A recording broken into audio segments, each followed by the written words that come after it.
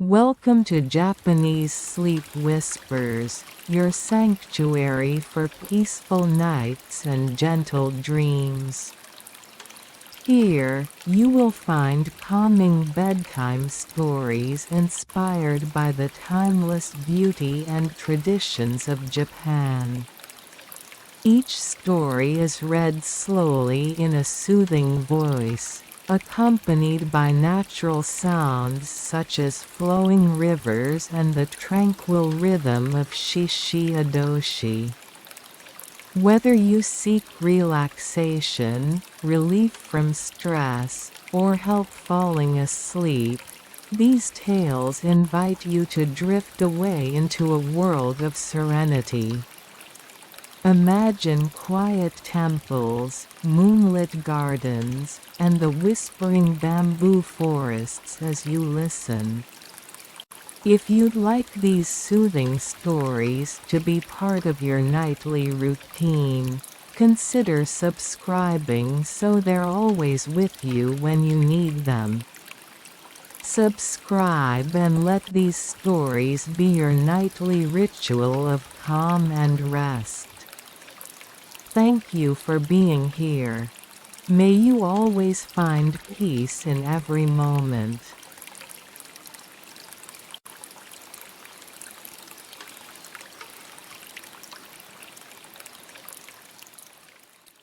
Plum blossoms beneath the moon. Prologue. Moonlit petals over an ancient land. The moon spilled its pale silver light across the tranquil archipelago of Japan, illuminating mountains veiled in mist, rivers that whispered centuries of quiet memory, and villages nestled gently between forests of cedar and bamboo. In the stillness of the night, the world seemed to drift on the soft breath of early spring. Its air laden with the faint perfume of ume blossoms, plum flowers that had opened a little earlier than expected, as though the season itself had sighed with impatience. High atop a hill overlooking a secluded valley, an ancient temple sat beneath the spreading branches of a venerable plum tree. Its blossoms glowed faintly in the moonlight, like a constellation that had chosen to bloom upon the earth instead of in the sky.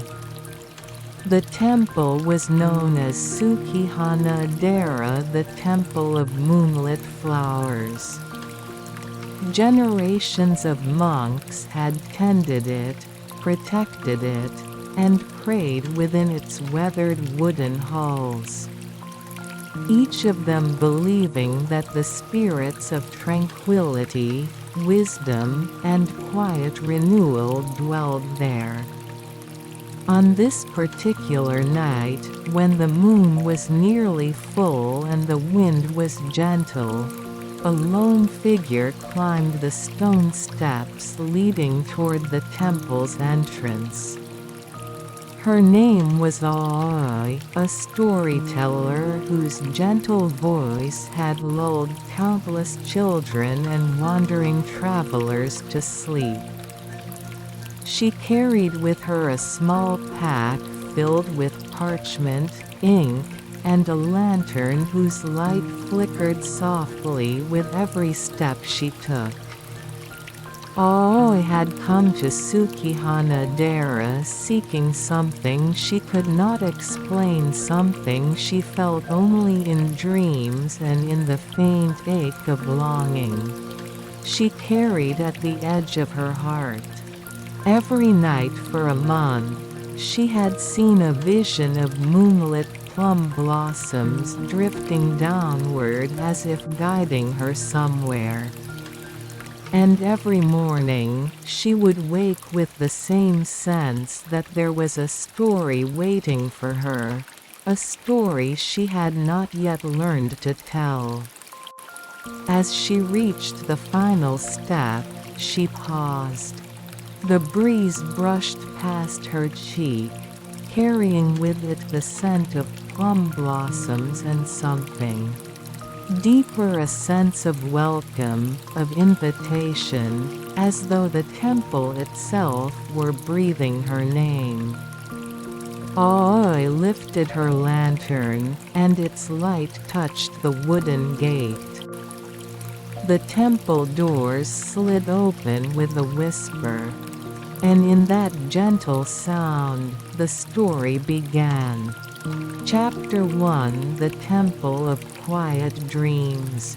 Aoi stepped inside the temple grounds, surprised to find the courtyard illuminated not by lanterns, but by moonlight alone. It danced across the polished stones, drifted along the wooden corridors, and seemed almost to hum with a low, sweet resonance. Like the distant echo of a lullaby sung long ago. The great plum tree stood at the center of the courtyard, its branches heavy with blossoms so pale they appeared almost translucent. The petals trembled delicately with each passing breeze, falling like snowflakes that had forgotten winter. Aoi approached the tree, feeling a soft warmth settle into her chest. "This is where the dream always begins," she whispered. She touched the rough bark, and as she did, a gentle sound rose from behind her, footsteps measured and calm.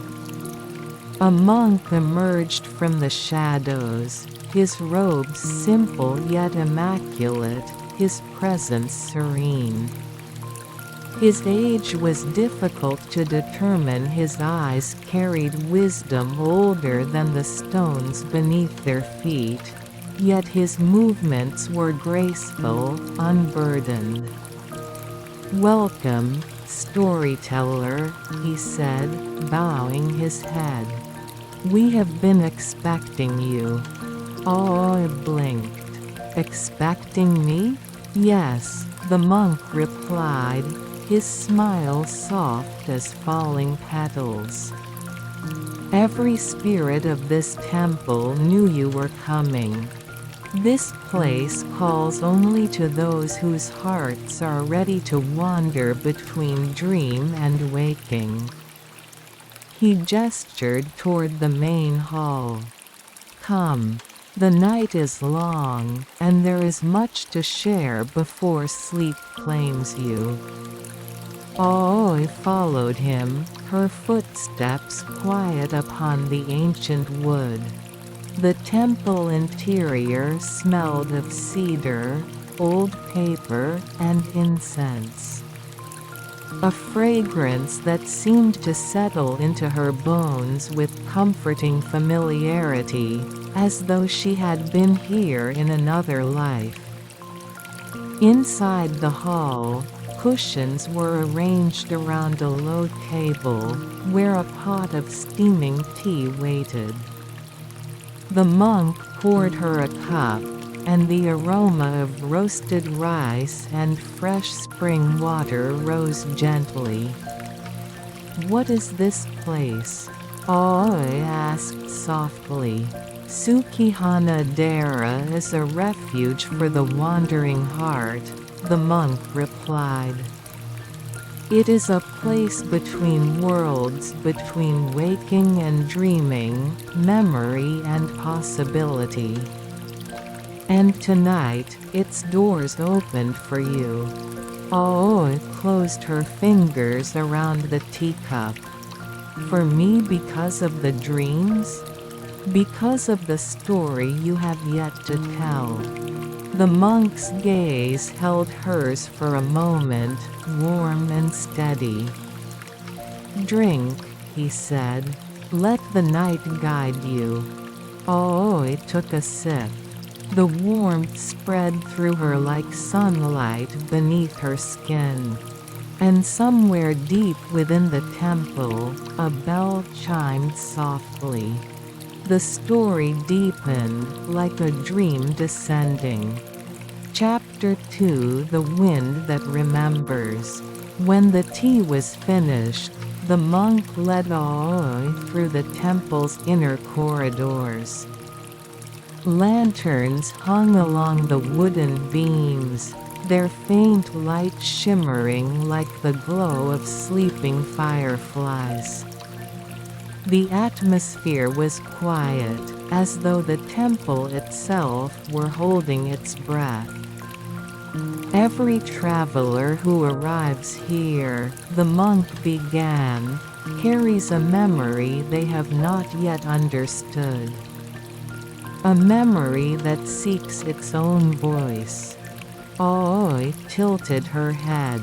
"Do I have such a memory?" "You do." He smiled. "And the wind remembers it, even if you do not." A faint breeze fluttered along the corridor, though no doors or windows were open. It swirled around Aoi, stirring her hair gently. She felt a warmth in it, a tenderness, as though it were embracing her rather than simply passing by. They stepped out into a small garden, a moonlit sanctuary where moss blanketed ancient stones. Hoi moved lazily through a narrow pond, and bamboo rustled softly like whispered conversation. Aoi closed her eyes. The wind brushed her cheek again. And suddenly she saw her childhood. A plum tree. A small house in the countryside. A boy smiling beneath falling petals. A promise she had forgotten. She gasped, steadying herself. I remember something." The monk nodded. "The wind returns what the heart once cherished." A single plum blossom drifted through the air and landed in her palm. Aoi held it gently, as if it were the first petal she had ever seen.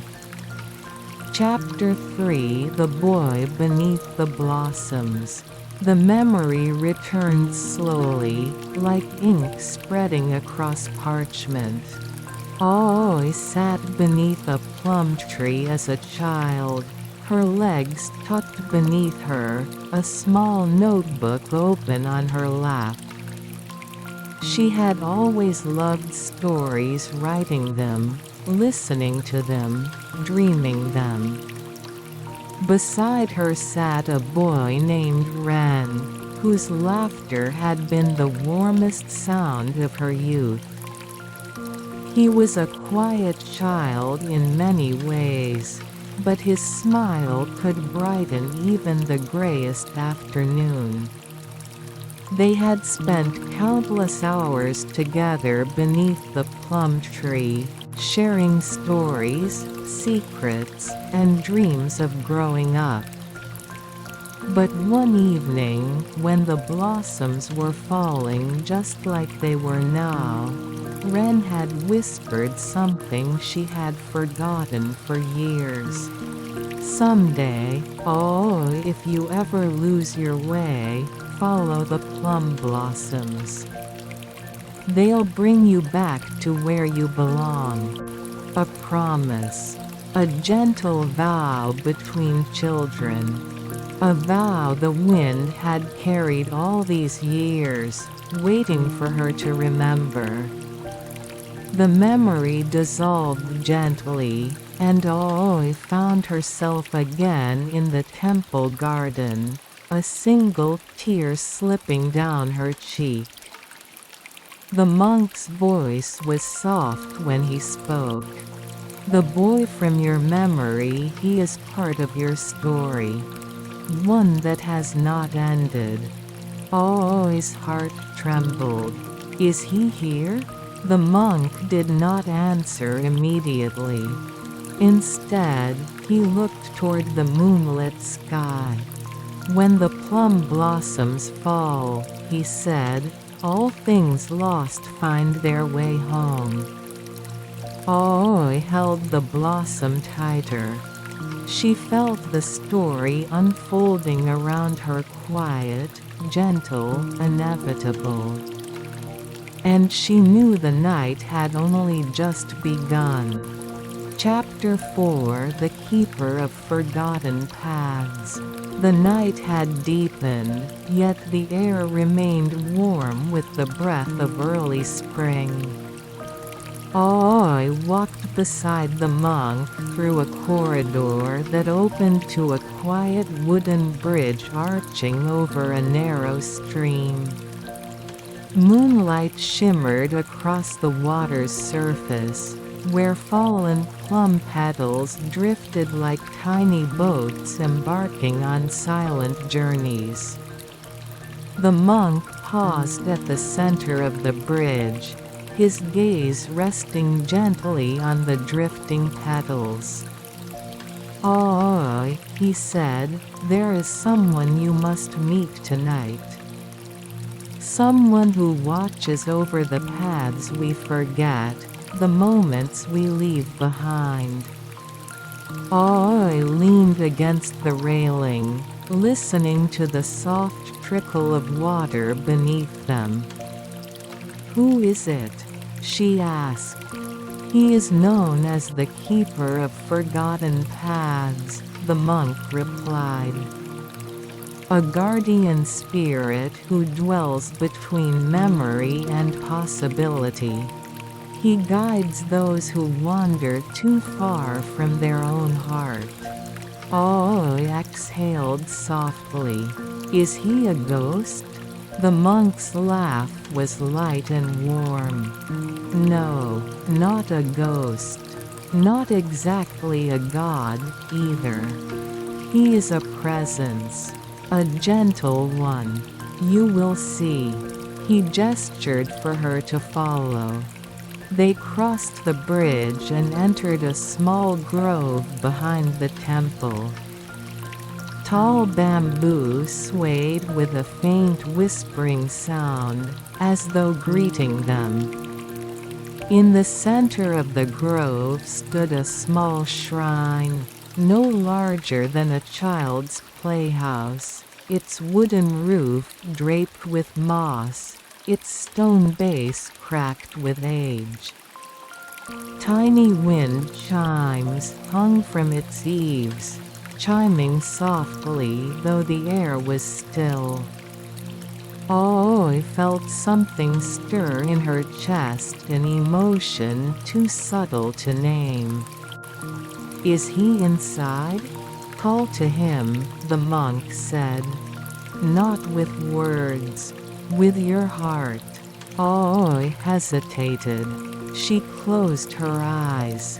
She thought of the memory she had regained, the boy wren smiling beneath falling plum blossoms.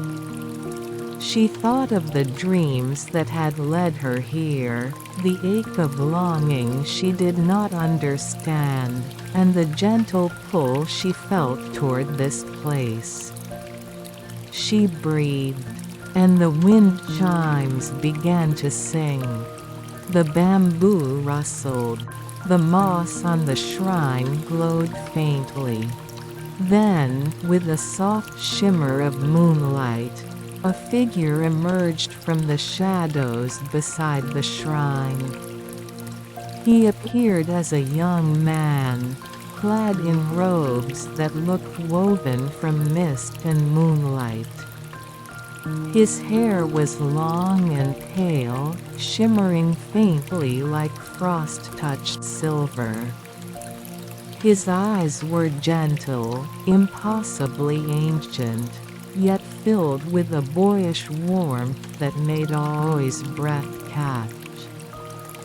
He bowed deeply, the movement fluid and graceful. "Welcome, Aoi," he said, his voice soft as falling rain. I have waited many years for you. Aoi stepped back, startled. You know me? I know the parts of you that you have forgotten, he replied with a small smile. I know the promises your heart made when you were too young to understand their weight. And I know why the plum blossoms called you here. Aoi swallowed, her voice barely a whisper. Why did they call me? The keeper approached her with a calm, unhurried grace. Because the story you carry is incomplete.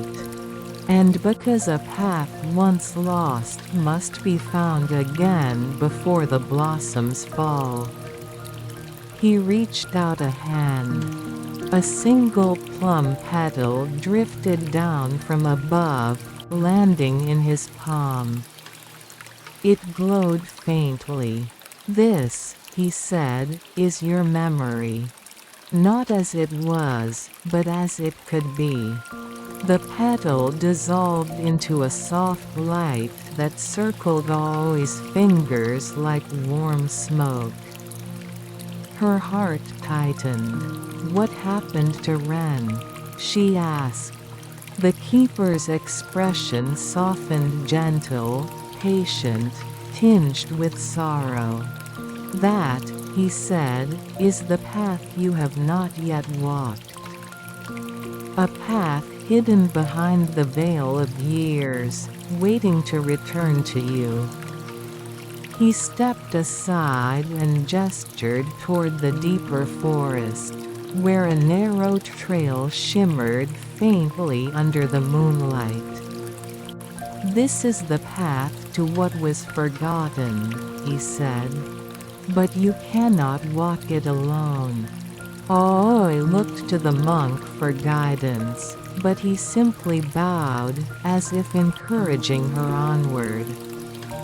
The keeper extended his hand toward her once more. Will you walk with me? He asked. Aoi felt the night holding its breath. She felt the wind stir with quiet anticipation. She felt the story inside her beginning to turn its next page. Slowly, softly she placed her hand in his. The path awakened beneath their feet.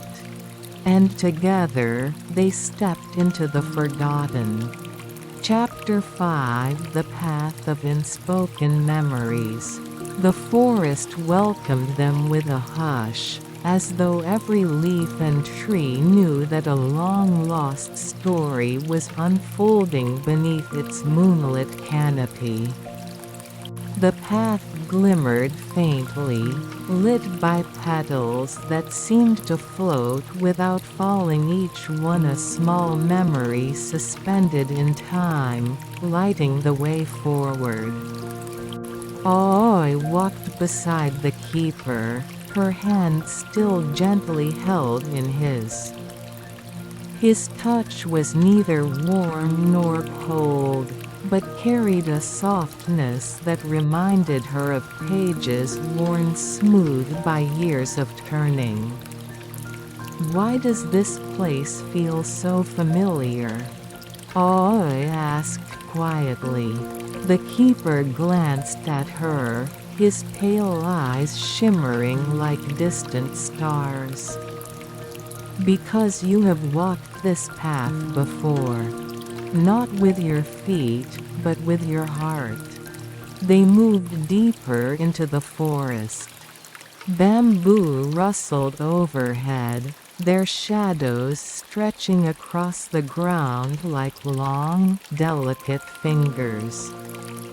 A creek whispered somewhere nearby, its song blending with the faint echo of wind chimes that followed them from the shrine. Aoi breathed in slowly. Every few steps, she recognized something she couldn't name, a curve of the path, a moss-covered stone, the scent of damp earth. It was like hearing a lullaby she had long forgotten yet somehow knew by heart. "When I was a child," she murmured, "I used to dream of a place like this." The keeper nodded. "You did not dream it. You remembered it." They stopped at a wooden torii gate standing alone in the forest. It was weathered, ancient, covered with moss, and entwined with falling petals. Though there was no shrine beyond it, the gate radiated a solemn presence. Aoi stared at it. "What is this?" "A threshold," the keeper replied. "It marks where the waking world ends, and memory begins." He released her hand gently and stepped forward. As he passed beneath the torii, the air shimmered around him like ripples across a still pond. Aoi hesitated only a moment before following him. As soon as she crossed beneath the gate, the forest shifted. The air warmed, the light softened, and the world took on the hue of an old dream, sepia at the edges, bright at the center. Aoi gasped. Because the path before her was not a forest path at all. It was her childhood. She stood at the edge of her old village, quiet wooden houses with tiled roofs, gardens trimmed neatly with bamboo fences. The sound of cicadas humming softly even at night. Lanterns hung from the eaves, flickering warmly.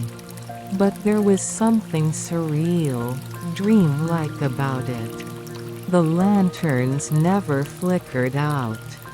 The houses held no shadows. The air was perfumed with plum blossoms, though it was not their season. "This," Aoi whispered, "this is the place where I grew up." "Yes," the keeper said softly. "As your heart remembers it." Children's laughter echoed from somewhere distant, soft and fading like an echo in a cavern. Aoi stepped forward, her steps trembling. She saw the old well where she used to fetch water with her mother. The small bridge she'd crossed 1,000 times. The path that led to her school. Her throat tightened. It's all the same and yet it isn't. Memory preserves only what matters, the keeper said gently. The rest fades, softened like watercolor left in the rain. Aoi moved toward a house with a pale blue roof. Her house. Then she stopped. Standing beneath the eaves was a young boy with dark hair and warm eyes, wearing a simple yukata. He gazed up at the moon as petals drifted around him. Aoi gasped so sharply she almost lost her breath. Ren, her childhood friend. Exactly as he had been at 8 years old. Smaller than she remembered, yet bright with the same gentle warmth. She stepped forward but the keeper touched her shoulder lightly. "This is a memory," he reminded her. "A moment trapped in time. He will not see you. He will not hear you." Ren lifted his hand. A petal landed in his palm. Aoi felt tears building behind her eyes. The keeper spoke softly beside her. Your heart is full of unspoken questions. Let this place speak first. Ren closed his hand around the petal and whispered into the night. Oh, I hope you never forget. Oi's breath broke. Her knees weakened. She sank to the ground, covering her mouth with trembling fingers. The village around her flickered softly, like a lantern's flame wavering in a gentle breeze. That promise Aoi whispered through tears. I didn't remember any of it. The keeper knelt beside her. You remembered enough to come here, he said. And the rest will come when you are ready. He pointed gently toward a hill beyond the village. There is one more memory waiting for you. One that changed everything. Aoi wiped her tears and stood slowly. The path shimmered, leading her onward. The keeper extended his hand once more. Shall we continue? Aoi nodded silently. And together, they walked toward the hill where the truth slept beneath the plum blossoms. Chapter 6: The Hill Where Truth Sleeps. The village of Aoi's childhood faded gently behind them as she and the keeper stepped onto a narrow path leading toward the moonlit hill. The earth beneath their feet glowed faintly, as though the memories embedded within it were rising to the surface to greet them. Plum petals drifted along the path, guiding them with soft, unhurried steps. Aoi felt a stillness settle over her, a stillness woven from anticipation, fear, and the fragile hope that she might discover something long buried in her heart. Will this next memory hurt? She asked quietly. The keeper glanced at her with eyes full of tender understanding. Not all truths are gentle, he said. But all truths are needed. Aoi swallowed and nodded. I'm ready. They climbed higher, passing trees that seemed half real, half dream. Some branches shimmered as if woven from moonlight, others looked solid enough to touch. The world around them was neither the past nor the present, but a liminal space where the two blended seamlessly. Near the top of the hill, Aoi heard something soft, rhythmic. A child's voice. She knew it before she even saw him. Ren. His young form sat beneath a plum tree whose blossoms glowed like stars woven into branches. He faced away from them, humming a familiar tune, a melody Aoi hadn't heard in years, one she thought she'd invented as an adult. Ren used to sing that, she whispered.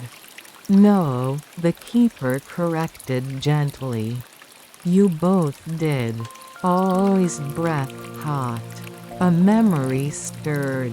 Her child self emerged from the shadows of the memory, little Aoi.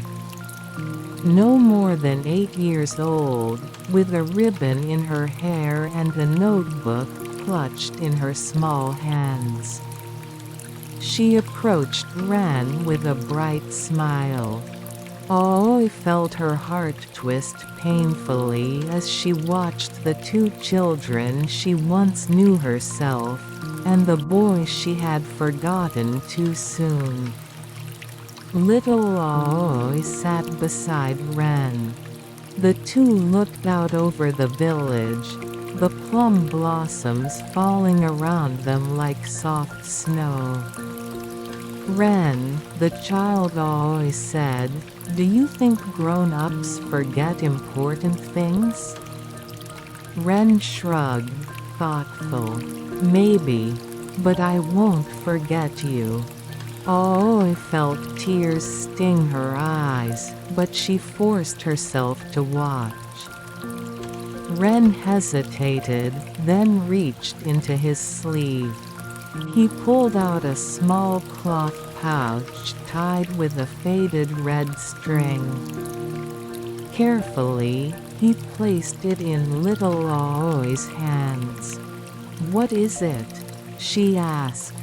"A treasure," he said. "Something to keep you safe. Promise me you'll always carry it." Child Aoi hugged the pouch to her chest. "I promise." Aoi's breath trembled.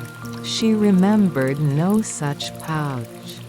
No such promise. The memory shimmered again, flickering like a candle about to go out, then returned even clearer. Ren leaned closer, his voice barely a whisper. "Aoi, we're moving away next month." The adult Aoi felt the world tilt. She stumbled, but the keeper steadied her. "No," she whispered. "I don't remember this." "That is why you've come," the keeper said softly. In the memory, little Aoi's eyes widened with fear. "You're leaving? But you can't." Ren smiled sadly. "My father got a new job in another town. It's far away." Aoi on the hill felt her heart fracture with the weight of a sorrow she had never realized she carried. The child Aoi shook her head fiercely. "No. We said we'd stay friends forever." Ren reached out and clasped both of her small hands in his. "We will," he said. "If you follow the plum blossoms, you'll find me again. I know it." Aoi felt her knees weaken. The keeper remained silent beside her, letting the memory speak. Ren's younger self stood and moved toward the tree. He touched the trunk gently. "This place will be remembered for us," he whispered. "Even if we don't." The keeper spoke quietly to Aoi. "You were too young to understand loss. So your heart hid this memory to protect you." Aoi pressed a hand to her mouth as hot tears spilled down her cheeks. "I forgot him, I forgot everything." "You did not forget," the keeper said. "You survived." The memory shifted once more. Child Aoi hugged Ren tightly, tears wetting his yukata. "When you come back," she said, "I'll bring you a new story." Ren smiled into her hair. "I'll be waiting." The scene faded first like a watercolor being washed away by rain, then like smoke dissolving into the night. Aoi stood trembling beneath the real moonlight, the plum blossoms drifting around her. The keeper placed a hand over her heart. "The truth you sought on this hill was not just about Ren," he said. "It was about the promise you made to yourself to keep telling stories, to keep remembering, even when the world becomes heavy." Aoi closed her eyes. She felt the weight of her forgotten childhood promise. She felt its warmth returning. And she felt something new blooming quietly inside her. "The story isn't over, is it?" she whispered. The keeper shook his head, a soft smile on his lips. "No, there is still another path to walk. One that leads not into memory, but into possibility." Aoi breathed in the scent of the plum blossoms. Her tears dried on her cheeks. "Then take me there," she said. The keeper extended his hand. And together, they walked down the far side of the hill toward the story that awaited them beyond memory. Chapter 7: The Lanterns of Tomorrow. The path descending from the hill felt different from the one they had climbed. It was not woven from memories or old whispers of the past. Instead, it shimmered with a quiet, warm glow like lanterns gently lit in anticipation of something yet to come. Aoi walked beside the keeper, feeling lighter and heavier at the same time. Lighter, because she had finally touched a truth she had carried unknowingly for so long. Heavier, because knowing it made her heart ache with longing for Ren, for her childhood, for the unfinished story between them. But the keeper had said this path was not about what had been. It was about what could be. At the base of the hill, they entered a wide clearing filled with hundreds of lanterns floating above the ground. They drifted slowly, bobbing as if carried by an invisible tide. Each lantern was shaped like an ume blossom, glowing with soft pink and white light. Aoi reached toward one. It pulsed gently, like a heartbeat beneath paper. "What are these?" she asked. The keeper stepped beside her. "These are possibilities," he said. "Each one holds a future you might walk. Choices you have not yet made. Dreams you have yet to meet." Aoi stared at the sea of lanterns. They seemed infinite, stretching far beyond what the eye could see. "Why are you showing me this?" she asked. "Because the story you carry is not only made of memory," the keeper said. "It is made of potential. And tonight, the temple wishes you to see the shape of what your heart desires." A lantern drifted toward her smaller than the rest, its glow softer. Within it, she saw an image flicker, herself sitting at a desk, writing by candlelight, her expression calm and fulfilled. Another lantern floated close. Inside, she saw herself walking along a seaside path with a notebook in her hand. A third lantern approached, hesitant, as if shy. In it, she saw a grown Ren older, about her age, his eyes warm and familiar, standing beneath a blossoming plum tree. Aoi's breath hitched. "I don't even know where he is," she whispered. "Possibility does not require certainty," the keeper replied. "Only courage." Aoi touched the lantern showing Ren. Its light brightened, then dimmed, waiting for her decision. "Can I choose it?" she asked. "You may choose any path," the keeper said. "But remember, you do not chase a future.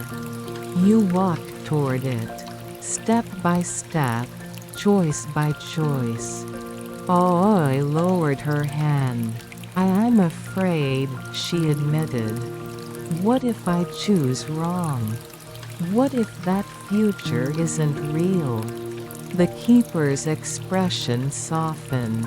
"Oh, the future is never a fixed shape. It is a garden. It grows where you tend it." He gestured across the clearing. "Come. There is someone you must meet." Aoi followed him through the drifting lanterns until they reached a solitary figure standing at the edge of the clearing. A woman in simple robes, her long hair tied with a white ribbon. She held a lantern of her own larger than the others, glowing softly in both gold and pale pink. When she turned, Aoi froze. Because the woman's eyes were her own. The keeper stepped back, allowing the two to face each other. "That is you," he said quietly. "Not the you of memory, nor the you of this moment, but the you who waits at the end of your truest path." The future always smiled, gentle and warm. There were faint lines at the edges of her eyes, lines carved by laughter, by tears, by years lived honestly. Aoi approached her slowly, heart pounding. What are you?" Aoi whispered. "A reminder," the older Aoi said. "That your story is still being written." She held out her lantern.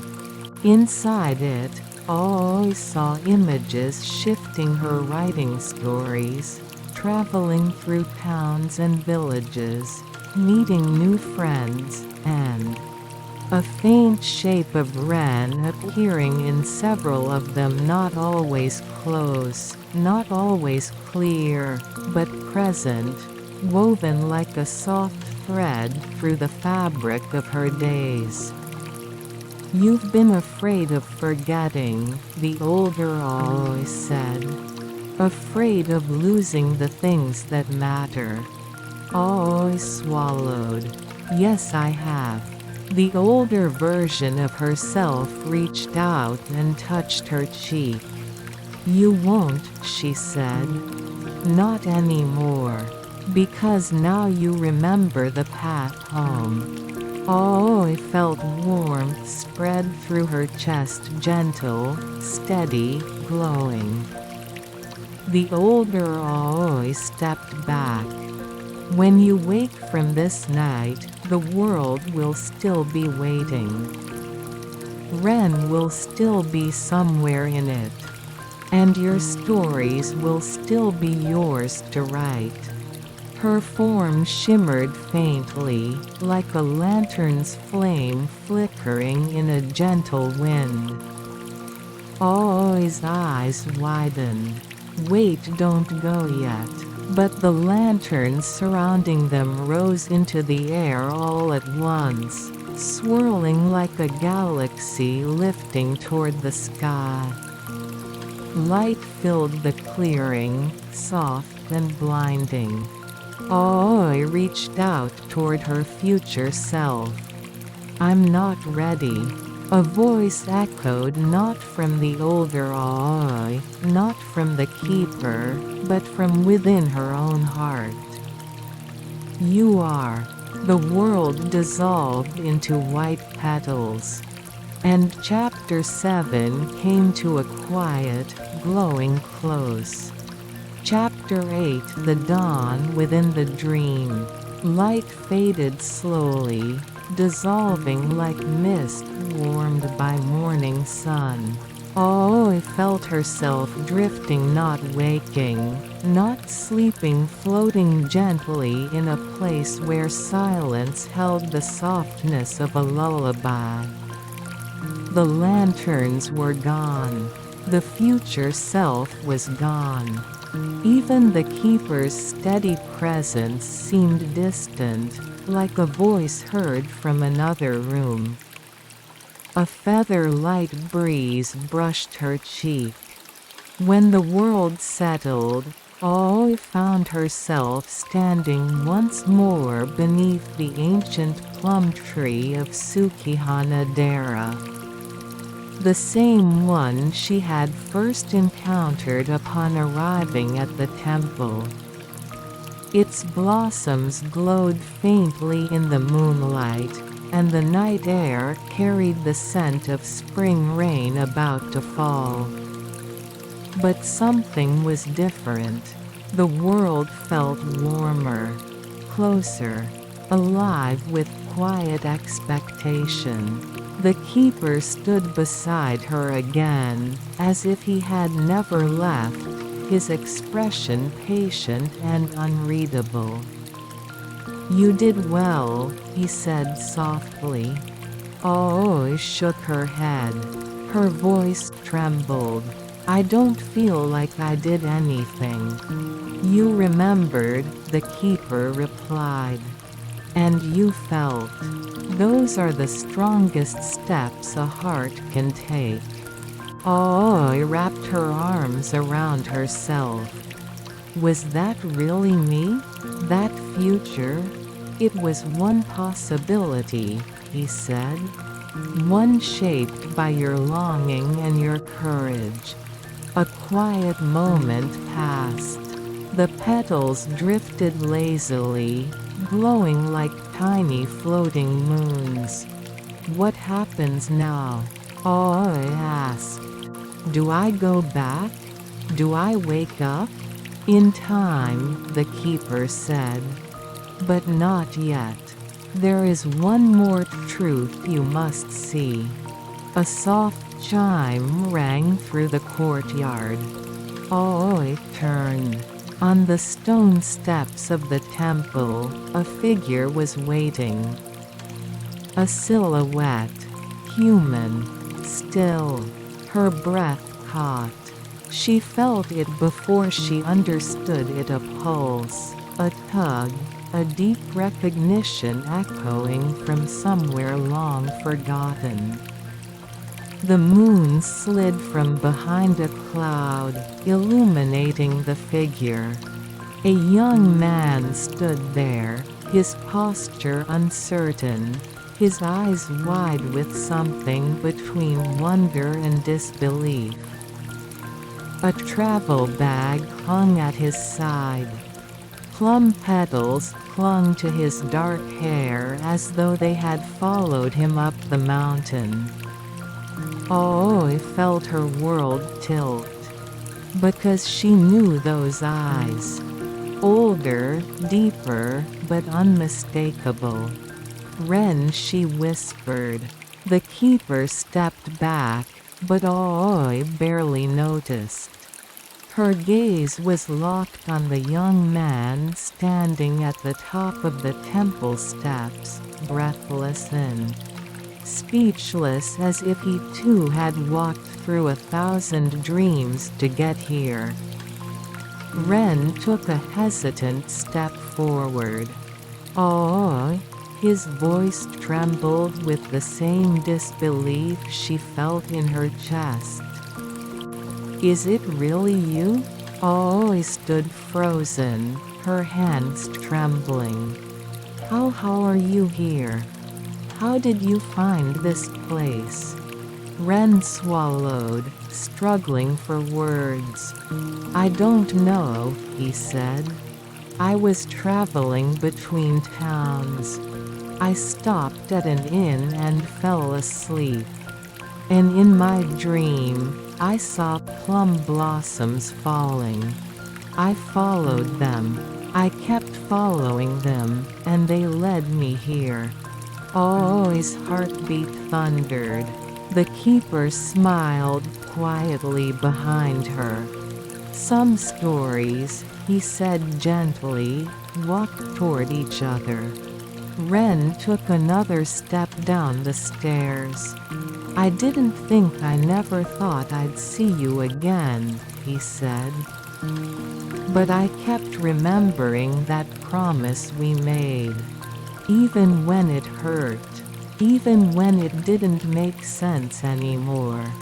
I felt tears burning behind her eyes. I forgot, she whispered. I forgot everything. I forgot you. Ren shook his head firmly. No, you didn't forget. He stepped closer. You came here. That means you remembered where to find me. She stared at him. The plum blossoms fell around them, bright as stars. Ren reached her at the foot of the stairs. Up close, could see the years etched gently into his expression. Quiet strength, quiet sorrow, quiet hope. He exhaled slowly. I've been waiting a long time. Her voice broke when she answered. So have I. The keeper, standing just behind her, bowed his head. Two paths, he murmured, once separated, now converged. A breeze stirred, lifting petals in a soft spiral around the two. Ren extended a hand, uncertain but sincere. May I? He asked. Tears glimmering in her eyes, placed her hand in his warm, real, steady. The moment their fingers touched, the temple bells chimed. The keeper smiled. It is time, he said, for the dream to become dawn. And as the first light of morning began to bloom behind the mountains, I felt the world shift gently, not ending, but beginning. Chapter 9. When morning listens. The first colors of dawn unfurled slowly across the sky, soft peach, pale gold, and the faintest blush of lavender. They slipped over the mountains like a silk veil, warming the tops of the cedar trees and brushing the ancient tiles of Sukihana-dera with a gentle radiance. And Ren stood together beneath the plum tree.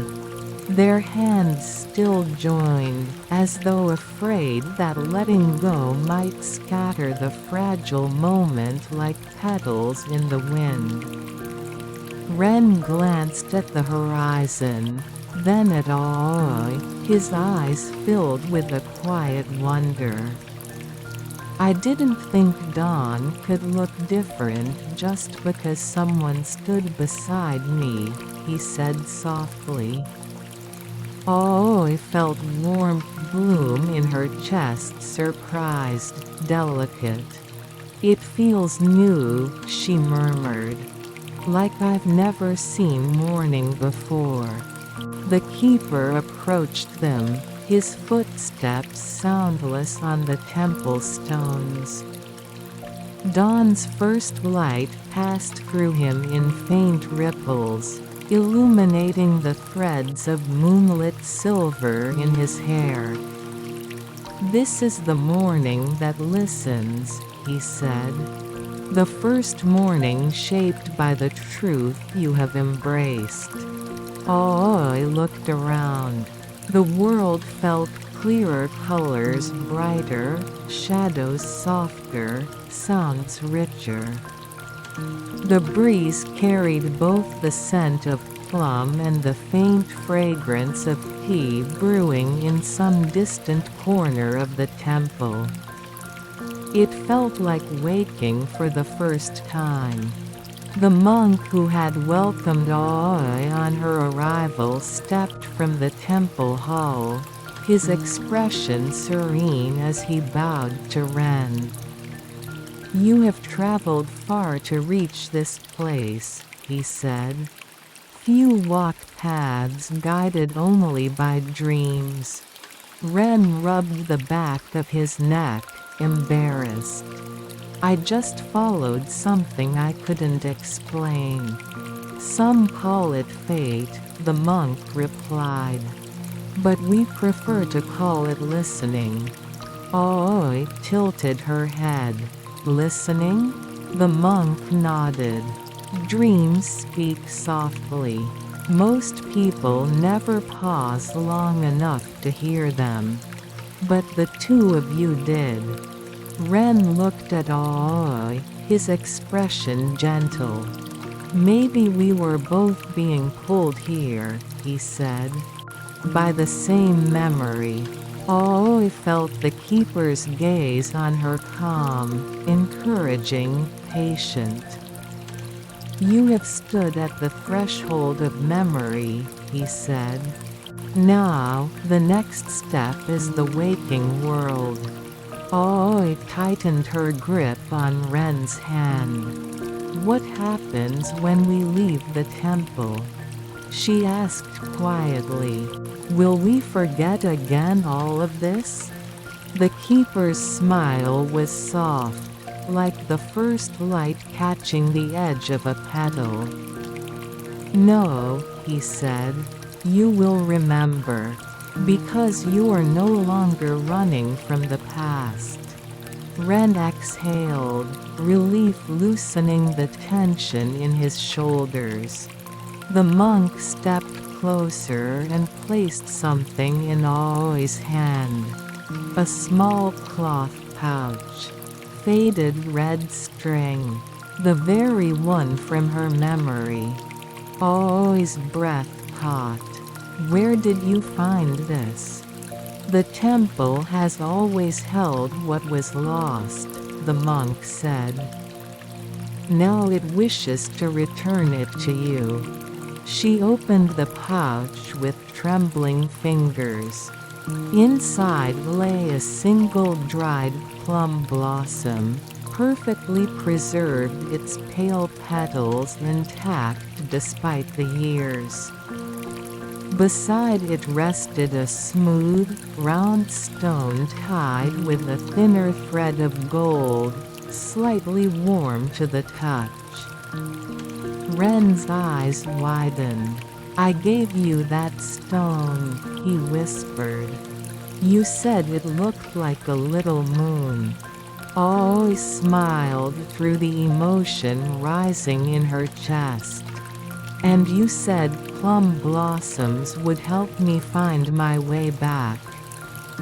She closed the pouch and held it close. "Thank you," she said to the monk and to the keeper with a small bow. "For everything." The monk bowed back with quiet grace. The keeper regarded her with eyes like polished silver. "One more step remains," he said. "A step only you and Ren can take." Aoi looked at Ren. He nodded, steady and sure. "Let's walk it together," he said. The keeper gestured toward the temple gate. Morning sunlight poured through it like a soft, golden path leading into the world beyond. "You came here guided by night," the keeper said. "Now leave guided by dawn." The temple bells chimed again, deeper, fuller than before. Ren squeezed Aoi's hand. She squeezed back. Together, they took their first step toward the gate. And as they crossed from the dream's embrace into the glow of morning, Aoi felt something shift inside her, not an ending. not even a beginning, but a promise that every dawn carries a story waiting to be written, and she no longer had to write it alone. Chapter 10: The Path That Remembers Footsteps. The morning air beyond the temple gate tasted of spring, cool, gentle, and alive with the faint sweetness of new blossoms. Aoi and Ren stepped onto the stone path that wound its way down the mountainside.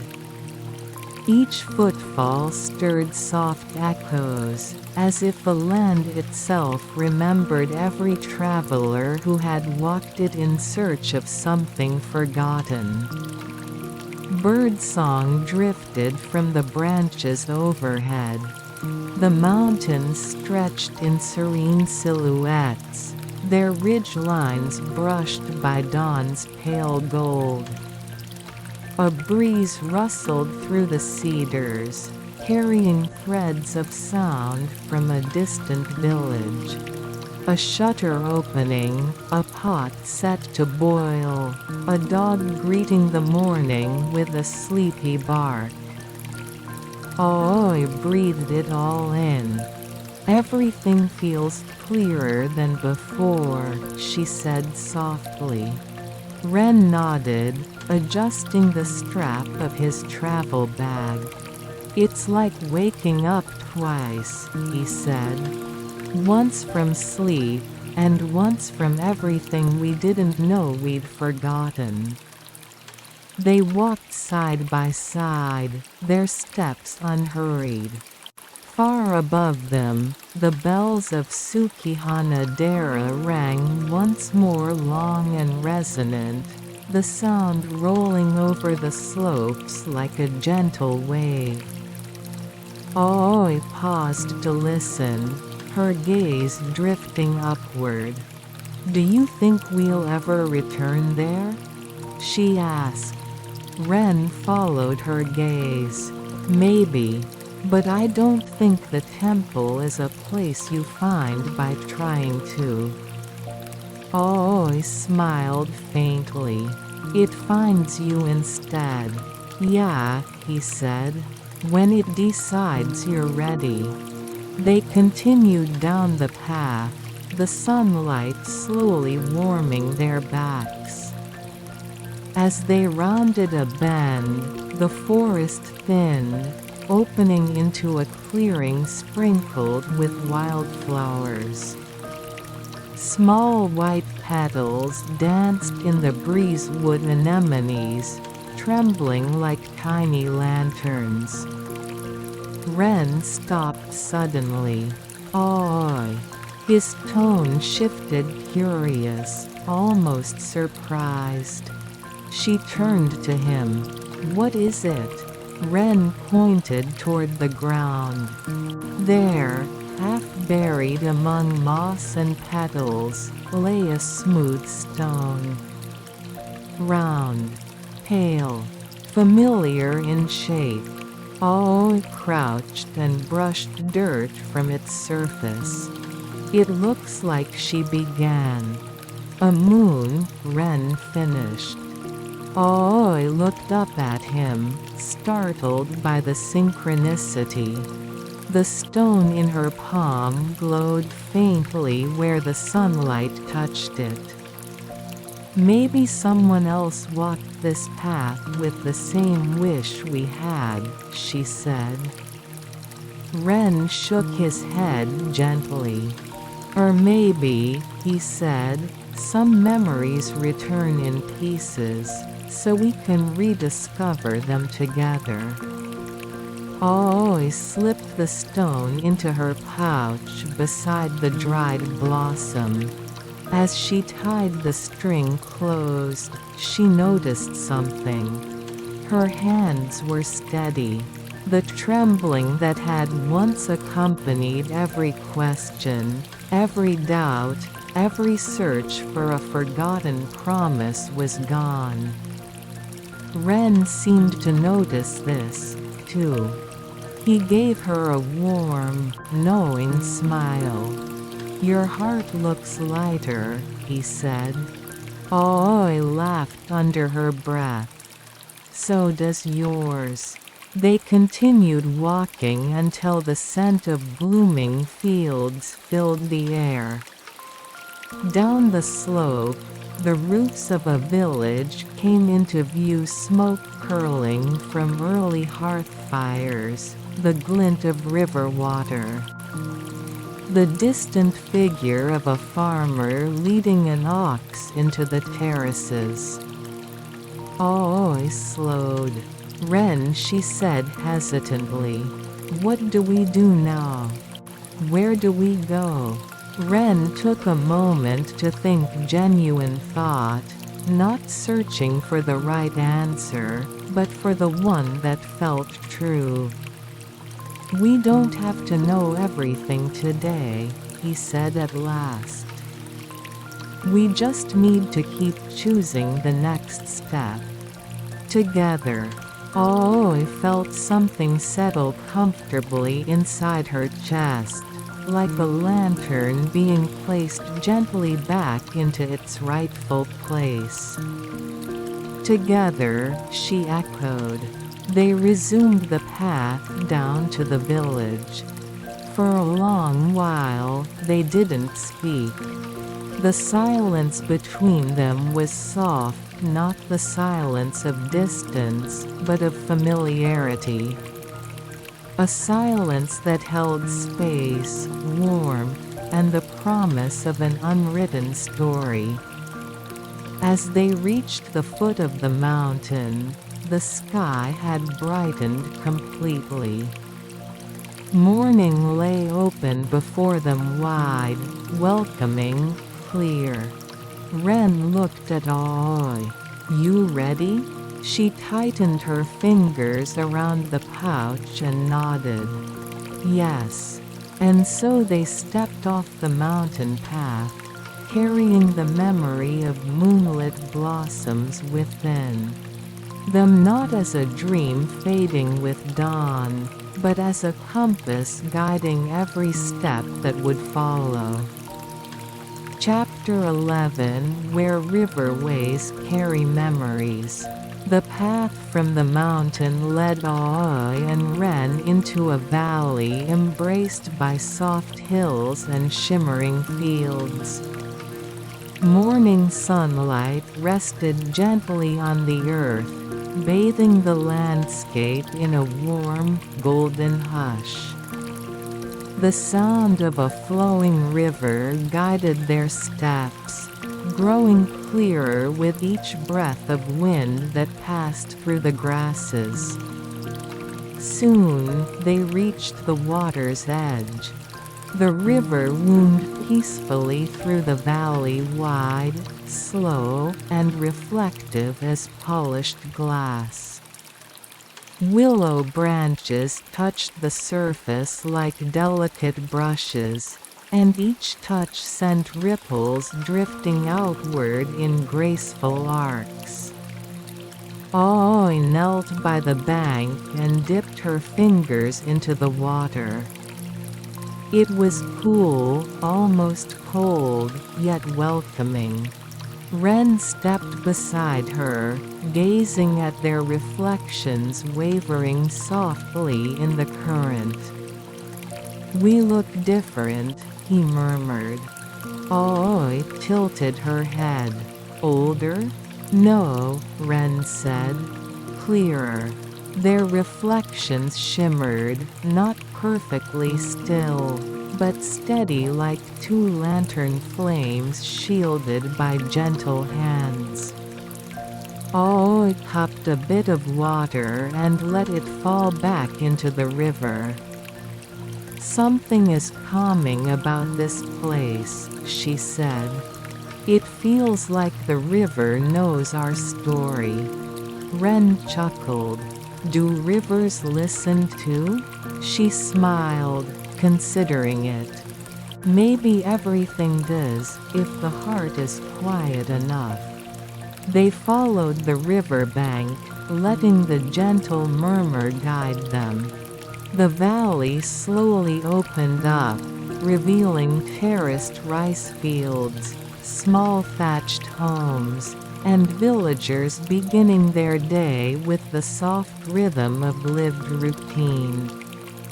A group of children splashed near the shallows, laughing as they tried to catch minnows with bamboo nets. When they saw Oi and Ren, they waved cheerfully.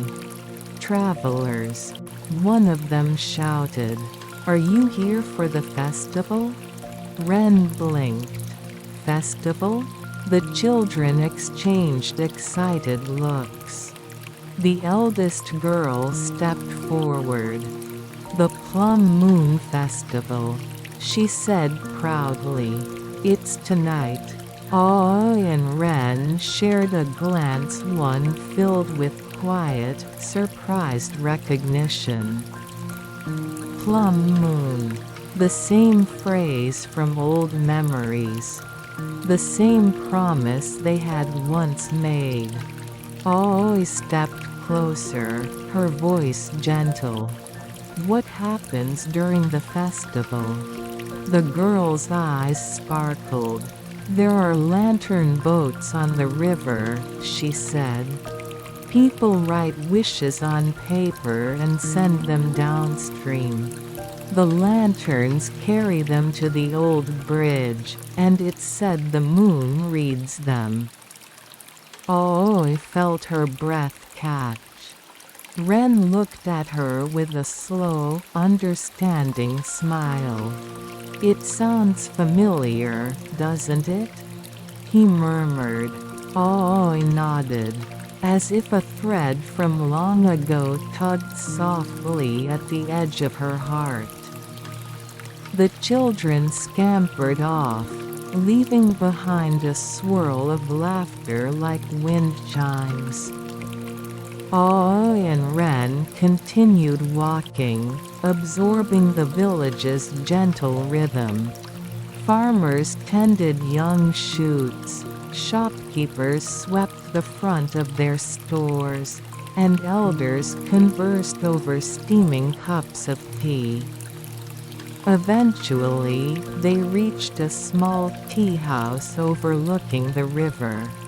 The sign hanging above the doorway read, "Moon Viewing Kettle Tea for Wanderers."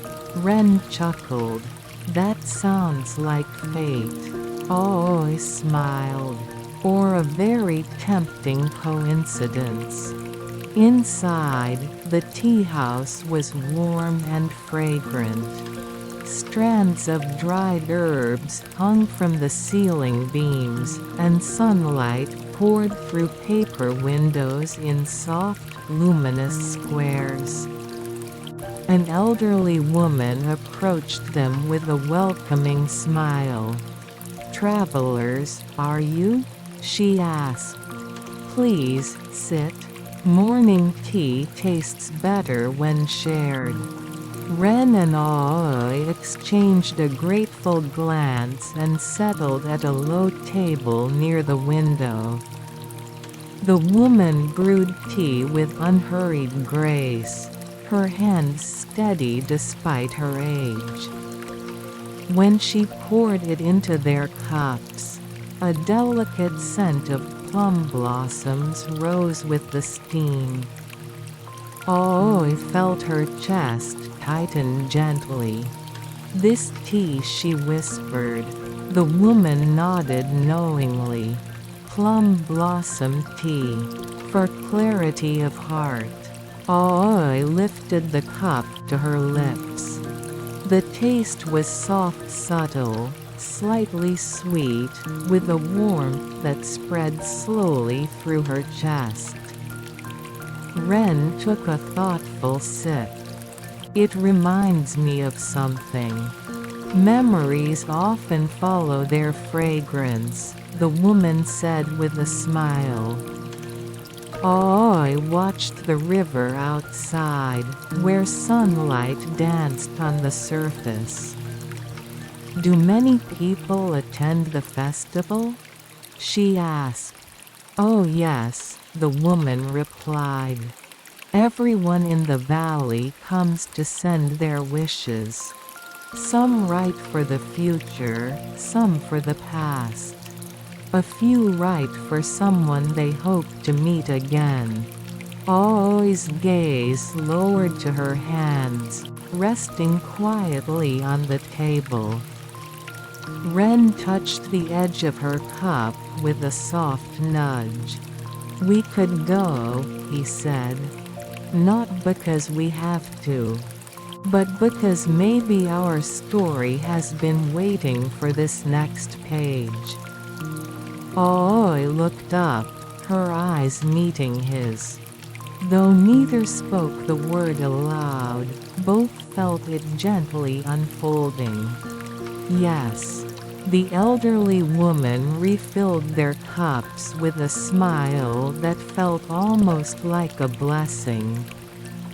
"The river will carry your wishes," she said. "And the moon will listen." Aoi and Ren shared another glance, soft, shy, hopeful. And with the quiet acceptance of the moment, they knew. Tonight, under the plum moon, something long awaited would rise gently to the surface of their story. Chapter 12. Lantern Wishes on the Water. Evening settled over the valley with the gentleness of a lullaby. The warmth of the day faded slowly, replaced by the cool breath of twilight.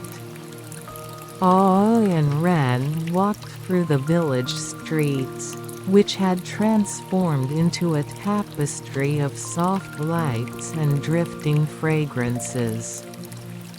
Paper lanterns in shades of pale pink and moonlit white hung from wooden posts. Vendors set out small tables filled with sweet rice cakes, simmering plum syrup, and delicate flower-shaped sweets. Musicians tuned shamisen and flutes, their notes weaving into the air like threads of silver. The Plum Moon Festival had begun. The villagers moved with quiet excitement, no rushing, no loud celebration. Only gentle anticipation, as though everyone shared an unspoken understanding that tonight was meant for wishes. Memories, and the soft conversation between hearts. Aoi touched her pouch lightly, feeling the dried plum blossom and moon-like stone inside. Ren noticed the gesture and offered her a reassuring smile. "Ready?" he asked. Aoi exhaled softly. "Ready." They made their way toward the river where the crowd gathered. The water glowed with reflected lanterns, floating circles of warm light drifting slowly downstream. The sky above deepened into indigo, and the first stars emerged like shy fireflies. A wooden stand near the water's edge sold paper slips and small lantern boats. The lanterns were simple, a tiny square frame, rice paper sides, and a candle nestled within. But each one seemed to hold a promise of something larger. Ren picked up 2 lantern boats and handed one to Aoi. "We write our wishes separately?" he asked. She hesitated. "Do we need to?" Ren paused, then shook his head with a gentle laugh. "No," he said softly. "Maybe not." Aoi felt warmth gather in her chest. They sat side by side on the grass beside the river bank, writing under the growing glow of moonrise. The plum moon, round and pearly, rose slowly between the hills, casting silver pathways across the water. Aoi held her brush, staring at the empty slip of paper. Not out of confusion, but because her heart felt full. She didn't need to search for the words. She wrote quietly, "May the memories we recovered guide the steps we are yet to take. May our story continue gently, even in the waking world." Ren folded his paper and slid it into his lantern. Aoi did the same. When they were ready, they walked to the water's edge. The villagers around them whispered wishes to the river, some with smiles, some with misted eyes. The lantern boats floated away, creating a trail of light like stars returning to the sky. Ren knelt and lowered his lantern carefully into the water. The flame inside flickered, caught the wind, then steadied. Aoi placed hers beside his. For a moment, the two lanterns touched light, brushing light before drifting side by side into the gentle current. They watched them move downstream. "Do you think the moon will really read our wishes?" Aoi asked softly. Ren leaned closer, his voice warm. "I think it already has." Aoi turned toward him, surprised.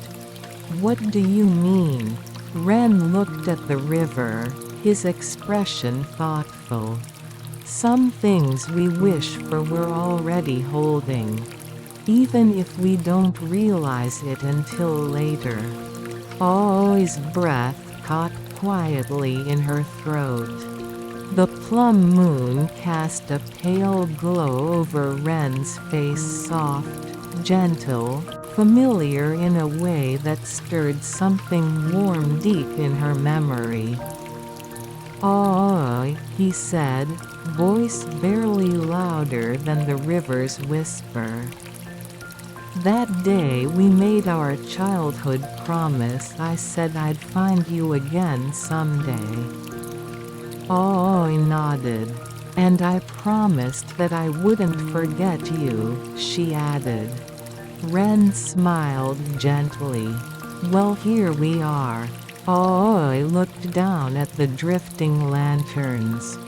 "It feels like the world helped us," she murmured. "The river, the temple, even the blossoms." Ren nodded slowly. "Maybe we were always meant to meet again." A hush fell over the crowd as the river carried hundreds of lanterns toward the old bridge. Their lights flickered like drifting constellations, small suns rising on water instead of sky. The moonlight brightened, illuminating the valley in a silver-blue glow. Aoi felt something shift gently inside her. Not a memory, not a vision, but a quiet understanding. She and Ren were no longer walking toward something lost. They were walking forward toward something new, shaped by everything they had reclaimed. Ren stood and offered his hand to her. "Aoi," he said. "Let's keep walking. Not just down the river but wherever the story leads next." Aoi took his hand. Her answer came as naturally as breath. "Yes." The night wind stirred, carrying the scent of plum blossoms from somewhere unseen, maybe from memory.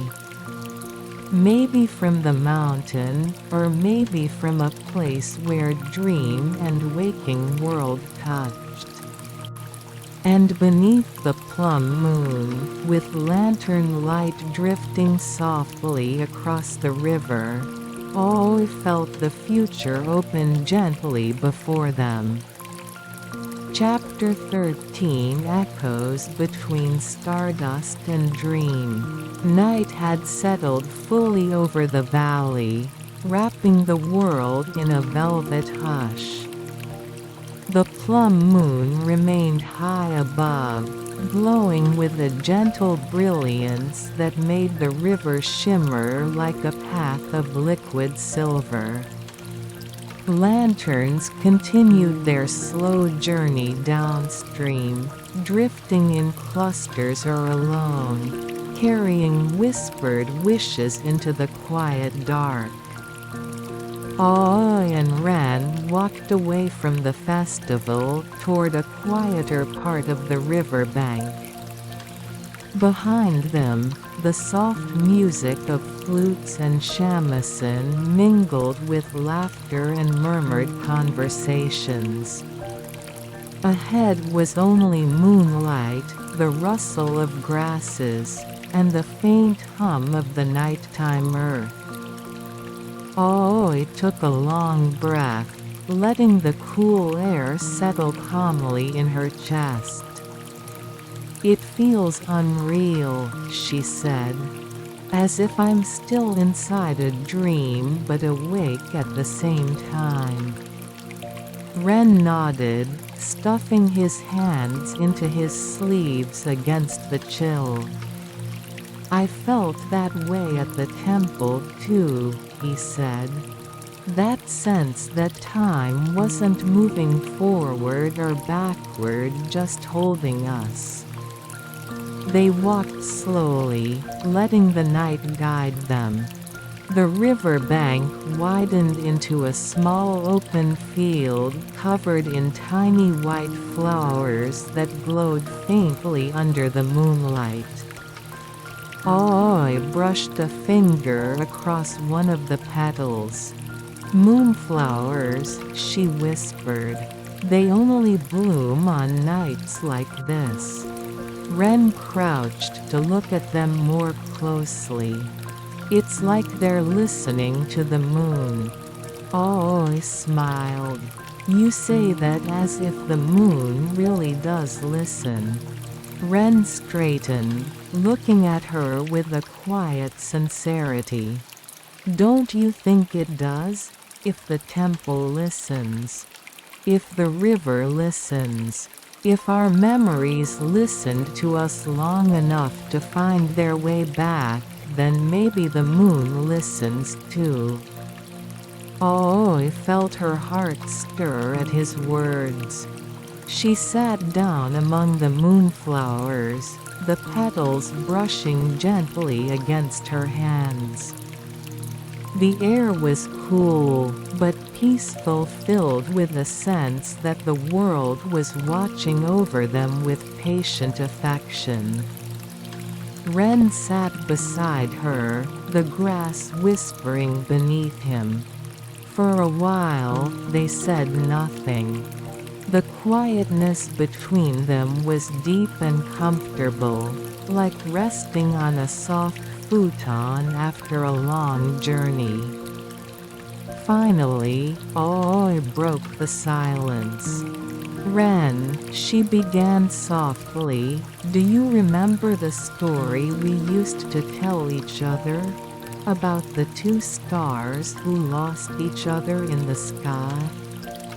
Ren's expression softened instantly.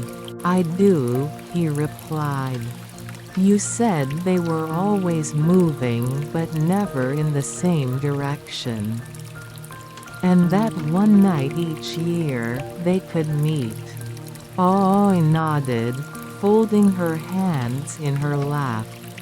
"We promised," she said, her voice a quiet tremble, "that even if we got separated in life, we'd find each other like those stars."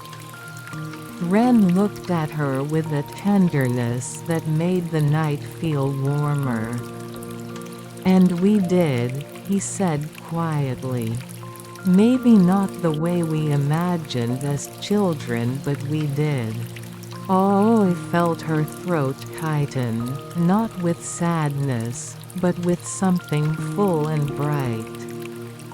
"Sometimes," she murmured, "I wonder how long my heart was calling for you without me hearing it." Ren leaned back on his hands, gazing up at the moon. "Probably the same amount of time mine was calling for you," he said. "Only I didn't know it was your name I was hearing." A breeze swept gently across the field, carrying moonflower petals into the air. They spun slowly, glowing faintly as though lit from within. Aoi turned her gaze skyward. The stars were unusually bright tonight, hundreds scattered across the vast indigo canvas. The Milky Way formed a faint silver arch, stretching over the valley like a celestial bridge.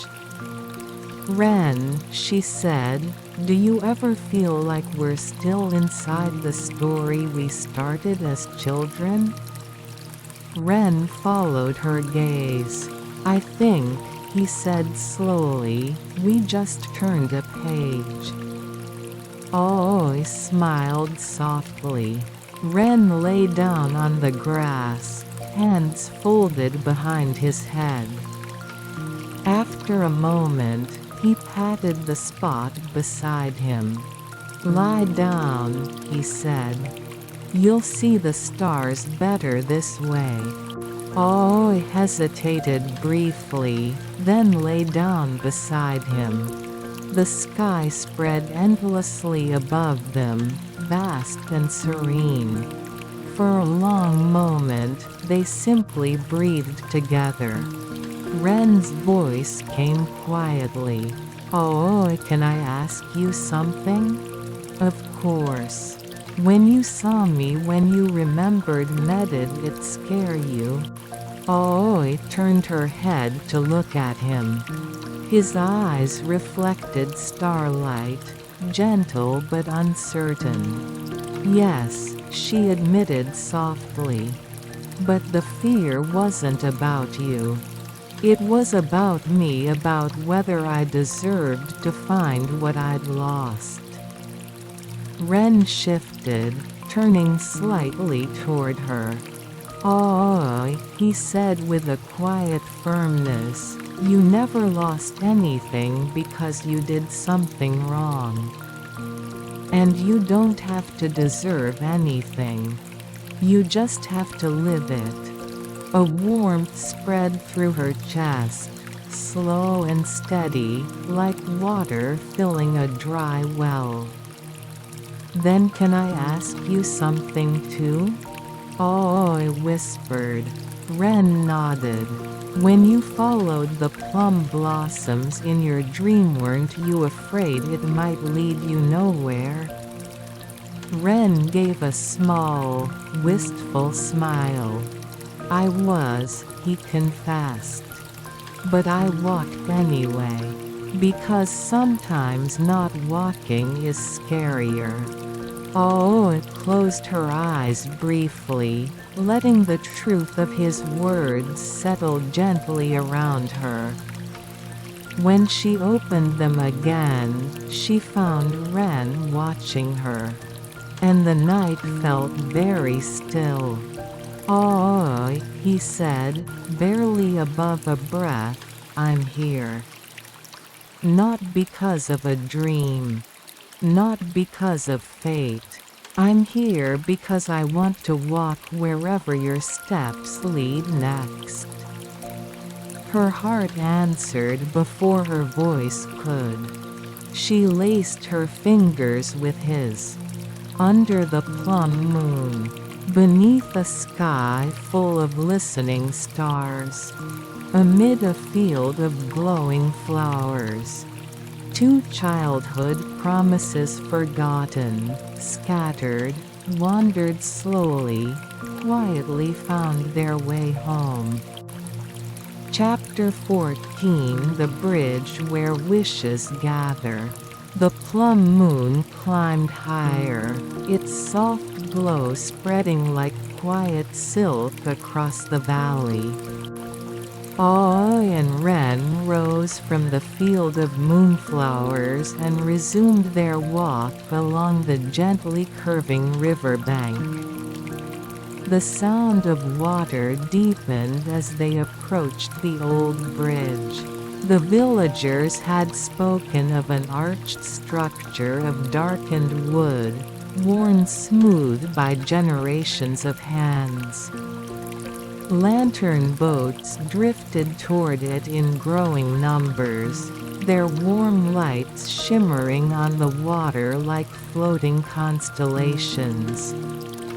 Some brushed against the wooden supports with soft taps, others passed through the arch's shadow and continued along the river's dark ribbon. Aoi slowed as the bridge came into full view. "It feels like the river's end," she murmured. Ren shook his head with a tender smile. "Or a beginning." A wooden sign hung at the entrance of the bridge, "Where wishes meet the listening moon." Villagers gathered on the bridge, leaning over the railing to watch their lanterns pass beneath. Some whispered prayers, some stood in silence, some smiled at the sight of their hopes glowing softly. The atmosphere was gentle, not festive, but reverent. A shared hush of hearts speaking quietly into the night. Aoi felt an odd familiarity as she stepped onto the wooden planks. The lanterns flickered beneath her feet, their lights weaving gentle reflections across the beams. "Ren," she whispered, pausing halfway across the bridge. He stepped beside her. "What is it? I feel like I've been here before. Not in a memory but in a dream I forgot upon waking."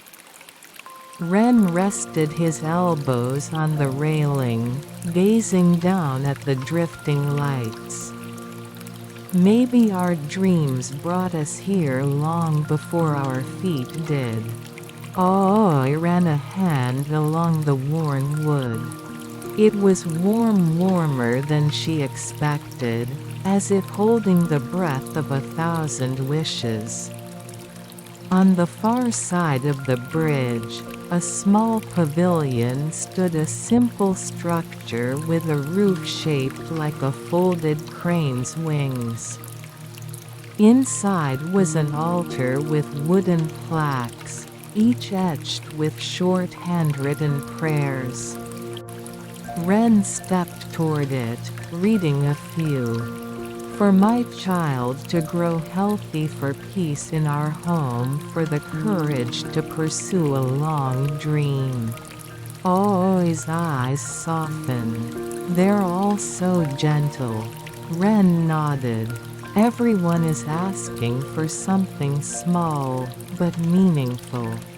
Aoi traced the edge of a plaque. "What would you write if you added one?" Ren thought quietly. When he spoke, his voice was low, intimate. "I'd ask for time," he said. "Time to walk beside you, wherever your path leads. Time to make new memories. Time to not lose you again." Aoi's breath trembled softly. "Ren." She touched a plaque beside his, a simple wooden tablet with no writing on it yet. "What about you?" Ren asked gently. Aoi folded her hands in front of her. I'd ask for her voice faltered, then steadied. I'd ask for courage. Not the kind that fights storms, but the kind that lets me believe in gentle things. In the mornings. In second chances. In stories that continue. Ren turned to her, his eyes softening in a way that wrapped warmth around her heart. You already have that courage, he said. Aoi blinked. How can you be sure? Ren reached up, brushing a loose strand of hair from her face. Because you walked into a dream even when you didn't understand it. Because you stayed when you could have run. Because you chose to remember. Aoi's eyes glistened. She looked back toward the river.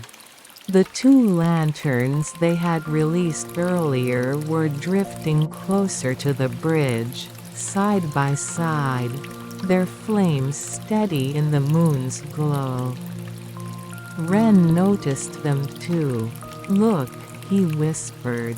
Their lanterns slipped beneath the bridge, passing through the arch of shadow and emerging on the other side still together, still glowing. Aoi felt something bind softly inside her heart, like a thread gently tugging into place. Ren, she said quietly. Can I tell you something from before I forgot? Ren turned fully toward her. Anything. Aoi held his gaze, her words soft as falling petals. I think I waited for you even before I knew I was waiting. Ren's breath caught. He reached for her hand slowly, as if giving her time to pull away. She didn't. Their fingers intertwined naturally, like branches that had grown toward each other over years of wind and rain. Aoi's heartbeat slowed to a peaceful rhythm. Ren's thumb brushed the back of her hand, light and steady. Somewhere upriver, a flute began playing a melody that floated through the night like a distant lullaby, melancholy, gentle, full of yearning. Aoi leaned over the railing, watching the lanterns drift into the distance. Do you think, she asked quietly, wishes ever reach the place they're meant to? Ren stepped beside her, their shoulders touching. They already have, he whispered. Aoi turned to him. His gaze met hers, warm, certain, unwavering. And for the first time, she felt no doubt at all. The plum moon shone down on them, the river murmured beneath their feet, and the bridge held their silence with patient grace. Some endings come softly, but some beginnings arrive even softer. Tonight felt like both. And Aoi, standing beside Ren beneath the listening moon, understood. Their story had only just begun. Chapter 15 The Shrine of Echoing Footsteps. The night deepened, but the valley did not grow darker. Instead, the plum moon brightened as though guiding Aoi and Ren onward. After leaving the bridge, they followed a narrow path that wound toward a low hill where an ancient shrine rested among whispering cedar trees. The path was lined with weathered stone lanterns. Moss grew in soft patches across their surfaces, and moonlight collected in the shallow carvings like silver water. Each lantern flickered faintly as if remembering old prayers dim, but still alive. Aoi breathed in deeply. The air feels different here. Ren nodded. It's quieter. Even the night sounds seem to stop before entering. The cedars towered above them, their branches brushing the sky like paint strokes. As they climbed the final steps, the shrine appeared small, wooden, untouched by time except for the gentle fade of sun and rain across its beams. A single bell hung at the entrance, swaying slightly despite the stillness of the air. Aoi reached out to touch it, her fingertips brushing the cool metal. The bell chimed one clear, soft note. And the sound didn't fade. It lingered, stretching like a ribbon carried on a hidden breeze, drifting deeper into the forest, deeper into the night. Ren stiffened slightly. Did you hear that echo? Aoi nodded. Except it wasn't exactly an echo. It didn't repeat the same sound, it answered it. A second, distant chime floated back toward them. Aoi whispered, it's as though something answered. They stepped forward into the shrine's courtyard. Stone paving stretched before them, ancient and uneven. On the right stood a rack of wooden emma plaques, each carved with delicate plum blossoms. On the left, a small water basin reflected the moon almost perfectly. But what caught Aoi's attention was the main hall itself. It was open doors drawn back as though expecting them.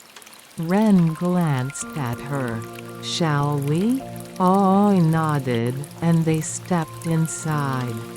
The hall was simple and unadorned. Tatami mats lay across the floor, and at the far end rested a lacquered altar. Above it hung a wooden plaque carved with flowing characters. For those who seek the truth of what they have forgotten. Aoi froze. Her breath caught, a soft ache blooming in her chest. Ren placed a steady hand on her back. Aoi, are you all right? She nodded slowly. Ren, I think this place is connected to the memories I lost. Ren's expression tightened not in fear, but in concern, in quiet readiness. Do you want to remember? He asked. Aoi closed her eyes. Her voice answered without hesitation. Yes. The air inside the shrine shifted, not colder, but heavier, as if acknowledging her decision. Ren stayed at her side as she approached the altar. A faint pulse, soft, like the beating of wings, throbbed beneath her feet. Then she saw something. Barely noticeable behind the offering box, half hidden in shadow, rested a small wooden tablet. But this one was different from the emma outside. It was older. The wood had darkened with age, yet its carved plum blossom pattern was unmistakably the same. Aoi reached for it. Ren gently steadied her wrist. "Aoi, are you sure?" She nodded. When her fingers closed around the tablet, a quiet breath of wind stirred the tatami mats. The lantern at the front of the hall flickered once, twice, then steadied. Aoi lifted the tablet into the moonlight. The carving was soft, worn smooth by touch. Beneath the plum blossom motif were faint characters, nearly erased by time. But Aoi could read them. Her voice trembled. "It says for the promise we made beneath the plum moon."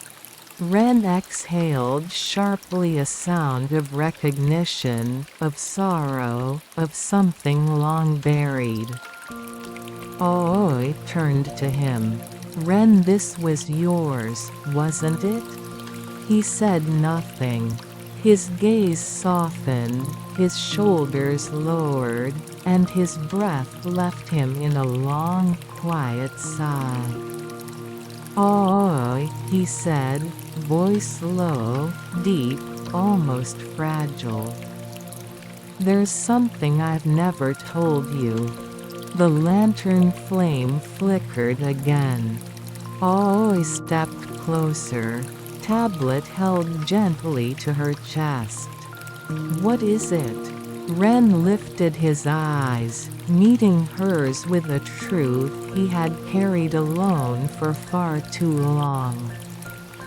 "The night you lost your memories, I was the one who made the wish." Aoi felt her heart stop just for an instant. Ren's voice remained steady, but the tremor beneath it was unmistakable. "I wish that you would be free from the pain you were carrying. I wish you'd be able to smile again. If forgetting me was the price, I accepted it." Aoi stood still. The plum moonlight seemed to hold its breath with her. And slowly, softly she whispered, "Ren." The tablet warmed in her hands. Not from heat, not from magic, but from the weight of understanding. She stepped toward him, closing the small distance between them. "Ren," she said again, voice soft as petals falling onto water. "You didn't take anything from me." Ren lowered his gaze. "You have no idea what you lost." Aoi shook her head gently. "No, you don't know what I found." Ren looked up, startled. Aoi reached out, her hand brushing his cheek with a feather-light touch. "I may have lost memories," she whispered, "but I found you again. Not because of the past, but because of who you are now." His breath trembled. Outside, the shrine bell chimed again once. Twice, its echoes weaving through the woods like whispered blessings. Aoi took his hands in hers. "So please don't bear this alone. Not anymore." Ren closed his eyes. His hands tightened around hers slowly, carefully, like someone holding something precious for the first time. When he opened them again, his voice was a quiet vow. "Then let me walk with you until you choose the rest of your story." Aoi nodded. Together. And the shrine, ancient and patient, seemed to exhale its wooden beams, releasing a soft creak, as though acknowledging a long-awaited moment finally fulfilled. The plum moon shone through the open doorway, casting silver light across the floor. For the first time, Aoi felt the path ahead not as a mystery, but as an invitation. Their footsteps would echo through this valley, through their memories, and through the nights yet to come. And she no longer feared the truth, for she had chosen it. Next lies a path where shadows mix with moonlight. A valley where truth deepens and memories stir. Final chapter beneath the returning plum moon. The plum moon drifted lower in the sky, its silver glow softening into a warm, pale gold. Dawn was still distant, yet the edge of night had begun to loosen, like a curtain gently releasing its hold. The air carried the faintest echo of morning birds, though none had yet dared to sing. Aoi and Ren descended from the shrine, hand in hand. Their steps were slow not from fatigue, but from the quiet understanding that their journey through the valley was nearing its end. Below them, the river shimmered, still dotted with lingering lantern boats drifting toward the horizon like sleepy stars. Aoi looked up at Ren.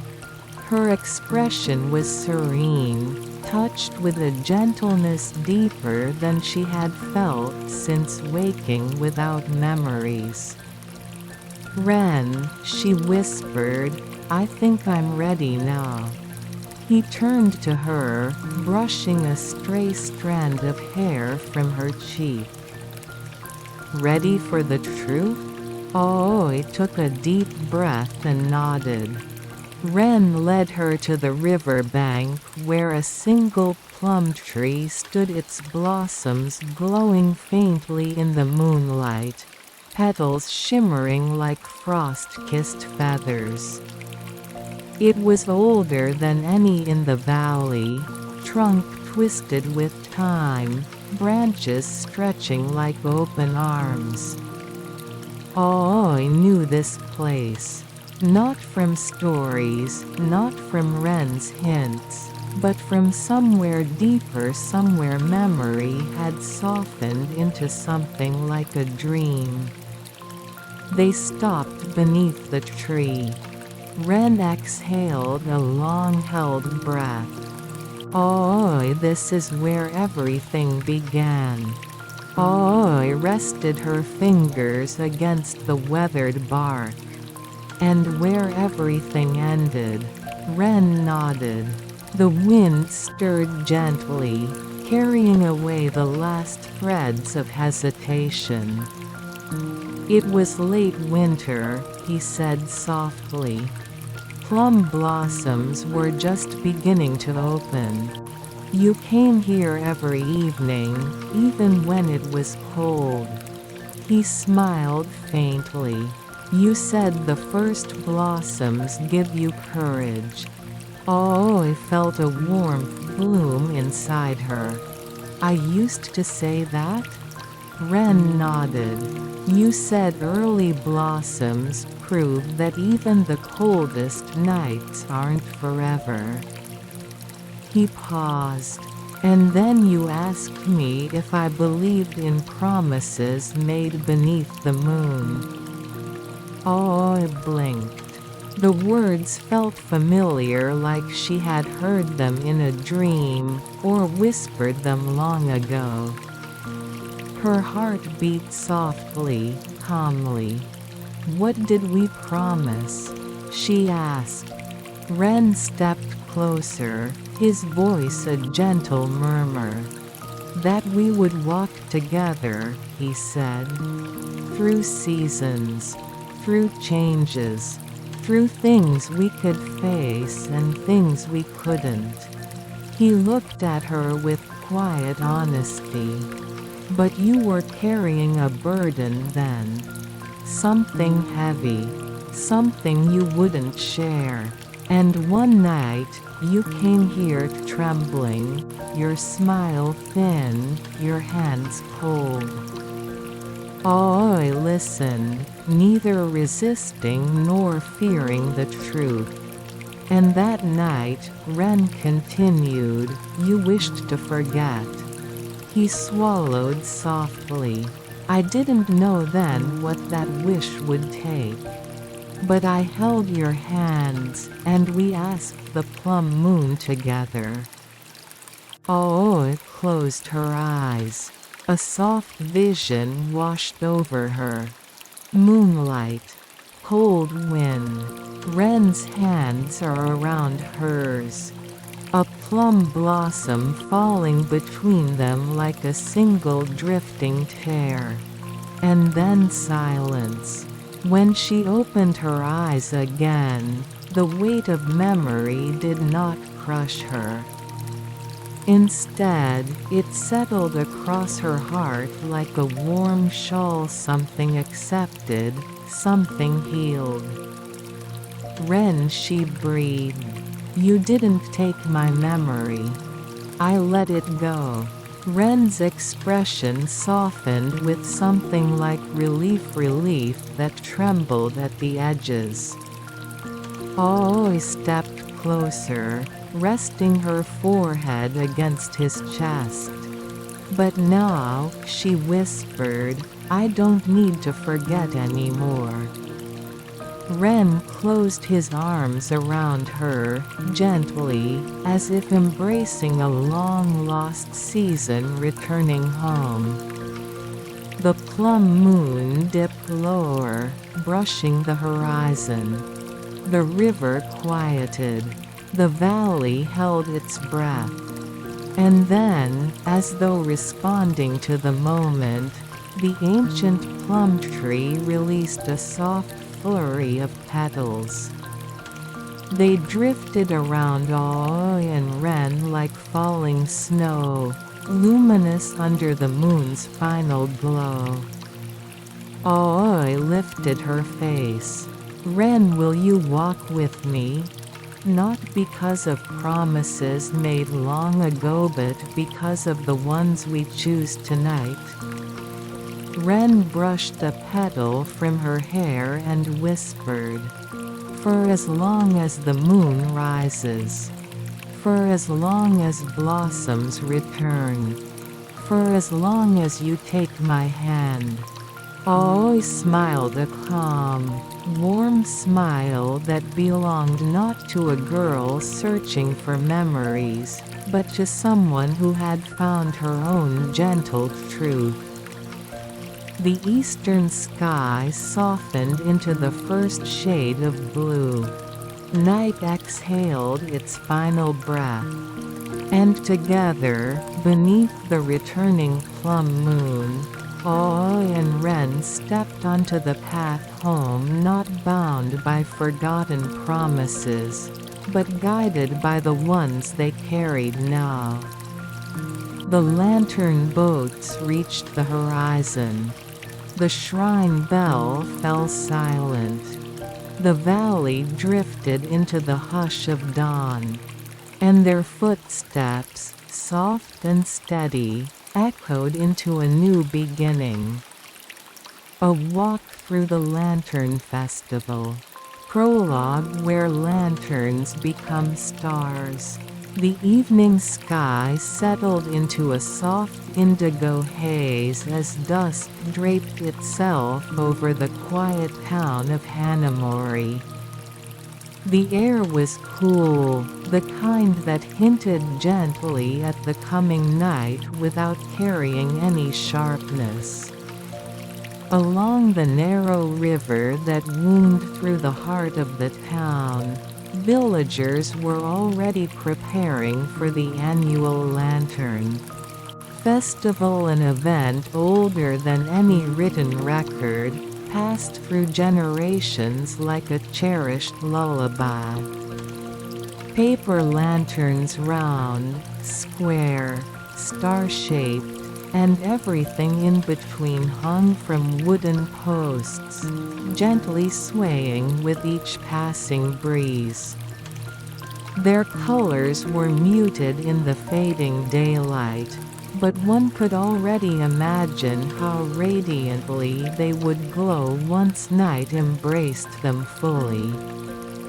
Some lanterns held simple patterns of plum blossoms or flowing waves, while others bore careful brushstrokes of prayers, promises, or quiet wishes written in delicate ink.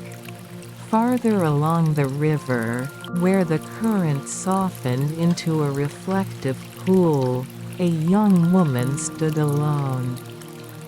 Her name was Miyu, and though she had lived in Hanamori since childhood, the Lantern Festival always touched her heart in a way she could not explain.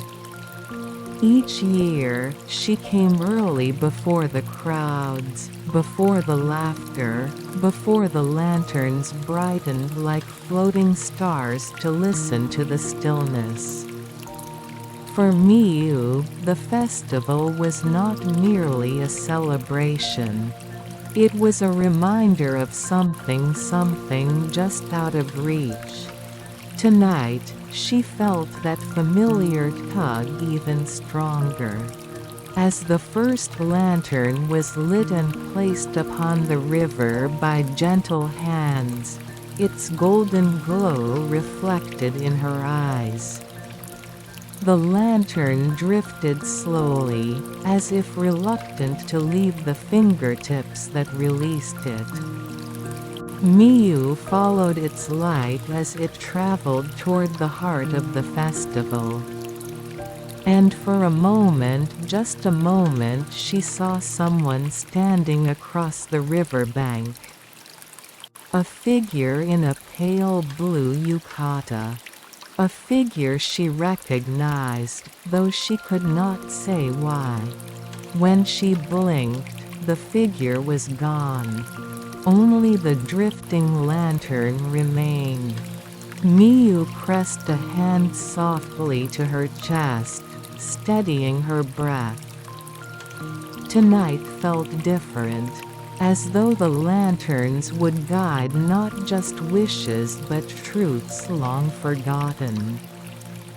With a deep, calming inhale, she turned toward the festival path, ready to begin her quiet walk through the glowing night. Chapter 1: The Lantern Path Awakens. As twilight deepened, Miyu stepped onto the stone path that bordered the river. Lanterns hung low, forming a gentle tunnel of color and soft light. The first few were already lit, their warm glow casting delicate shadows across the stones beneath her feet. Far overhead, the sky melted into velvet darkness, with only a faint blush of sunset lingering behind the mountains. The first star peeked through a quiet companion for the night to come. Villagers began gathering on the path, but their footsteps were hushed, as though each person instinctively understood that tonight was not loud or hurried. Tonight was for moving slowly, for remembering, for breathing in the soft presence of the lanterns. Miyu walked at an unhurried pace, letting each lantern's light wash over her like a gentle wave. The colors amber, plum, jade, and moon white shifted softly with every sway. The lanterns seemed almost alive, murmuring to one another in rustling paper voices. Near a wooden bench, an elderly couple lit a pale yellow lantern together. Their hands moved slowly but with the ease of those who had spent a lifetime side by side.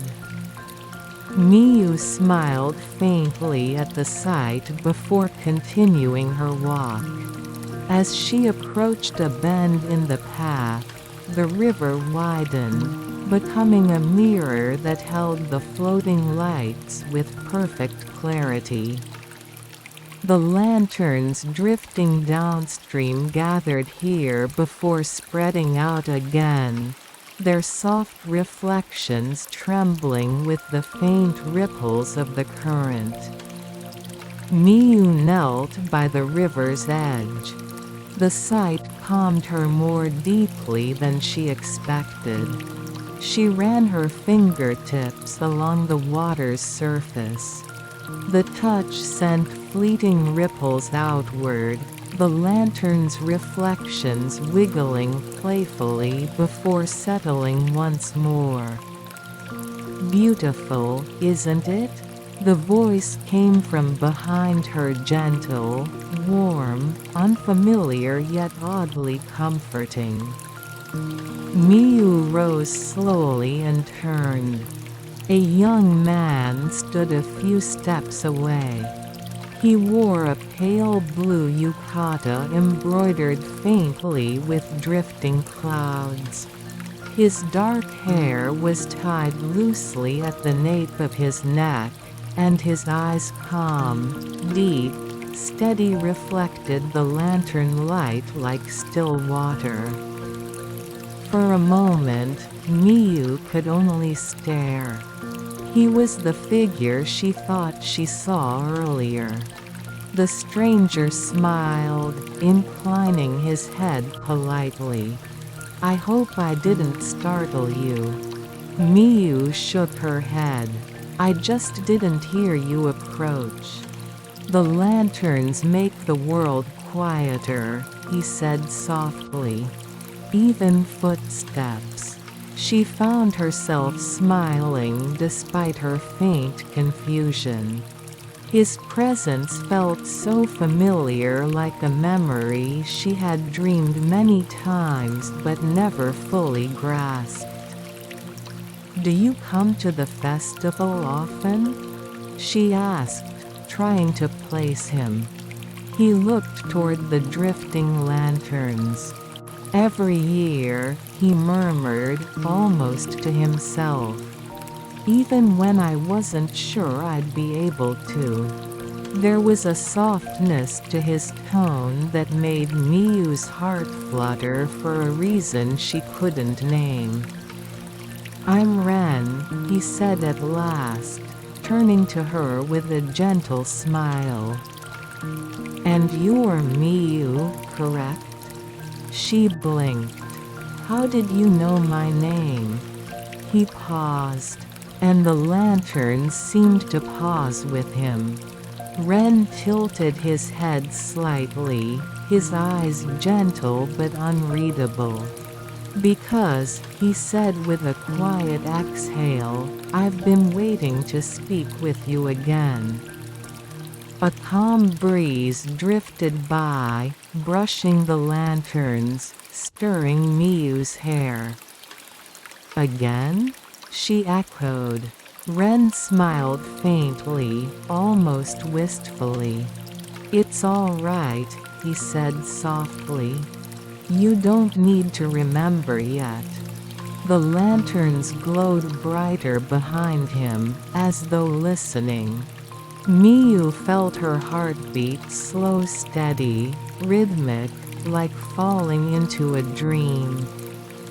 She didn't know him, and yet, something deep within her recognized the warmth in his voice. "Would you walk with me?" Ren asked, extending a hand, not expecting her to take it, only offering. Miyu gazed at the drifting lanterns, then at his calm, waiting eyes. Slowly, gently, she nodded. And together, they began their walk through the awakening lantern path. Chapter 2: A Lantern That Remembers.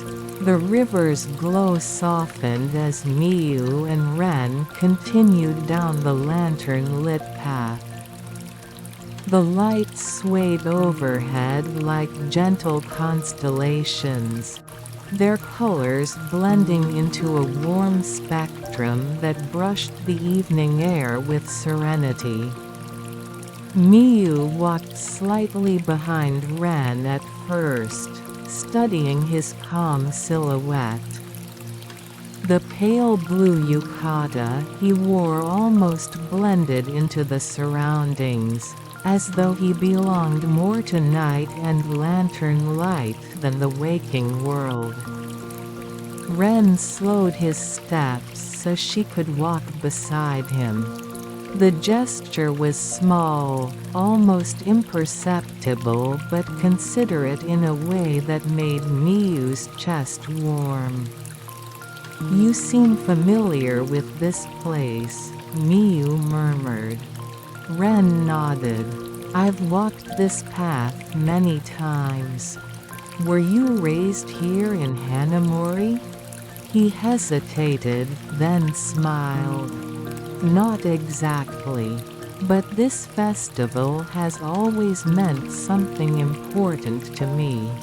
Miyu tilted her head. "Did you come with family?" A soft expression crossed Ren's face, gentle, faintly wistful. "No, I usually walked it alone." Then he added, as though correcting himself, "until recently." Miyu felt a tiny shiver of curiosity. Recently, did he mean her? Before she could ask, Ren stopped at a small wooden booth along the path. It was unoccupied except for rows of unfinished lanterns stacked neatly in wicker baskets. A sign hung from the eaves. "Write a wish. Light a memory." Lanterns listen more deeply than the wind. Ren picked up one of the simple round lanterns, its paper still white and untouched. "Would you like to make one?" he asked. Miyu blinked. "I haven't written a lantern wish since I was a child." Ren placed the lantern gently in her hands. "Then maybe tonight is the night to begin again." Miyu studied the lantern. The paper was surprisingly warm, as if it had been resting in sunlight rather than in evening shadows. "What should I write?" she murmured. "Whatever your heart whispers," Ren said softly. His calm voice wrapped around her like a blanket. The festival sounds, soft laughter, footsteps, distant flute music faded into the background. Miyu knelt at a small writing table beside the booth. A brush and a small dish of ink waited patiently. She dipped the brush, watching the ink spread like quiet ripples. But when she tried to think of a wish, her mind drifted into a blank, peaceful haze. Ren knelt beside her. "May I?" he asked, brushing the excess ink from the brush tip. Miyu nodded. He didn't write on her lantern, he wouldn't presume to, but he dipped the brush again and handed it to her. "Close your eyes," he murmured. Something in his voice, gentle, steady, certain, made her obey without question. She closed her eyes. The lantern rested lightly in her palms. Ren's voice drifted to her ear like a soft breeze. "Think of a moment," he whispered, that made your heart warmer even if it was small. Miyu's breath slowed. A memory floated up, unbidden. Her grandmother's hands guided hers as they folded paper cranes. The scent of steamed sweet buns filled the tiny kitchen. A lantern drifting down this very river long ago, when she was barely tall enough to see above the railing. Her eyelids fluttered. Ren's voice came again, softer still. And think of a moment you wish to carry with you even when the nights grow quiet. Another memory drifted forward, a gentle figure in pale blue. A smile she could almost remember. Warm fingers brushing her cheek. Miyu's eyes snapped open. Ren was watching her quietly, patiently, without expectation. Her cheeks warmed. I don't know what that was. Ren smiled faintly. Sometimes the heart remembers before the mind does. Miyu lowered her gaze to the lantern. Her hand moved almost on its own, the brush gliding softly across the paper. She wrote a single line. Just one. When she finished, she turned the lantern toward Ren. He read it silently. His breath caught only the slightest bit, barely enough for anyone but Miyu to notice.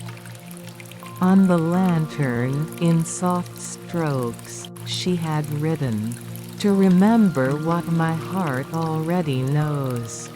Ren looked at her, eyes shining with something deep, gentle, hopeful, and quietly aching. "That's a beautiful wish," he whispered. Miyu felt her chest flutter again. "Do you think lanterns can truly carry wishes?" Ren nodded once, without hesitation. "They've carried mine." He reached out slowly. Miyu thought he might touch her lantern, but instead, he merely steadied the small wick inside. "Shall we light it?" he asked. Miyu held her breath. "Together," she said. Ren cupped his hands around a tiny flame from a nearby festival torch, shielding it from the wind. Miyu lowered her lantern. The wick caught with a soft flick, blooming into a warm golden glow.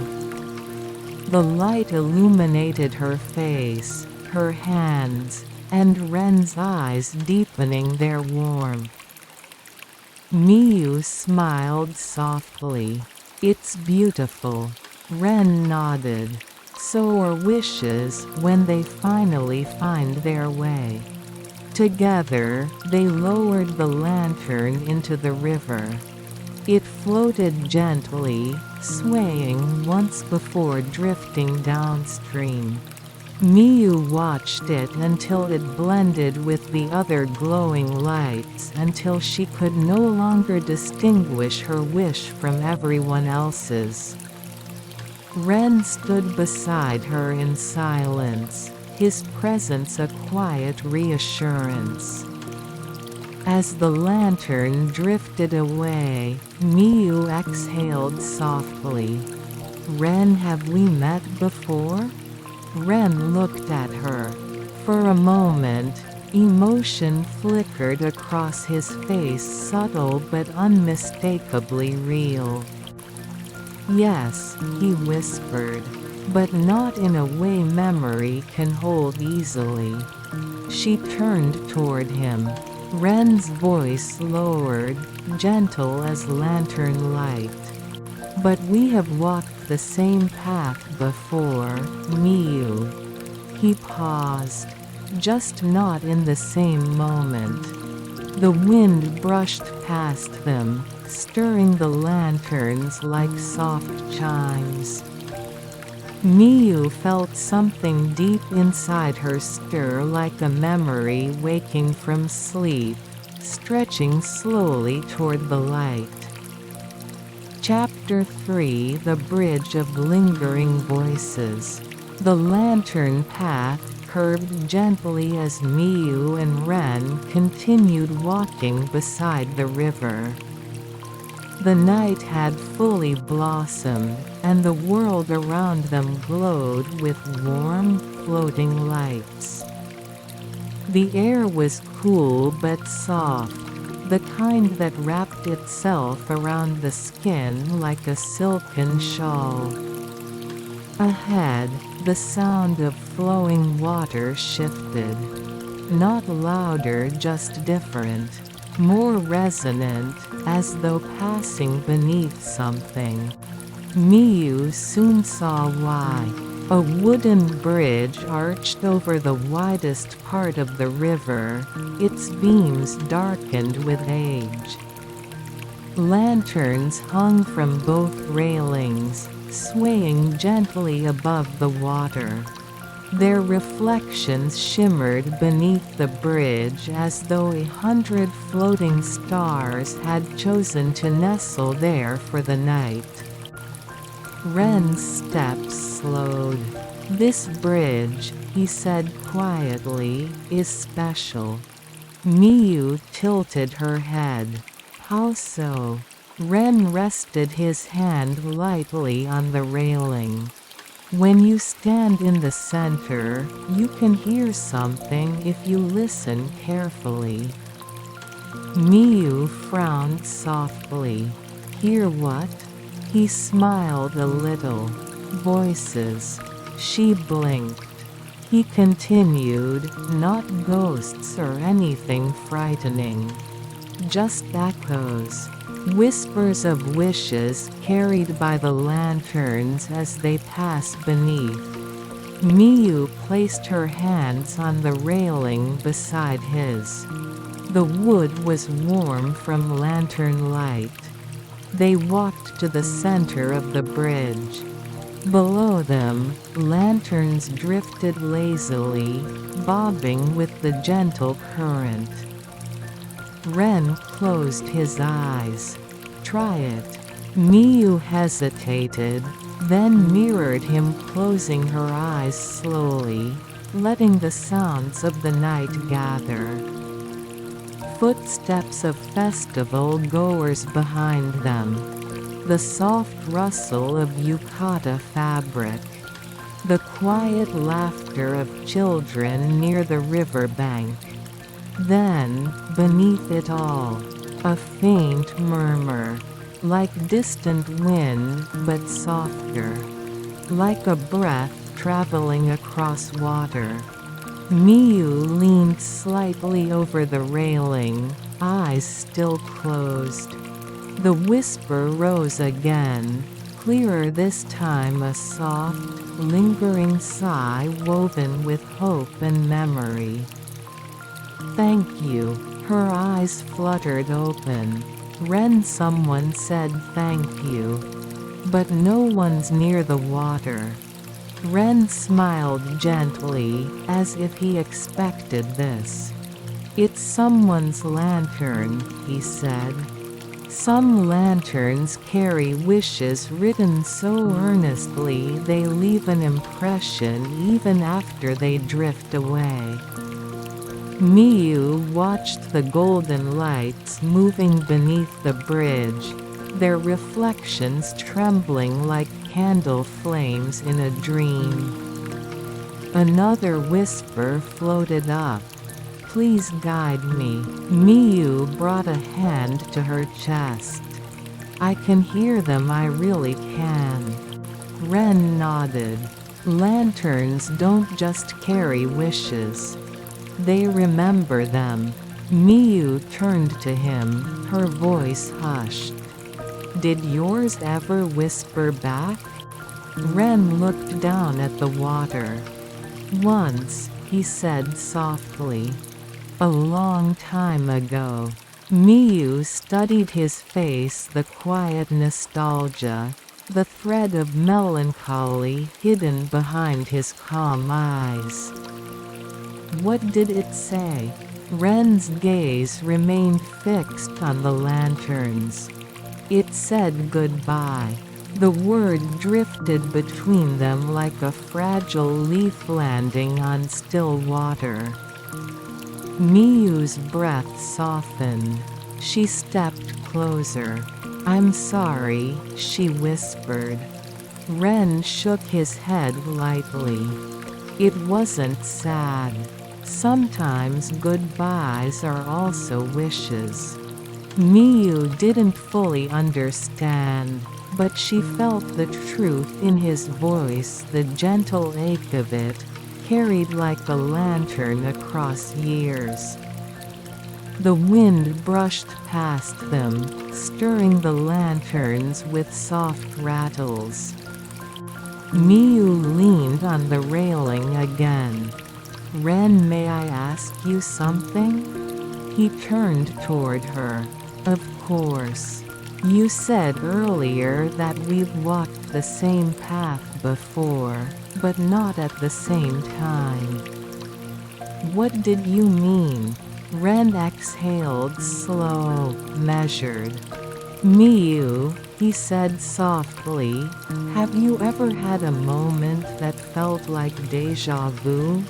Like you had lived it once, in a place between dreams and waking?" She nodded slowly. "Yes, I felt that way when I first saw the lanterns tonight." Ren met her gaze. "And when you saw me?" Her breath caught. She looked away, embarrassed. "Yes." Ren's expression softened with deep relief, as though her answer eased something heavy inside him. "Then your heart is remembering," he said gently. "Even if your mind hasn't caught up yet." Miyu's fingers tightened around the railing. A lantern passed beneath the bridge, directly below her. Its whisper drifted upward. "Find him." Miyu blinked. Ren lifted his head slightly, sensing her reaction. "What did you hear?" Miyu's voice trembled. It said, "Find him." Ren's eyes softened, warm, patient, knowing. "Miyu," he murmured, "the wishes you hear might not all belong to others." She looked at him sharply. But Ren simply held her gaze with that soft calm of his, steady as lantern light, unwavering as the river's flow. The moment stretched. And slowly, Miyu felt something inside her shift, a quiet unlocking, a gentle warmth, a recognition blooming without reason. "Ren," she whispered, "who are you to me?" Lanterns drifted beneath the bridge, whispering, as if urging her toward the truth. Ren reached out. Not touching her, just offering his hand, palm open, patient. "When you're ready," he said, "I'll show you." Miyu stared at his hand. Her heart fluttered, a trembling, hopeful flutter. The lantern glow brushed against his fingers, making them appear warm and safe.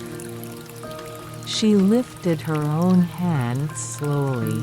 But before their fingers could meet, a soft, distant chime echoed from somewhere upriver, clear, bell-like, calling to them.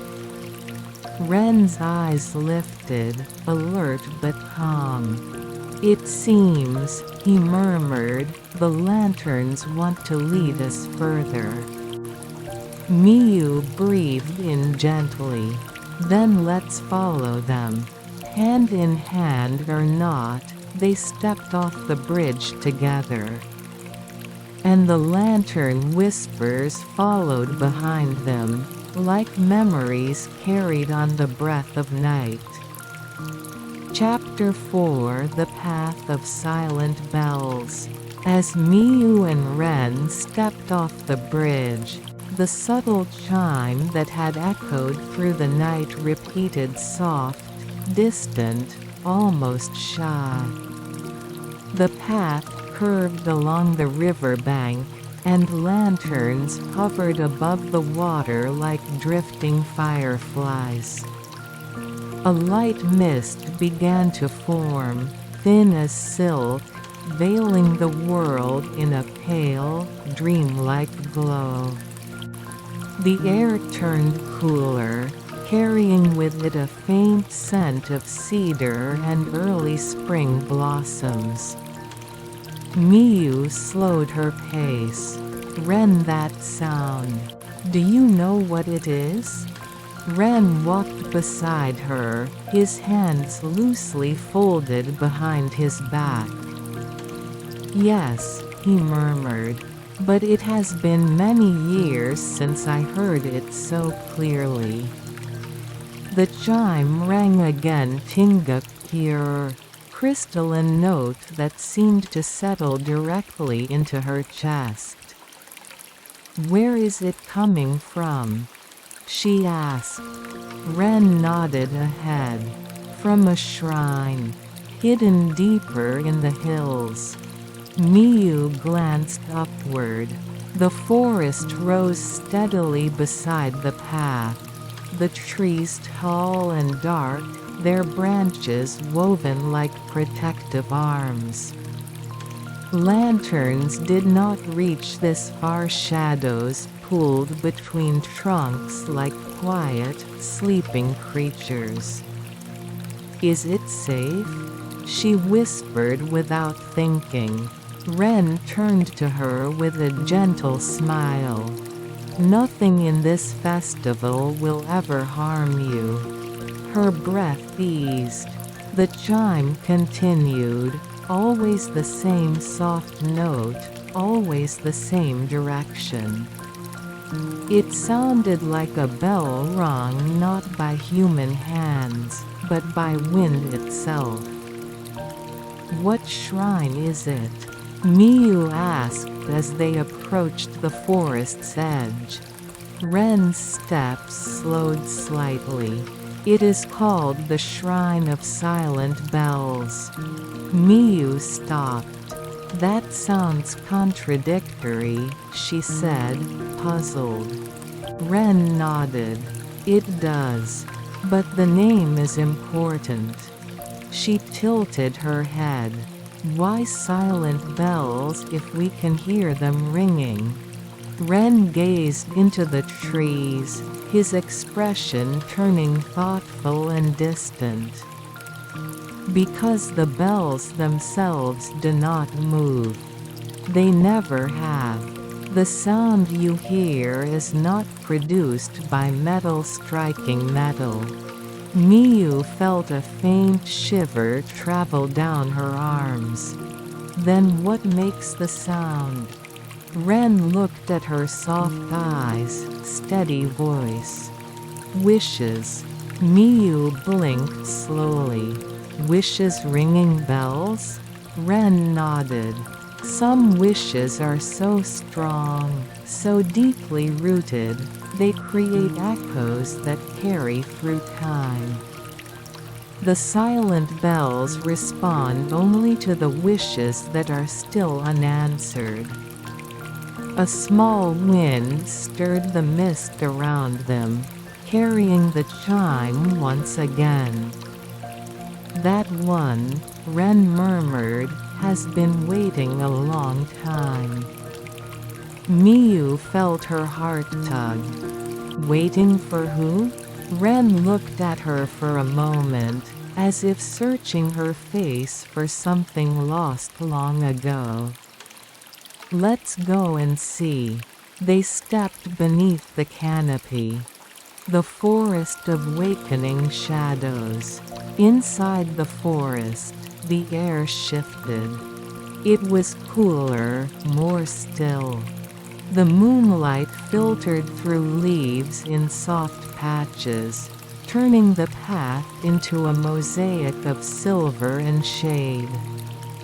Miyu noticed the ground beneath her feet was covered in fallen cedar needles. Their gentle crunch was the only sound besides the distant bell. Ting! Each chime seemed closer than the last, as if guiding their steps. "Ren," Miyu whispered, "why does this feel familiar?" Ren did not seem surprised. "You've been here before." Miyu stopped walking. "I have? When?"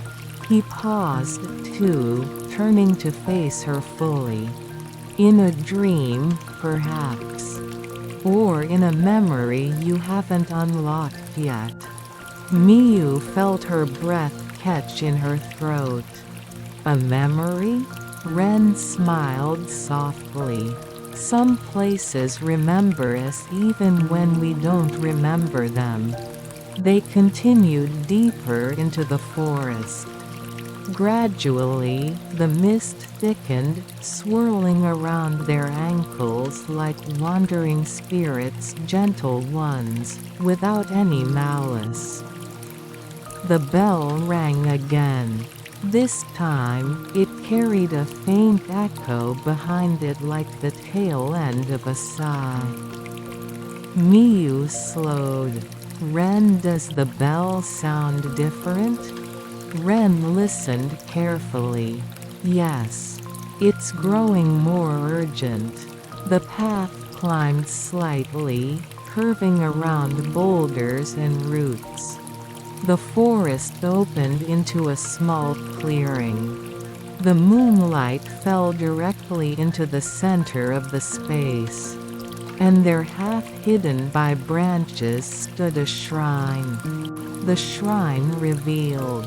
It was small, humble, and ancient. The wooden beams were weathered, covered in moss.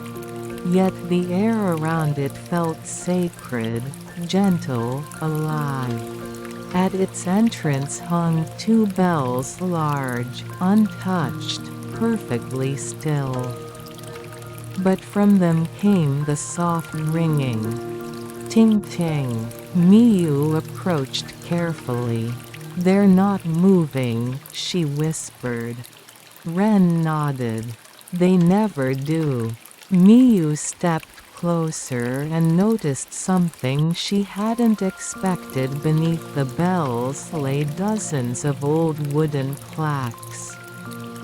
Emma boards, each cracked or faded, some nearly illegible with age.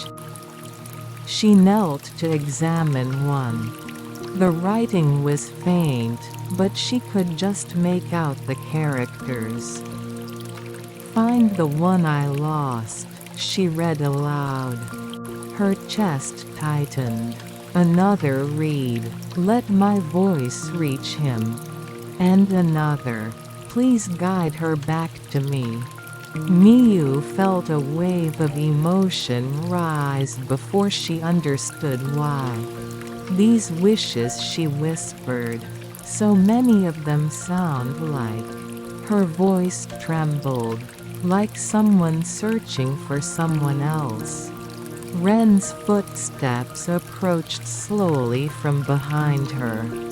He knelt beside her, his gaze resting on the same plaque.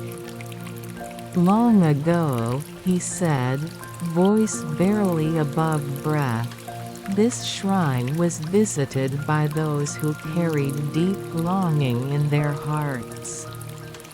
Miyu touched the wooden surface with her fingertips. "It feels sad." Ren shook his head gently. "Not sad. Hopeful." The bell rang again clearer than before. Miyu lifted her head to the silent bells above. "Ren," she whispered, "why are the bells ringing now? Whose wish is calling?" Ren turned to her. For the first time, his expression carried a trace of vulnerability, a softness that hinted at something unsaid, something heavy. "Miyu," he murmured, "there is a wish here that has waited for you." Her breath stopped. "For me?" Ren nodded. "And it has been waiting a very, very long time." Miyu stared at him, her heartbeat echoing in her ears like a second bell. "Ren," she whispered, "what do you mean? What wish could be waiting for me?" Ren looked at the bells. Then back at her. Then he said her name the way one says a memory finally found. "Miyu." The bells chimed again. Louder. Closer. Like they were answering her question for him. Ting. And the clearing filled with a soft, shimmering light. Chapter 5: The Wish That Never Faded. The clearing glowed softly, as if the moon itself had drawn nearer. The light shimmered in the mist, wrapping the shrine and its motionless bells in a pale, ethereal aura. Miyu stood perfectly still. The ringing was no longer distant. It pulsed gently through the air, a soft tone woven with warmth, longing, and something that felt like recognition. Ting ting. Ren remained beside her, his expression calm but touched with quiet intensity. "Ren," she whispered, "why does it feel like the bells are calling me?" Ren breathed in slowly, as though gathering courage. "Because," he said, "the wish that rings them was made for you." Miyu's eyes trembled. "For me? But I've never been here. I've never made a wish at this shrine." Ren looked at her, then really looked at her. His gaze was steady, earnest, carrying years of silence she did not yet understand. "You made the wish," he said softly, "long before you forgot it." Miyu felt her pulse stumble. "Forgot?" Ren nodded. "This festival, this path, this shrine, they've all been part of your heart longer than you know." The bells chimed again. This time, the sound echoed softly inside her chest, as if responding directly to her breath. She touched her sternum unconsciously. "It feels like it's inside me." Ren's voice deepened, gentler. "Memories don't disappear, Miyu. They only sleep. And sometimes a wish can wake them." He extended a hand toward the shrine. "Come. There's something you need to see." Miyu hesitated, the mist swirling faintly around her ankles like a cautious guide. But the bell chimed again, encouraging, soft. She stepped forward. The bell that remembers. They walked to the wooden frame where the two large bells hung. Their surfaces were matte, weathered, covered with delicate patterns worn thin by time. Miyu reached a hand toward one bell, cautious not to touch. but it chimed ting before her fingers even approached it. She gasped softly and pulled her hand back. Ren stepped beside her. "These bells react only to one thing," he murmured. "To a wish held deeply in someone's heart." Miyu's voice shook.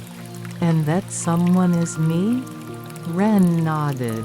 The mist brightened around them, gathering near the base of the shrine. It swelled softly, like breath in a sleeping chest, and lifted an old wooden plaque and Emma into view. The board floated gently in the air, suspended by shimmering light. Miyu stared at it, feeling an inexplicable ache grow in her throat. "Ren, that plaque." Ren's gaze softened. "It belongs to you." Her heartbeat thudded softly in her ears. "But I don't remember writing anything." Ren exhaled a small, bittersweet breath. "I know." Miyu took a slow step toward the floating plaque. The lettering was faint, but not illegible. Handwriting that seemed strangely familiar traced its surface. Her breath caught as she read the faded words. "Let me find him again. Even if it takes many lifetimes." Miyu felt the world fall silent. Only the bells continued to ring, softly, steadily. She stared at the plaque, her throat tightening. "I wrote this?" she whispered, disbelieving.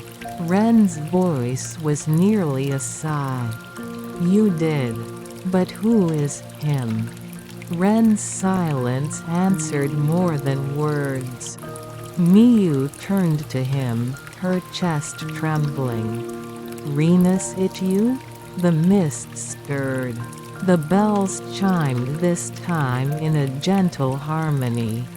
And Ren closed his eyes for a long, steady moment. When he opened them, his gaze was deep with sadness and warmth intertwined. "Miyu," he murmured, "we met once before." Her breath hitched. "When?" she whispered. Ren lifted his hand as if to touch her cheek, but lowered it again, not quite brave enough or perhaps too gentle. "A night much like this one. A lantern festival long ago. You walked beside me, just as you are now." Miyu's eyes filled with a soft, fragile confusion. "I don't remember." He nodded. "You wouldn't.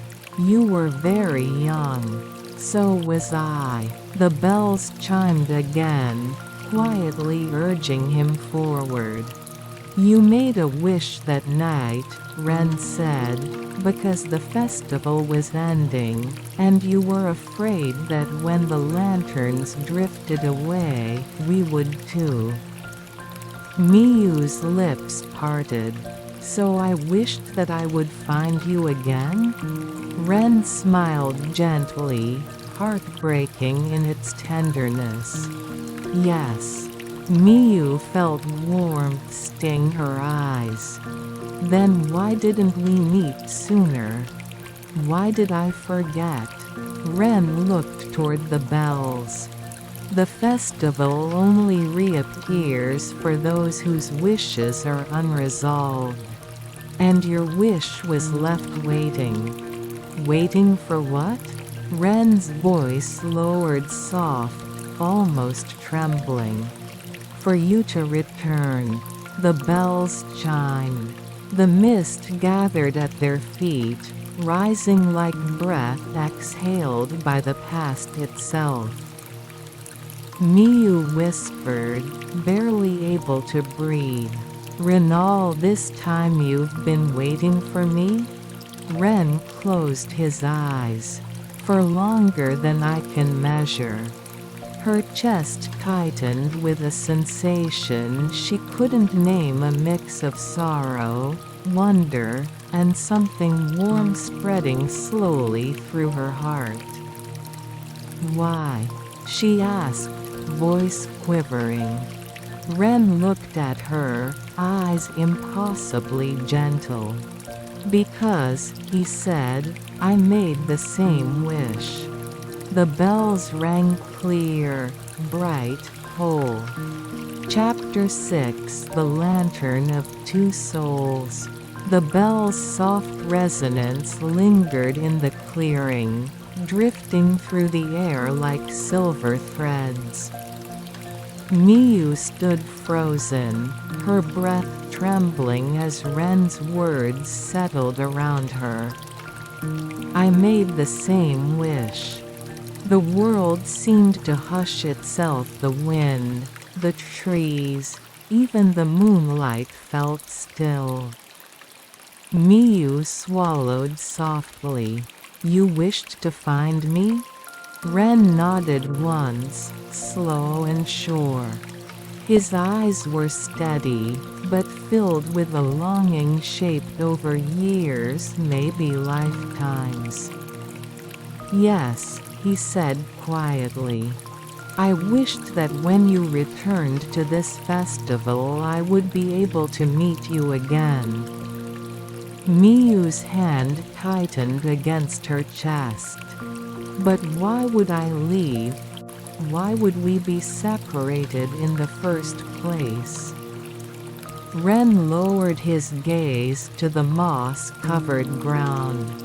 "Because," he said softly, "the festival is not bound to the world in the way we are." Miyu blinked. "What does that mean?" Ren lifted his eyes to hers. The lantern glow reflected in them like a memory resurfacing. "This festival appears only on nights when hearts carry unfulfilled wishes. For some, it returns every year. For others it may not appear for decades." Miyu's breath caught. "So when I didn't see it, when I forgot, was it because my heart wasn't calling for it?" Ren exhaled faintly. "Not exactly." He stepped closer, careful, gentle, the way one approaches a sleeping memory. "Miyu," he murmured, "you forgot because you needed to." She stared at him, confusion soft and raw. "I needed to forget you?" Ren didn't flinch. His voice remained unbearably tender. "No, you needed to forget the pain." The bell chimed a fragile, sympathetic sound. Miyu's heart stilled. "Pain?" Ren nodded once. "On the night you made that wish, something happened. Something that made the parting unbearable for you." She shook her head slowly. "I don't remember any of this." "You wouldn't," he whispered.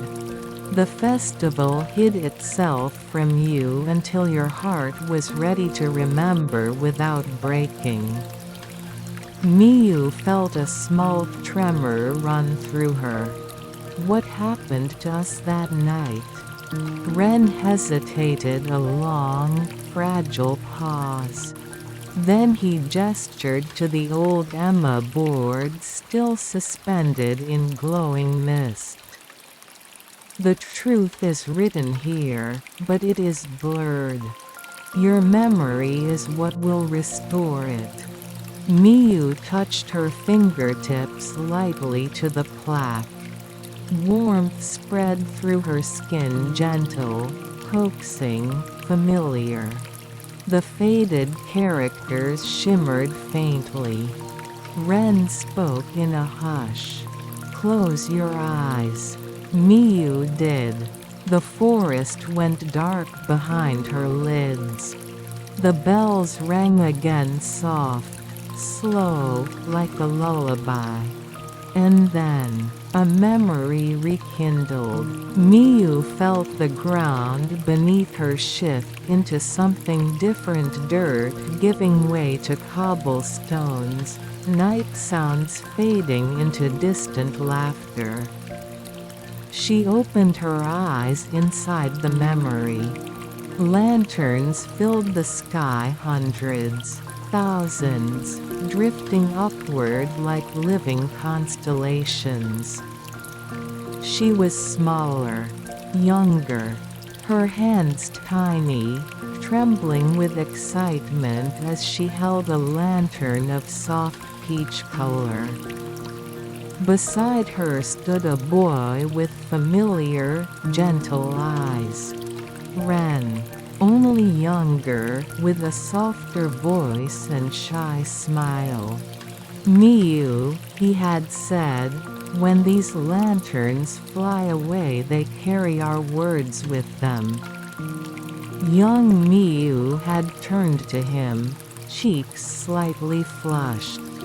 "Then I want mine to find you," she said firmly, "even when I can't." Young Ren blinked, startled. "Why wouldn't you be able to?" Miyu's younger self looked down. "Because Mama says we're moving away after tonight. Very far. I might not come back for a long time." Ren's breath had caught in his chest. "You're leaving?" She nodded, small, miserable. "I don't want to forget this place. I don't want to forget you." Ren had taken a tiny step closer. "Then don't." Her eyes lifted. "You won't forget me?" He shook his head fiercely. "Never." They had exchanged lanterns, hers in his hands, his in hers. Young Ren whispered, "If you ever return I'll be here." Young Miyu whispered back, "And I'll find you." The two children lifted their lanterns together. "One day," she said softly, "even if it takes many lifetimes." Their lanterns released, rising, glowing, drifting upward until they brushed the edge of the moon. The memory dissolved into white light. Back in the clearing, Miyu's eyes opened. Her breath broke in a soft gasp, and tears slipped silently down her cheeks before she realized she was crying. Ren stepped closer, his voice barely more than breath. "Miyu." She didn't speak for a moment, only stared at him, trembling, overwhelmed. "That little boy," she whispered. "That was you." Ren nodded, eyes warm and aching. "And the girl was you." Miyu covered her mouth, shoulders shaking.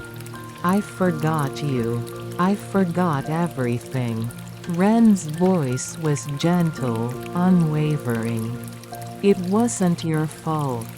You were so young and the festival knew you needed to grow before remembering." She looked up, eyes glistening. "But you waited. All this time you waited for me." Ren smiled, soft, relieved, tender. "I told you I wouldn't forget." The bells chimed loudly, a clear, harmonious sound that wrapped around them like a blessing.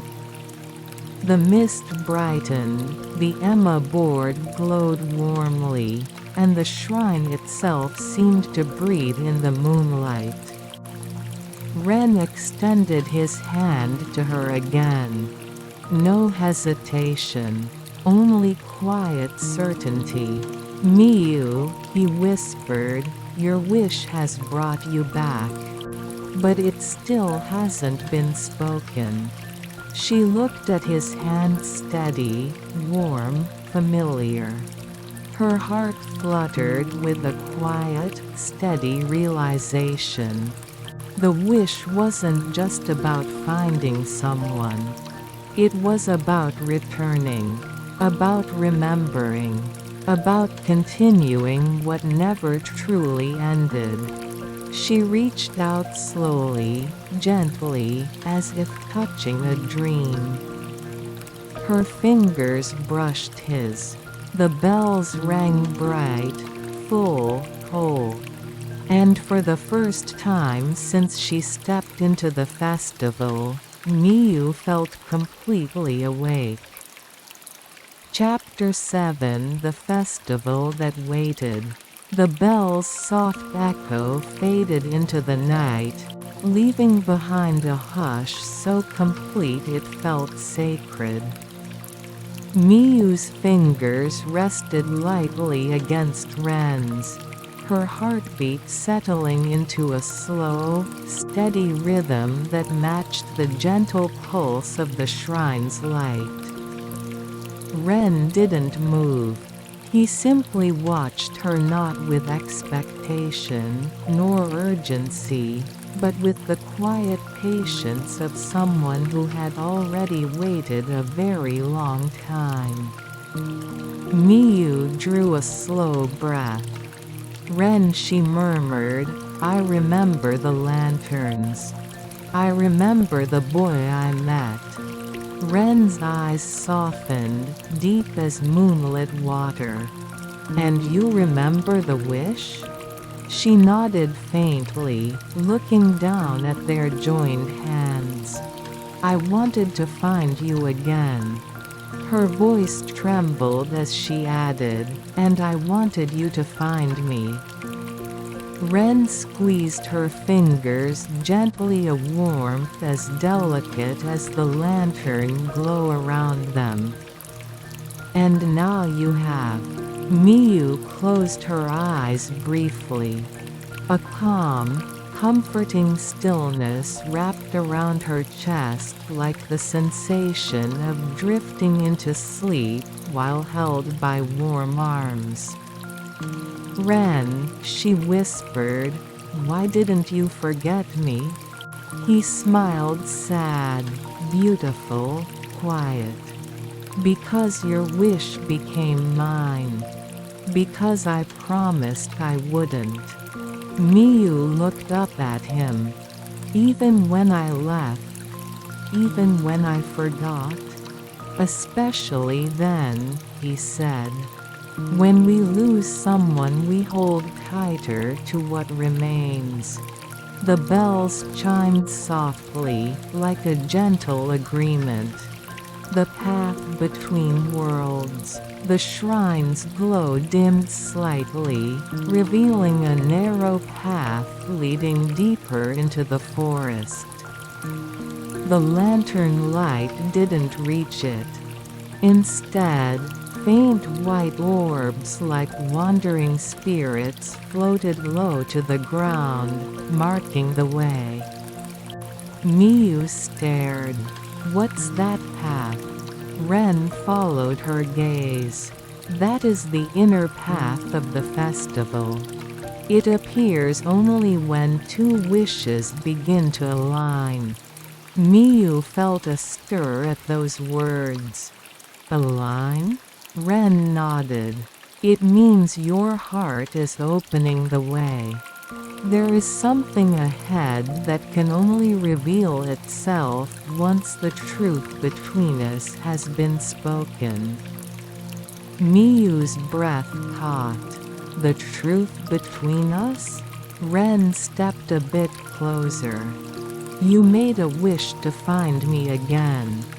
But there was another part of your heart you didn't speak aloud." Her eyes widened slightly. A part one didn't speak? He nodded softly. The wish you carry now is not simply about remembering. It's about understanding what we meant to each other. Miyu swallowed. And what did we mean to each other? Ren's expression turned tender, so tender it felt like moonlight brushing her skin. You were the person who made me feel that I wasn't alone. The words settled deep inside her. Miyu felt her chest tighten, painful, warm, uncertain. Ren, were you lonely? He didn't answer immediately. Instead, he looked at the shrine, at the bells, at the floating Emma boards. I was waiting, he said at last.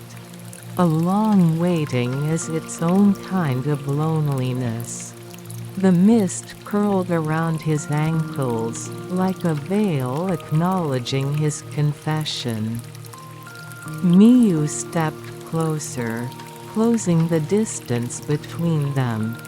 You waited for me even though you didn't know if I would come back. Ren's smile was gentle and fragile. I didn't know, but I hoped. She lowered her gaze. That must have been so hard. Ren shook his head. It wasn't hard. It was the single clear thing in my life. The one constant. Miyu felt a warmth behind her eyes, not entirely sadness, not entirely joy. I don't deserve that, she whispered.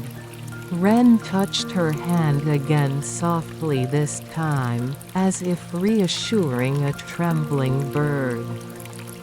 You do. You always did.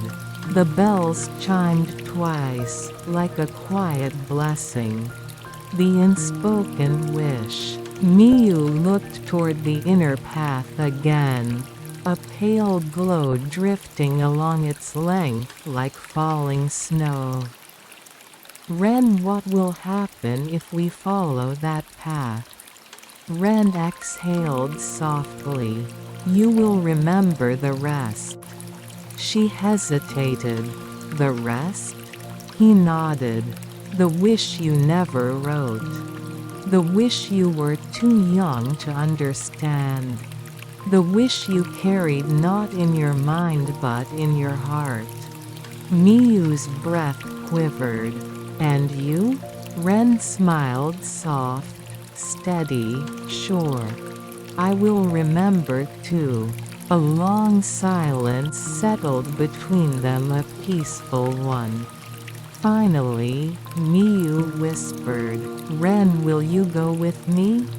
He looked at her with eyes full of gentle light. Always. She took a breath, trembling but certain. Then stay close.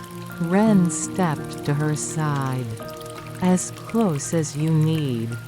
Miyu nodded, reached out, and with her hand in his, they stepped onto the inner path. The forest of returning light. As soon as their feet touched the path, the world shifted. The mist brightened softly. The trees deepened in color. The air grew warmer, sweeter, filled with the gentle scent of plum blossoms.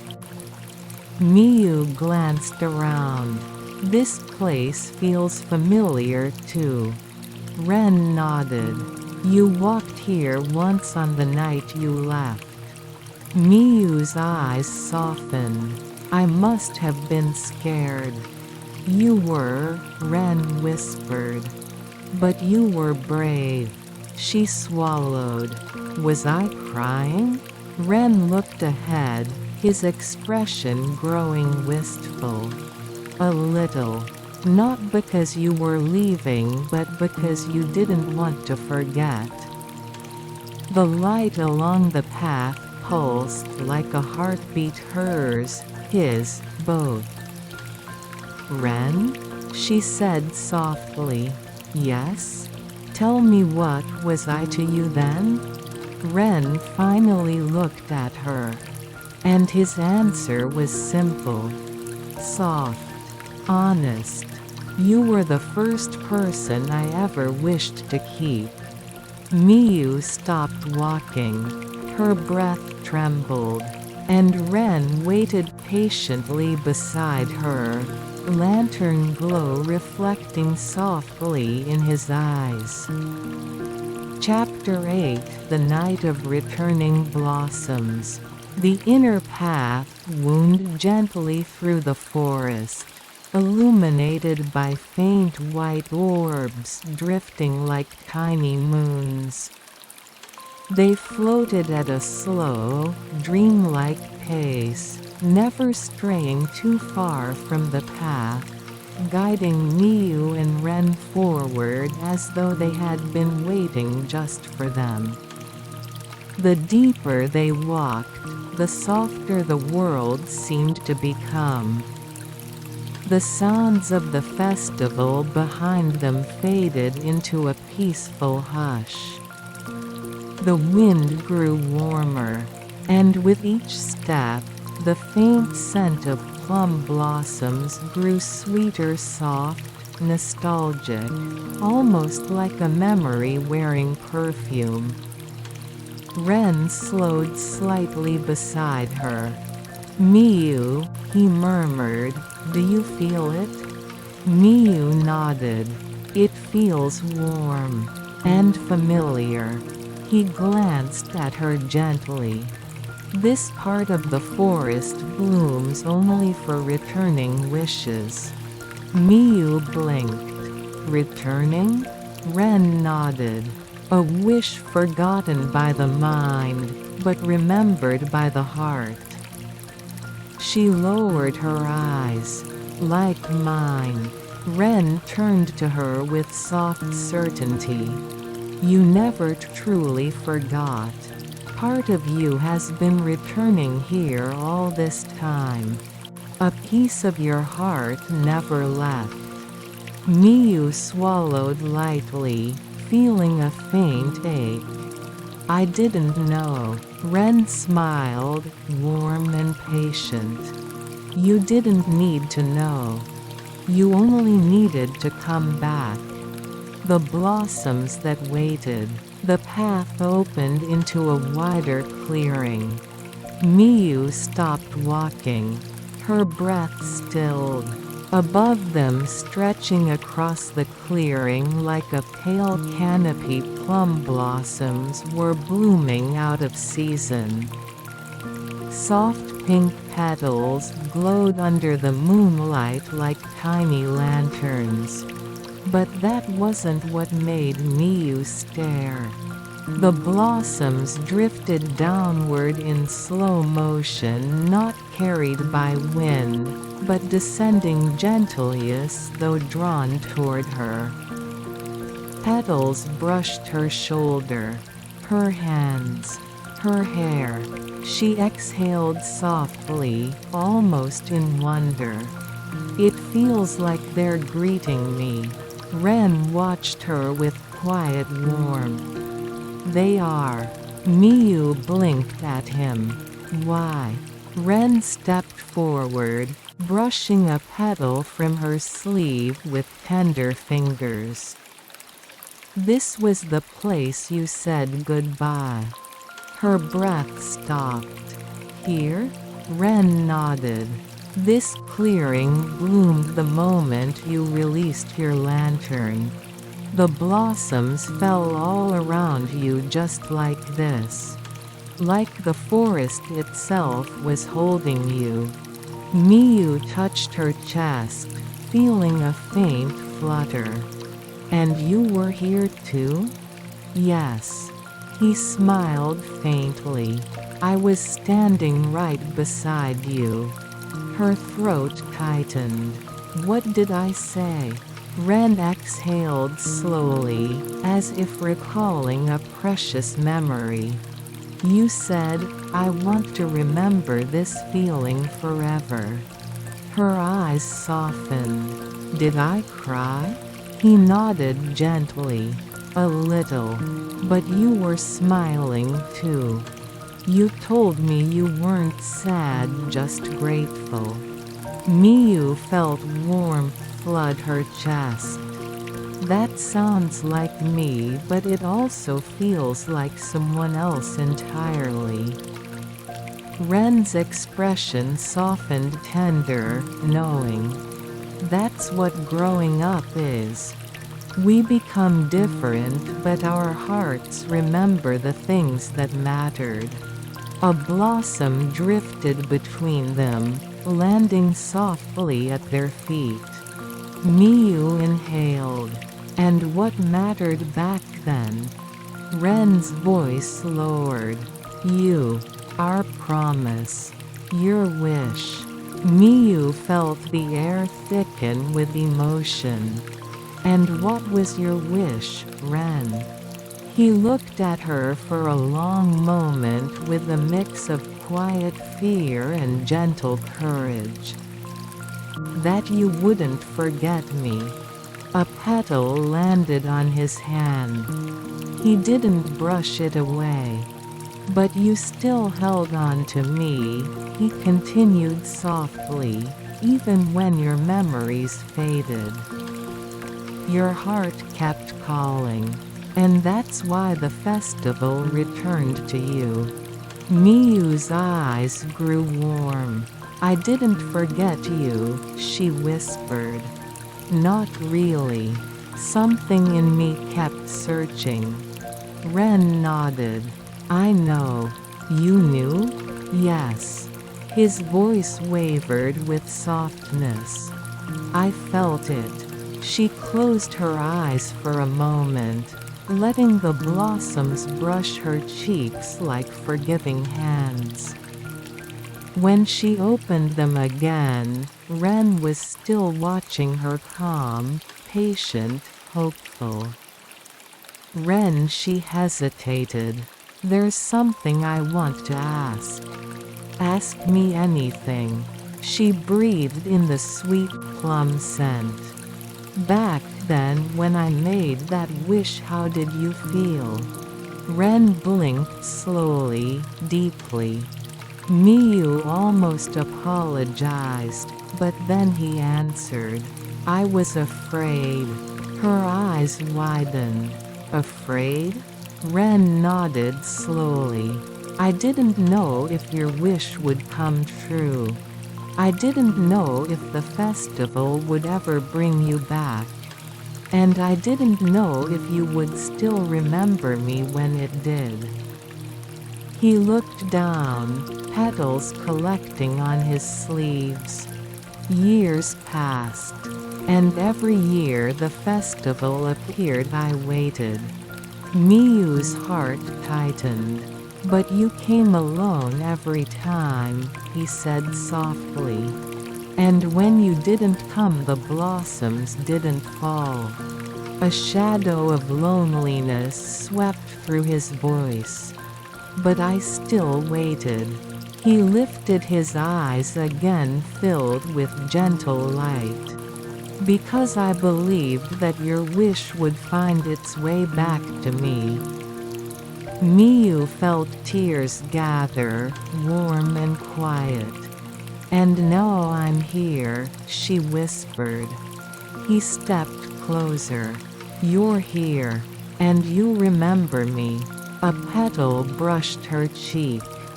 I do. And you're not leaving. Her breath caught. I don't want to. The petals swirled faintly around them, a soft, circular dance. Ren hesitated, then offered her his hand again, a gesture that felt both familiar and completely new. Miyu, he said gently, there is one more place the path will lead us. A place where the wish was first spoken. Her fingers touched his. Where is it? Ren's smile warmed. The hill above the festival. Where the lanterns begin their journey. Miyu nodded softly. Then let's go. Ren held her hand firmly, not tightly, just warmly, like a promise rediscovered. And together, beneath falling blossoms, they continued down the path toward the hill where everything began. Chapter 9: The Hill Where Lanterns Rise. The path curved gently upward, the forest gradually thinning as it opened into a moonlit hillside. The air felt cooler here, touched by a faint breeze that carried the distant glow of lanterns drifting above the festival far below. Miyu and Ren walked hand in hand, their steps soft against the moss and fallen needles. The sky stretched wide above them, deep, calm, and full of quiet stars. Ren slowed as the slope leveled out. "We're here," he whispered. Miyu looked up. The hilltop was not large, but it held a kind of quiet sacredness. Tall grasses swayed lightly in the night air, and atop the small rise stood a single, age-worn wooden post with faded carvings along its surface. A shrine marker, simple, unassuming, but gently illuminated by the moon. Miyu stepped closer, her eyes tracing the faint engraving. Soft curves, old strokes, weathered but unmistakably shaped by careful hands. This Isher voice trailed off. Ren nodded. The place where the first lantern festival began. A hill where people whispered wishes and released their hopes into the sky. Miyu ran her fingers along the wood. "It feels familiar." Ren smiled gently. "It should. This is where you first spoke your wish when you were a child." Miyu blinked softly. "Before the festival night?" "Yes. The evening before." A faint memory stirred at the edge of her mind, a small hand, her own, pressed against the very same post. A warm breeze. Ren's laughter, light and childlike. She inhaled. "Ren, were you here too?" Ren nodded, looking at the post as if seeing through time. "We made our first lantern together. A tiny one, crooked and barely holding its shape." A soft chuckle escaped him. "You were so determined to make it perfect. I think we spent an hour tying the frame." Miyu felt a gentle warmth blossom in her chest.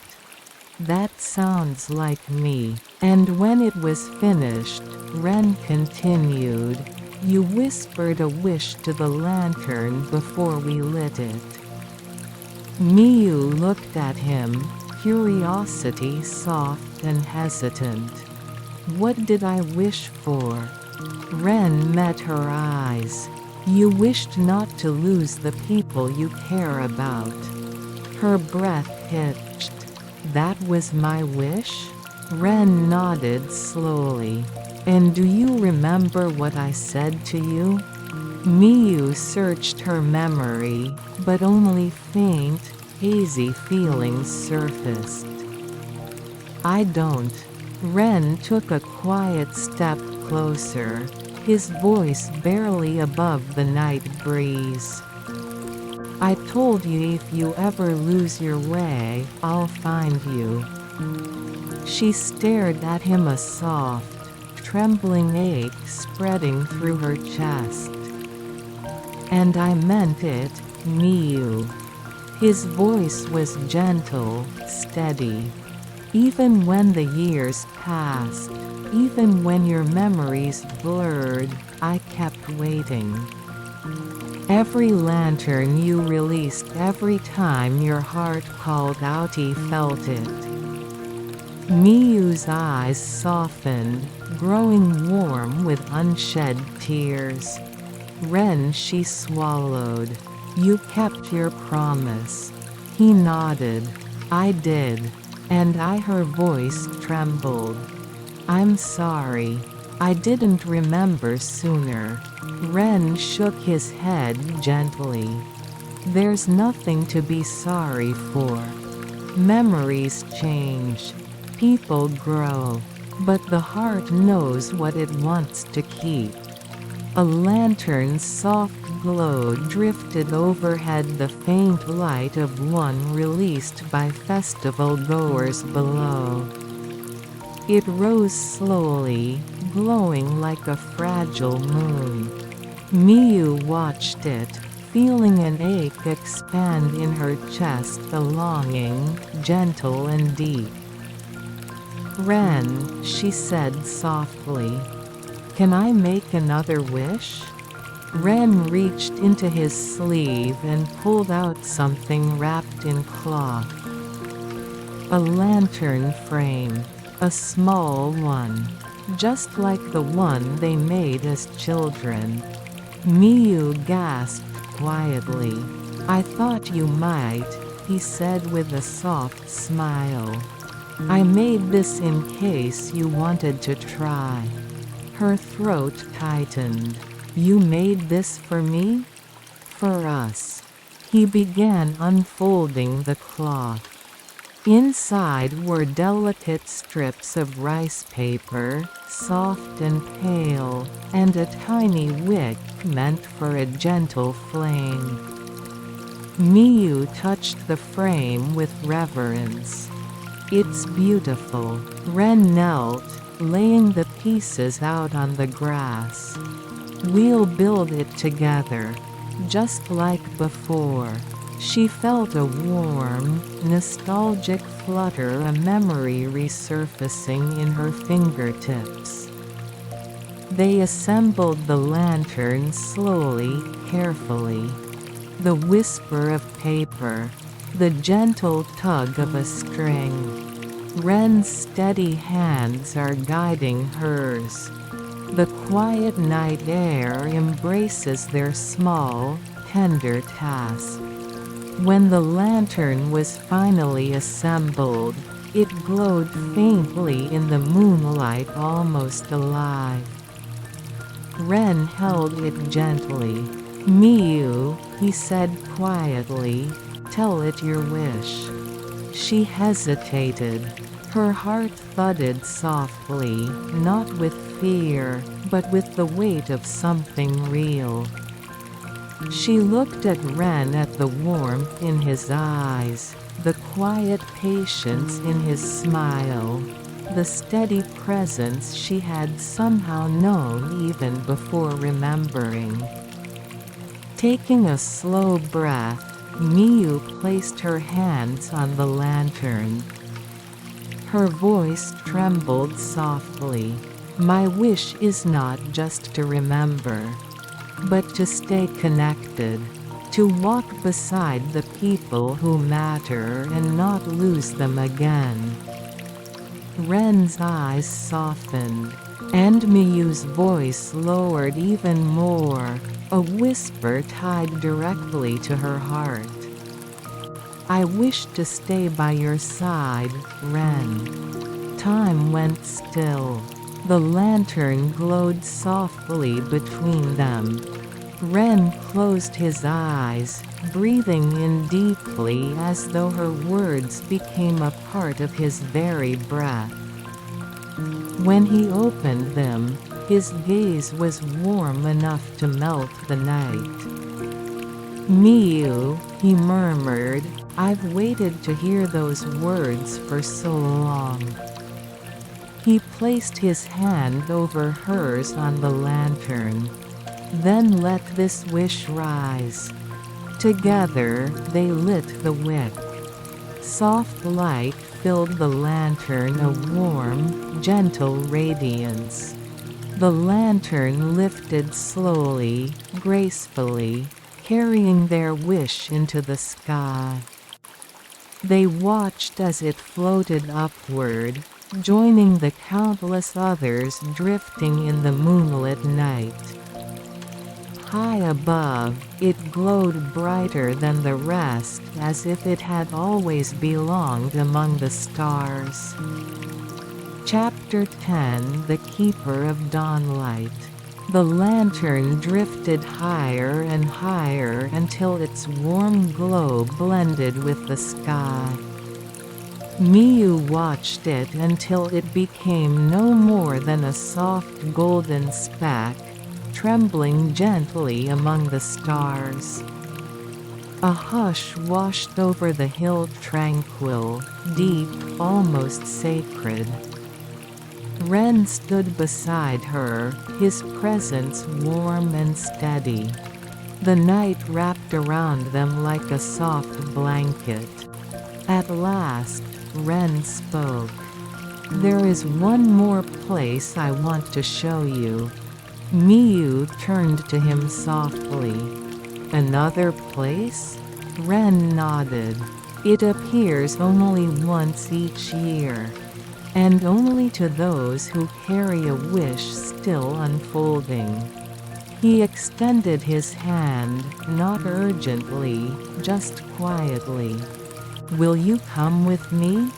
Miyu placed her palm against his, feeling a faint pulse of warmth bloom where their skin met.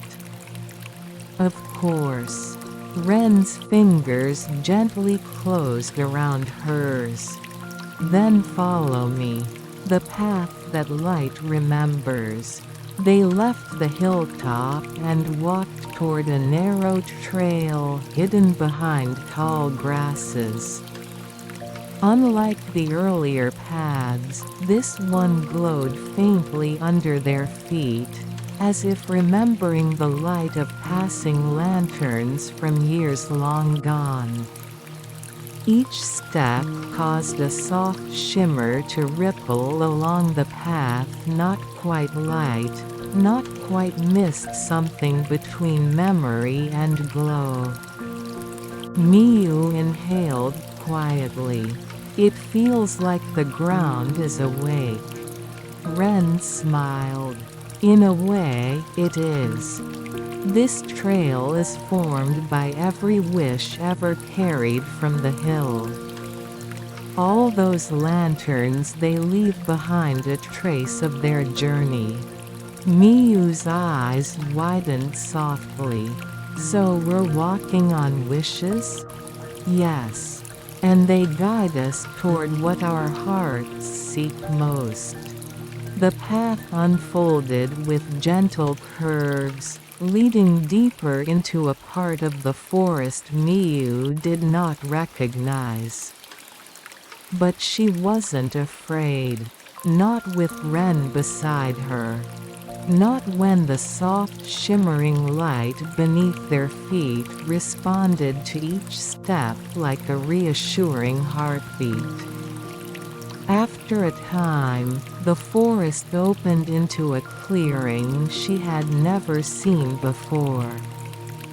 But the moment she stepped inside, her heart stirred as if recognizing something she had never consciously known. The House of Dawnlight. At the center of the clearing stood a small wooden structure, half shrine, half cottage, built of pale timber that glowed faintly in the moonlight. The roof was old and gentle in shape, the lanterns hanging from its eaves softly pulsing as though breathing. Miyu exhaled. It's beautiful. Ren nodded quietly. This place is called the House of Dawnlight. She turned to him. Dawnlight? But it's still night. Ren looked toward the horizon, though it was still dark. This is where the first light of morning gathers even before the sun rises. It's a place where wishes rest, and where memories are woven into something new. A soft breeze brushed past them. The lanterns hanging from the eaves glowed faintly brighter, responding to their presence. Ren stepped forward, guiding her toward the entrance.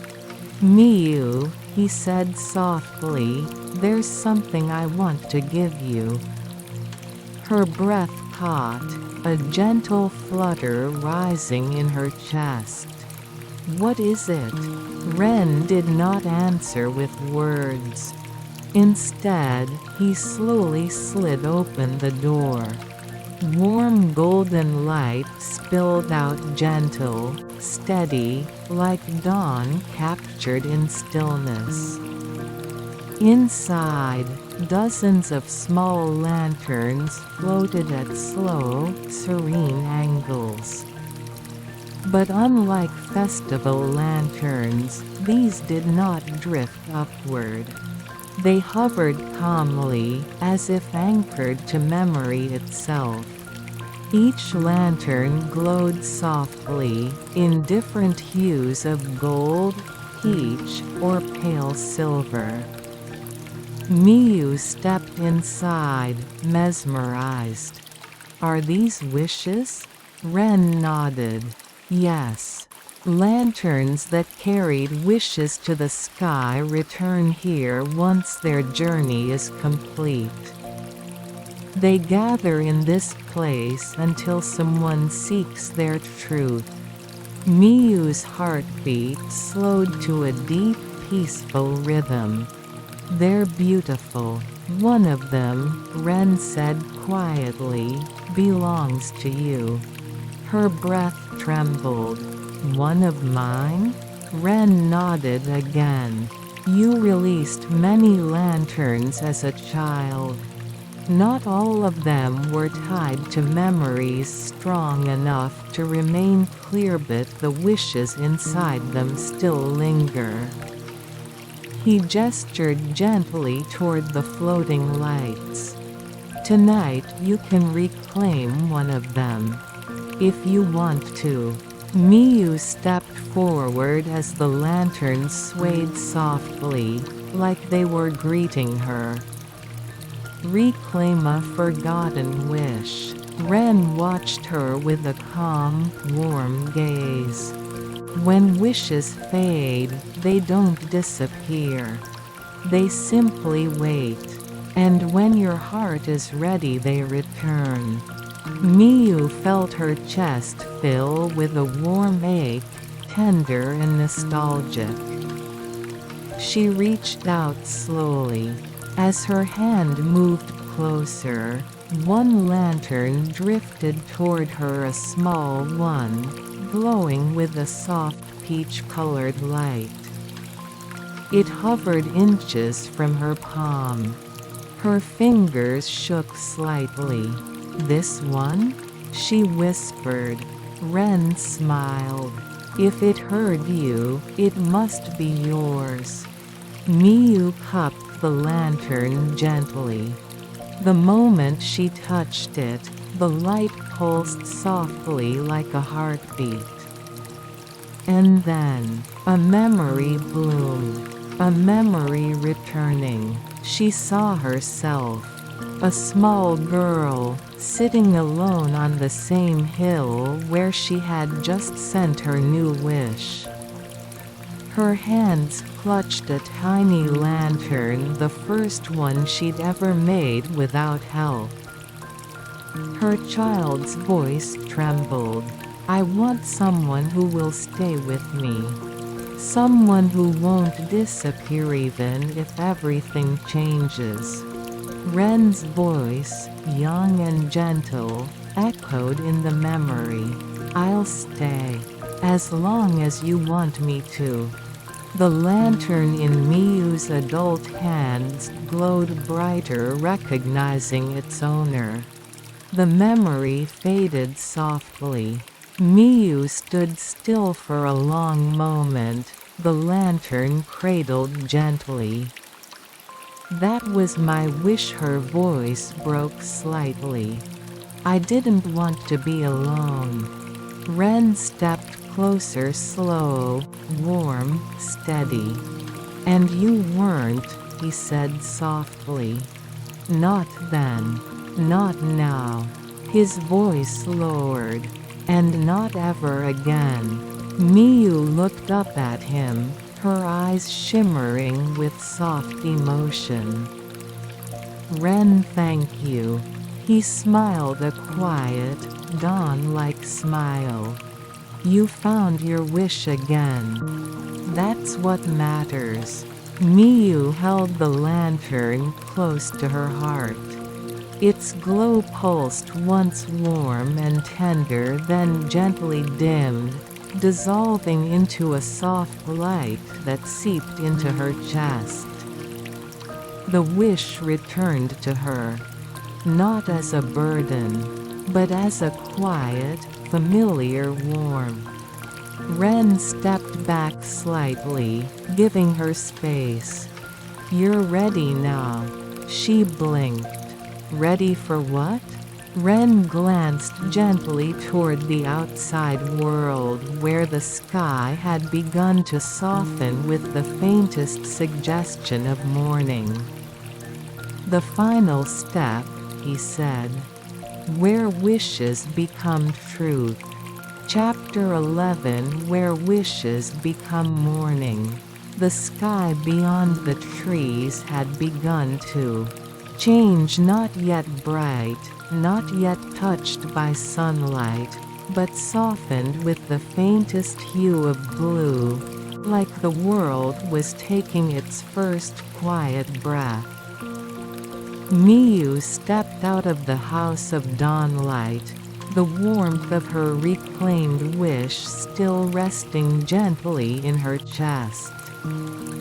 The forest felt different now, not mysterious, not distant but familiar, like a memory she had carried for years without knowing. Ren walked beside her, silent but steady. His presence felt like the soft beginning of morning itself. After a while, Miyu spoke. Ren, what happens now? Ren's gaze was calm, thoughtful. Wishes are meant to be carried forward. And yours has begun to awaken. Miyu touched her chest lightly. I can feel it. Warm. Gentle. Ren nodded. That warmth will guide you to the final place your heart needs to visit. Miyu looked at him quietly. And will you come with me? Ren smiled softly. I will walk with you as far as I can. But at the end the path will become yours alone. Her heart fluttered, not from fear, but from the tenderness in his voice. Why? She murmured. Why can't we finish the journey together? Ren paused, looking toward the horizon where the sky was slowly lightening. Because the last step is the moment your wish takes form. And wishes are born in solitude. Miyu's chest tightened faintly. Is this our farewell? Ren shook his head gently. No, not farewell. Simply a threshold. He turned to her. When you cross it, you won't lose me. You won't lose any part of this night. But the journey will become yours fully, clearly. Miyu looked down, struggling to understand. I don't know if I'm ready. Ren's voice softened, warm as the first glow of dawn. You are. You found your forgotten wish. You remembered your promise. And you spoke a new wish from your heart. He reached out, brushing a strand of hair gently behind her ear. Miyu, you're stronger than you know. Her throat tightened with quiet emotion. Ren, thank you. He smiled faintly. Let me show you the last part. The ridge where night gathers light. They walked through the thinning trees until the forest opened onto a high ridge overlooking the entire valley. Miyu stopped. Below them, the village lantern festival shimmered like a sea of floating stars. Hundreds of warm lights drifted gently upward, rising to meet the fading night. The sight stole her breath. It's beautiful, Ren nodded. This is the place where the festival's light gathers before dawn. A soft breeze moved through her hair. The lanterns below flickered like an ocean tide. Miyu took a step forward, her heart quiet and full. It's like all the wishes of the village are rising together. Exactly, Ren replied softly. And yours will join them, but in a different way. She looked at him. Different how? Ren hesitated, the first sign of vulnerability she had seen in him since the night began. Miyu, he whispered, the final form of your wish is tied to me. Her breath caught. To you? Ren nodded. You wished not to be alone. You wished to stay connected. You wished to remain by the side of someone who won't disappear. He looked at her with a tenderness that made her heart ache warmly. And I am the echo of that wish. The one who grew from it. She stared at him, the truth unfolding slowly. You mean you exist because of my wish? His smile was gentle, tinged with melancholy. I am the part of your heart that answered your call. The companion you asked for. The memory that would not let go. Miyu's eyes widened, a soft tremor moving through her chest. Your wish given form? Yes. Her hands trembled slightly. Then if my wish ends, will you disappear? Ren's voice was soft, incredibly soft. No, not if you choose to carry me forward. Not if you let the wish become part of you. Miyu felt something warm like dawn rising from within. How'd I do that? Ren stepped closer. Very close. His voice dropped to a breath. You let the wish awaken fully. You let yourself remember not just me, but the part of you that created me. He lifted her hand gently, placing it over his heart. And Theni won't be outside you anymore. Miyu swallowed softly. Will it hurt? Ren shook his head. No, it will feel like waking up. The ridge filled with silence, the gentle, luminous kind. Finally, Ren squeezed her hand. Come. The sky is almost ready. The threshold of dawn. They walked to the center of the ridge, where a faint circle of light shimmered on the ground, pale, soft, like the reflection of a sun that had not yet risen. Ren stopped at the edge. This is as far as I can walk. Miyu turned toward him slowly. Ren. He looked at her with warmth that felt like a long embrace. This isn't goodbye, he whispered. This is a beginning. He lifted her hand and pressed it gently to his lips. A soft glow passed from him into her fingertips, warm and peaceful. You're not losing me, he murmured. You're finding where I've always been. Miyu felt tears gather, not painful, not sad, but full of something vast and gentle. Ren, will I see you again? Ren smiled softly. You will feel me, every time your heart is quiet enough to listen.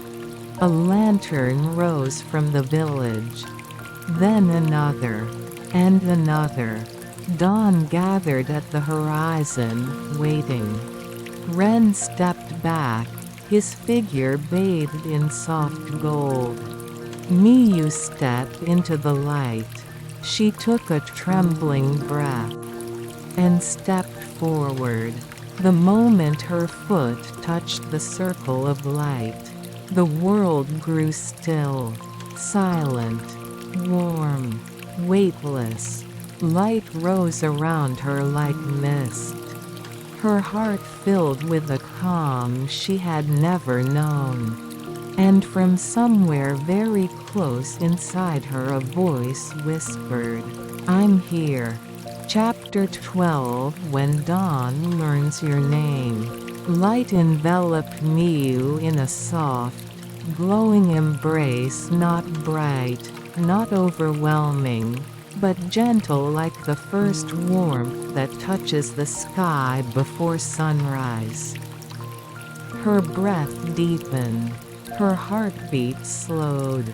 Everything around her dissolved into shimmering gold, as if the world were made of sunlight waiting to be born. The voice that whispered I'm here echoed again, closer, warmer, inside her chest. Miyu closed her eyes. Ren? She spoke the name softly, as though afraid the sound might shatter the moment. But instead of fading, the warmth grew stronger. I'm here, the voice repeated, a tender echo woven directly into her heartbeat. Miyu placed a hand over her chest. A soft pulse answered. You're inside me? She murmured. A quiet warmth responded, not words, not exactly, but emotion, as clear as morning air. Yes. I've always been. You just forgot how to hear me. Miyu inhaled softly, her body relaxing into the golden glow. Then what am I seeing now? The light around her shifted and slowly, the world began to take shape. A world made of memory and dawn. She stood in a place she recognized and didn't recognize at once. The ridge was still there, only softer. The forest still surrounded her, only gentler. The sky still darkened and brightened at the horizon, only more luminous, as though painted by a memory rather than the sun. Everything looked like the world she had known, yet softened, warmed, as if touched by the essence of a dream she had carried for years. Miyu turned slowly, and there standing a few steps behind her was Ren. But he wasn't illuminated by moonlight anymore, nor by lanterns, nor by the soft glimmer of forest paths. He was illuminated by her. His form shimmered faintly in dawn like hues gold, peach, warm white, as if he were made of the very light rising from within her heart. Miyu's breath trembled. Ren. He smiled softly, the same gentle smile he had always given her, only now tinged with a quiet transparency, like the reflection of a beloved face on calm water. "Miyu," he said, "you've reached the center of your wish." She stepped closer. "You mean this place?" Ren nodded. "This is where your heart meets your memories. A place between what was and what will be." Miyu looked down at her hands, glowing faintly. "So this is inside me." "Yes. This is your dawn. The meaning of dawn." Miyu looked up at the sky. It was changing slowly, delicately. The deep blue of night was melting into pale gold. Not sunrise, exactly, but the moment just before it, the breath the world takes before waking. Ren stepped to her side. "Do you know what dawn is, Miyu?" She nodded softly. "The time when night turns into day." Ren smiled. "That's the surface. But in the old stories of this valley, dawn is something deeper." He turned to her, his voice calm and warm. "Dawn is the moment a wish becomes strong enough to walk with you into the world." Miyu felt her chest tighten gently. "So my wish, this feeling you?" Ren nodded. "Yes. I am your dawn light, the shape your wish took to protect you. To accompany you.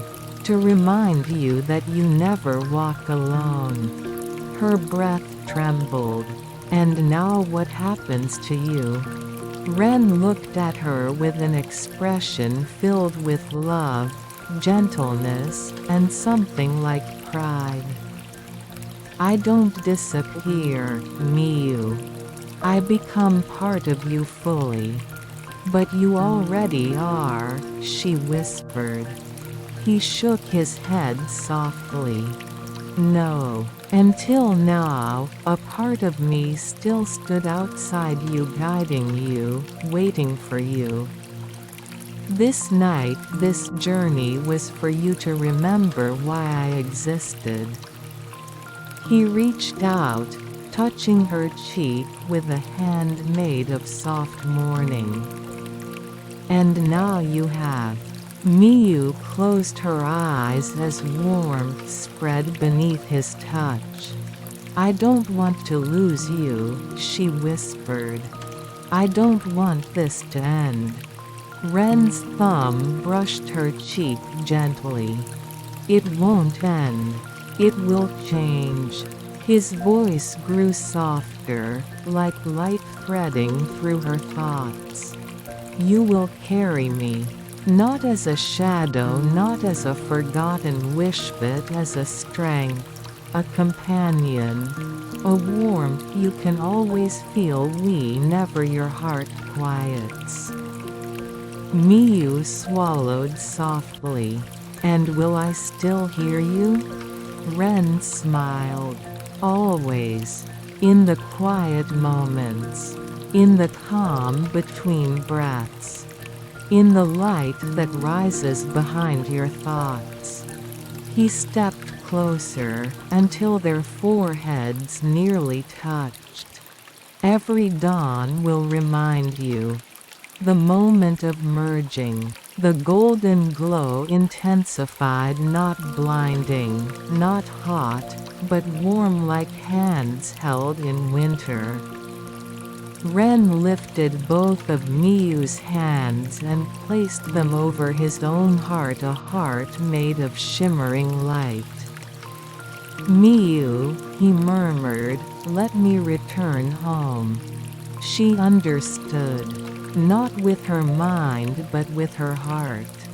She closed her eyes and pressed her hands gently into his chest. Light blossomed.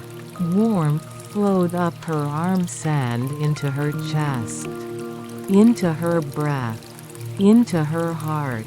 Ren's form glowed brighter, softening, melting, becoming light. Miyuhi's voice was inside and outside at once. "Thank you for remembering me." Her tears fell, silent and warm. "Thank you for waiting."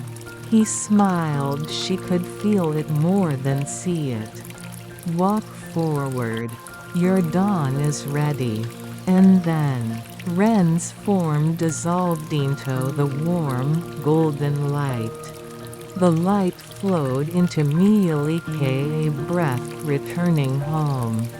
Her chest glowed softly golden, warm, steady. Ren's voice whispered within her, "I'm with you." The first morning, when Miyu opened her eyes, she stood on the ridge alone but not alone. The horizon bloomed with pale rose and gold, the first true sunlight touching the edge of the world. She placed a hand over her heart. Warmth answered. She breathed in the new day. And with dawnlight gently pulsing inside her, Miyu began to walk forward. Chapter 13. Lanterns that never fade. The sun had just begun to lift itself over the horizon. Yet the world still held the hush of night, a gentle silence that lingered like fog after rain. Miyu walked slowly down the ridge path. Her footsteps felt lighter now, as if the earth rose just slightly to meet her with every step. She paused once, placing a hand over her heart. The warm pulse she felt there wasn't fast, wasn't loud, just steady, like a lantern glowing behind frosted glass. Ren was there. Not as a voice separate from her, not as a silhouette in the forest mist, but as a warmth that flowed with her breath and heartbeat. Her lips curved softly. "Let's go home," she whispered. A gentle warmth answered, as if agreeing. The forest in morning light. As Miyu descended, the forest greeted her in its waking colors. The tall cedar trees, which hours before had swayed under moonlight, now shimmered with soft morning dew. Thin rays of sunlight filtered through the branches, turning each drop of dew into a tiny lantern. She slowed, admiring the quiet sparkle. "This forest feels different," she murmured. A warm pulse spread across her chest, a sensation like someone smiling inside her. She understood the feeling. It wasn't the forest that had changed. It was she. Her breaths were deeper. Her steps were calmer. Her mind no longer cluttered with the quiet anxieties that had once clung like mist around her. The path, once winding and shadowed, felt open as though gently guiding her rather than challenging her. Lanterns still glowing in the distance. When she reached the edge of the forest, Miyu paused. Down in the valley, she could still see the remnants of the Lantern Festival, faint glimmers drifting along the river, their lights soft in the rising day. The night-long celebration had ended, yet some lanterns still floated, refusing to extinguish. Their gentle glow wavered in the morning breeze. Miyu watched them with quiet fascination. They're still shining. A warmth brushed her heart. Just like you, the feeling seemed to say. She smiled softly.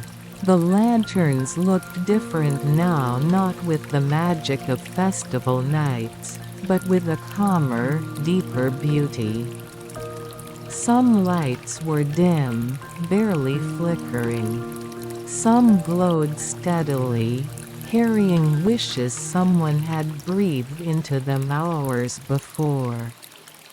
One lantern drifted closer to the riverbank where she stood. Its paper sides were waterlogged, softened, but still holding shape. Miyu knelt beside it. A single character was painted on its side, faint but visible. Yuan Wish. She touched its edge gently. Everyone has a wish they're trying to protect, she said softly. A warm pulse echoed in her chest. Even you, the warmth whispered. Miyu's eyes softened. Yes, even me. She watched as the lantern drifted away, swaying gently on the river's surface. Walking through the waking town. By the time she reached the town, the early morning bustle had just begun. Shopkeepers were lifting wooden shutters. Old women swept their doorways. Children, still half asleep, shuffled beside their parents on the way to the shrine. Miyu walked through the streets quietly. Several villagers who recognized her greeted her cheerfully. "Oh, Miyu-chan, you're up early. Heading back from the ridge? You didn't catch a cold, did you? You're glowing this morning. Something good happened?" Miyu laughed softly, bowing politely. "I'm fine. Just took a long walk." Her voice felt airy, warm like sunlight woven through her words. She felt Ren's presence respond gently, a quiet affirmation that warmed her spine. For the first time in a long while, Miyu didn't feel the small weight that used to press against her thoughts. Didn't feel the quiet ache of loneliness that used to hide behind her smiles. She felt present, grounded, carried, returning home. When she finally reached her small house at the town's edge, Miyu paused at the entrance. The wooden porch still creaked softly when she stepped on it, the way it always had. She opened her sliding door and stepped inside. Morning light filtered through the thin paper windows, casting soft patterns on the tatami floor. Everything was familiar, safe, warm. She placed her hand on her chest again. Ren's presence pulsed gently, a warm, steady glow. "I'm home," she whispered. Warmth answered. Her shoulders relaxed. For the first time in months, Miyu felt no rush to busy herself, no urgency to distract her thoughts. Instead, she sank onto a cushion, letting the quiet morning wrap around her. Outside, a soft breeze rustled the bamboo. Inside her, Ren's warmth settled deeper into her breath. Everything felt steady. Everything felt right. A promise carried in the quiet. Miyu closed her eyes. The scent of tatami, the whisper of wind, the warmth in her chest all blended gently. And then, as if carried by the morning breeze itself, a whisper drifted through her mind. "Your wish will walk with you." She smiled, eyes still closed. "And I won't lose it again." The warmth inside her pulsed like a lantern flame, steady, unwavering. And Miyu knew, her journey wasn't ending. It was beginning. Chapter 14: The Quiet Lantern Inside. Morning softened into mid-morning, and the gentle hush that follows dawn settled over the valley like a warm blanket. Miyu remained seated on her cushion, eyes half closed, breath slow and deep. Her hand rested lightly over her heart. There beneath her palm a soft warmth pulsed in slow waves, as rhythmic and steady as the calmest tide. Ren was no longer a figure she needed to look for. No longer a voice carried by the wind. No longer a presence waiting in the shadows between breaths. He was simply there, quiet, warm, part of her. Like a lantern glowing in the deepest part of her chest, a lantern that would never again flicker out. Miyu inhaled softly. The air felt different inside her home still. The same scent of tatami, still the faint sweetness of morning light, but deeper somehow, as if everything carried a quiet resonance. A fullness she had never noticed before. A home that breathes with her. She rose slowly, stretching her arms above her head. Her joints loosened one by one, releasing the last bits of nighttime stillness. As she moved around the room, her home felt almost alive. The wooden floor warmed beneath her feet as if greeting her. The light through the shoji screens shimmered gently, as though brushing her shoulder with soft fingertips. She touched the small table near the window, running her fingers along the smooth grain. Everything felt more textured, more present, more hers. Ren's warmth pulsed in answer. "You're noticing the world again." She smiled. "Yes, I think I am." It had been a long time since she'd truly felt this, the subtle beauty woven into ordinary things. A river of thoughts that flows gently. Miyu stepped outside onto the small porch. The breeze carried the scent of cedar and distant river water. Somewhere, a wind chime tinkled, its sound soft and round like droplets tapping on porcelain. She let her thoughts drift. Before this night, she had felt weighed down by memories she couldn't quite name, a heaviness that followed her like a faint shadow. Not sadness, exactly. Not fear. Something quieter. Something like forgetting herself. She exhaled slowly. Now her thoughts felt different. Clearer. Warmer. Moving at their own gentle pace rather than spiraling or pressing.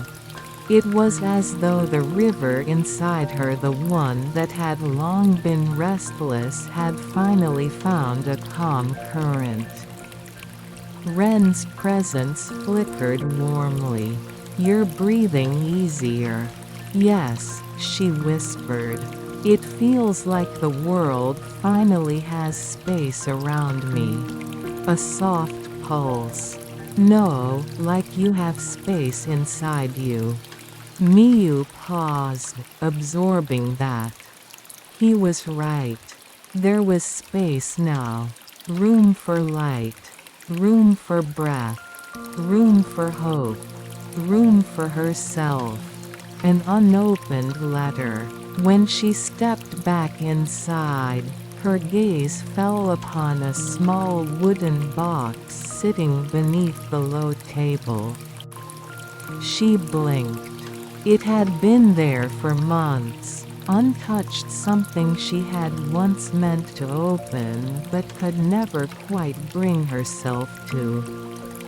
She knelt before it. Her fingers brushed the lid. Inside was a single envelope. Cream-colored, slightly yellowed at the edges.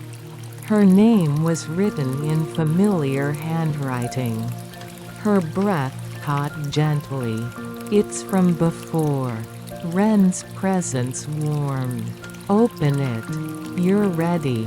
She hesitated only a moment before sliding her finger beneath the flap. Inside was a single sheet of paper, folded neatly. Her heart thudded softly, not with fear, but with anticipation.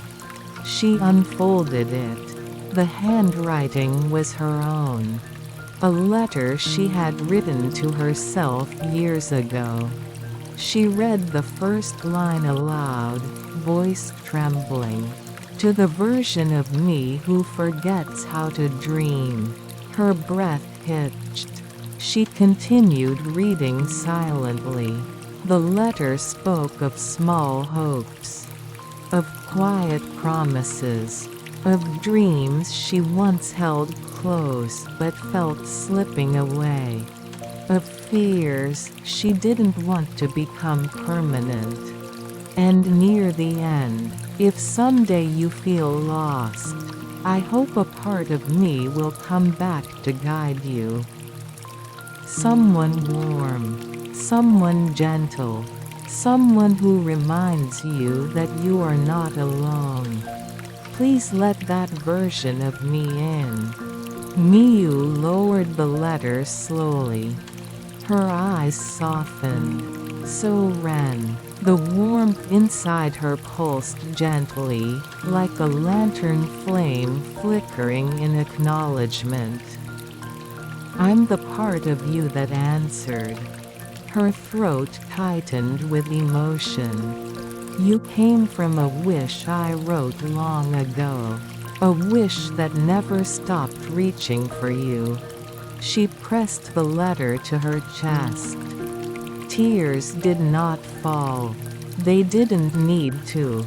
The emotion was soft, not overwhelming, but tender, like a long-forgotten melody finally remembered. A quiet, luminous acceptance. Miyu placed the letter carefully back into its box and closed the lid with both hands.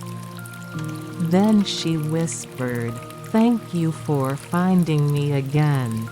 Ren's warmth replied with steady, gentle radiance. "Thank you for choosing to open the door." She took a slow breath, letting it fill her chest and spread through her whole body. The quiet inside her, the deep, peaceful quiet, felt like an ocean of lantern light. Not bright, not loud, but endless. And she understood something. This journey, this night, this dawn. It had never been about discovering something new. It had been about remembering something she once cherished but had tucked away in the corners of her own heart. A gentle courage, a quiet light, a soft companionship. Hers, always, a day that asks nothing of her. The sun rose higher, warming the edges of her home. Miyu lay down on her futon, pulling a light blanket over herself. Her breath deepened. Her body grew heavy with calm. Her mind softened like a lantern floating toward the horizon. Inside her chest, Ren's presence glowed softly.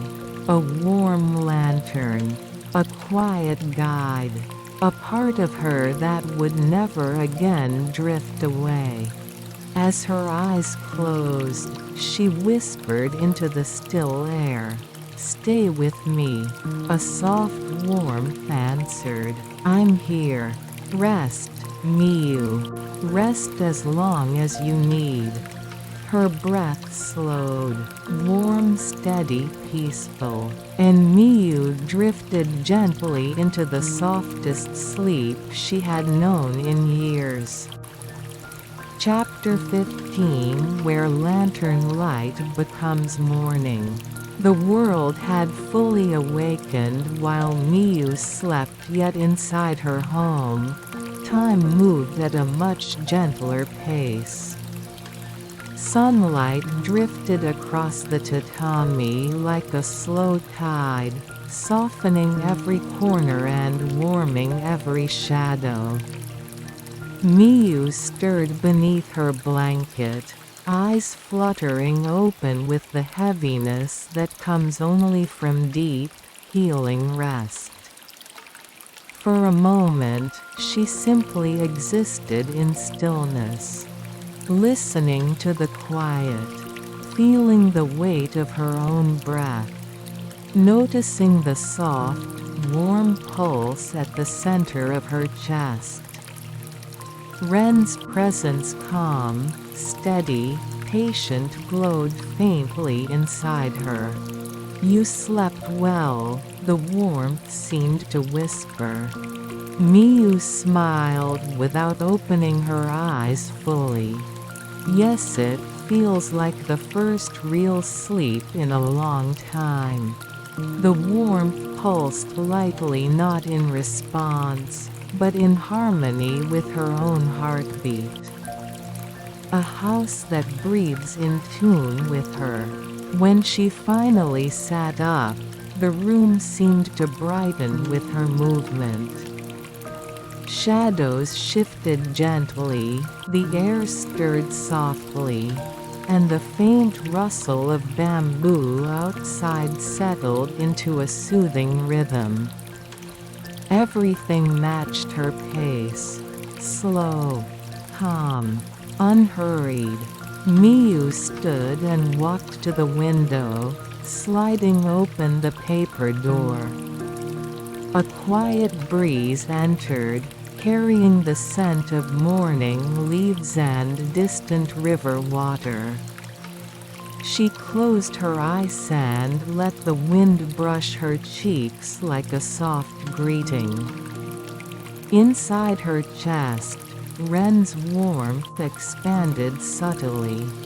"The world feels lighter now, doesn't it?" "It does," she murmured. "Like it's breathing with me."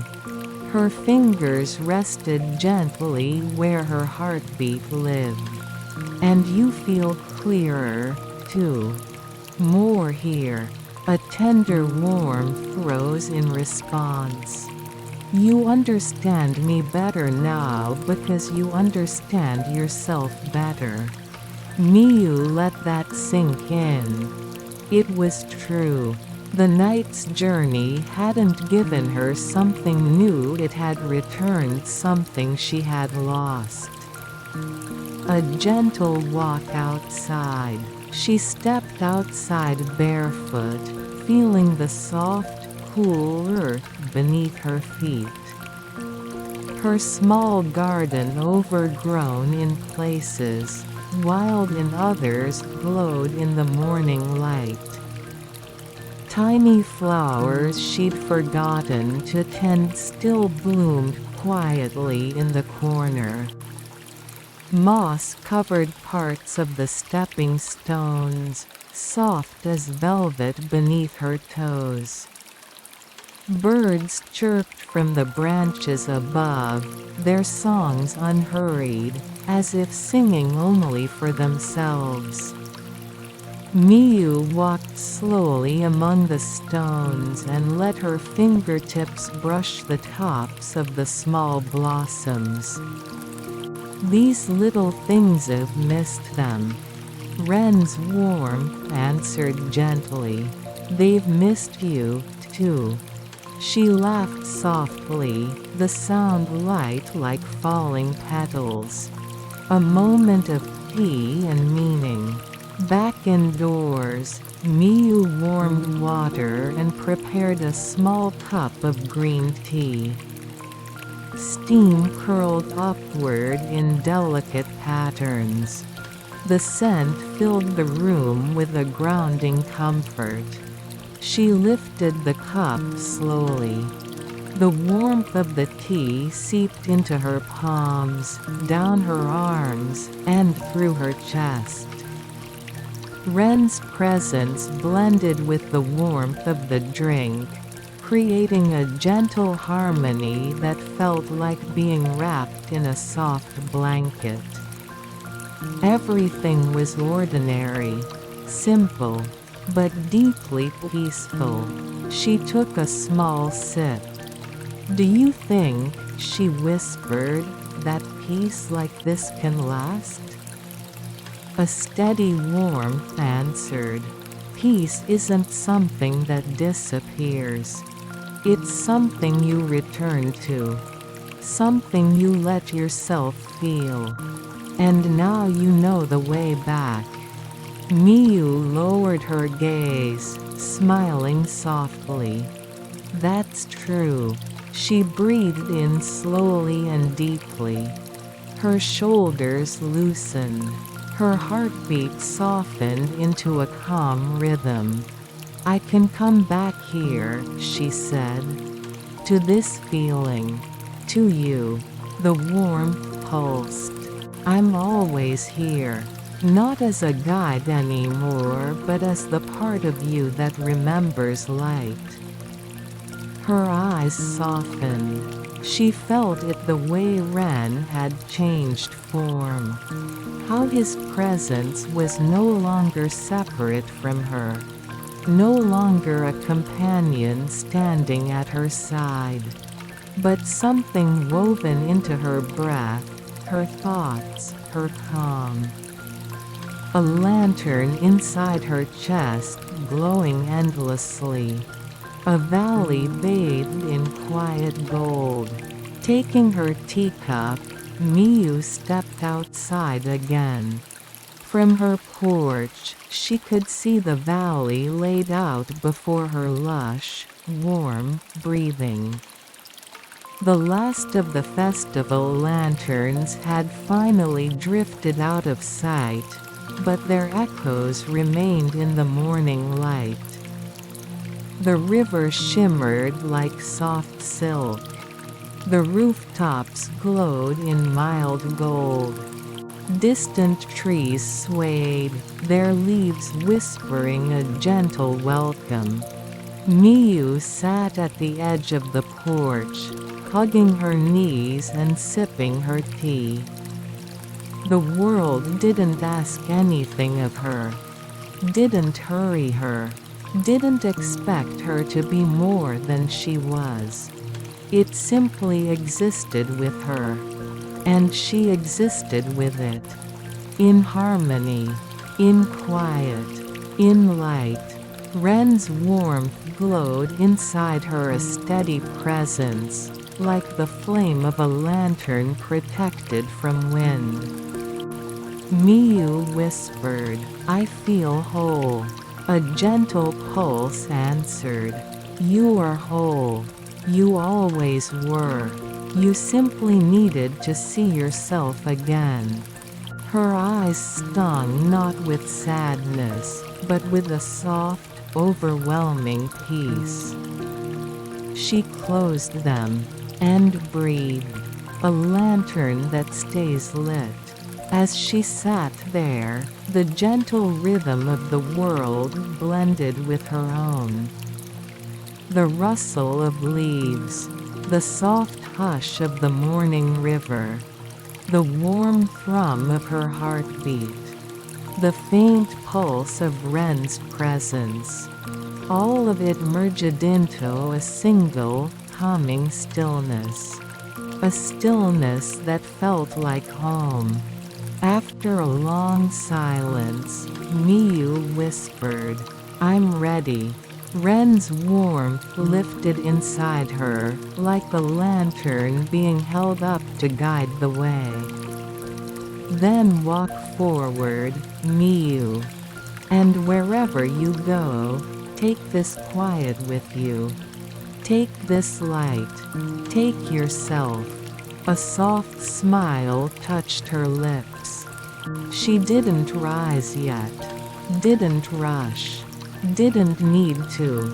She simply sat, wrapped in morning glow, the lantern inside her chest shining gently. A light that would never fade. A warmth that would always return. A companion that lived within her breath. A part of her story. A part of her. Forever. Epilogue. When the lantern becomes the dawn.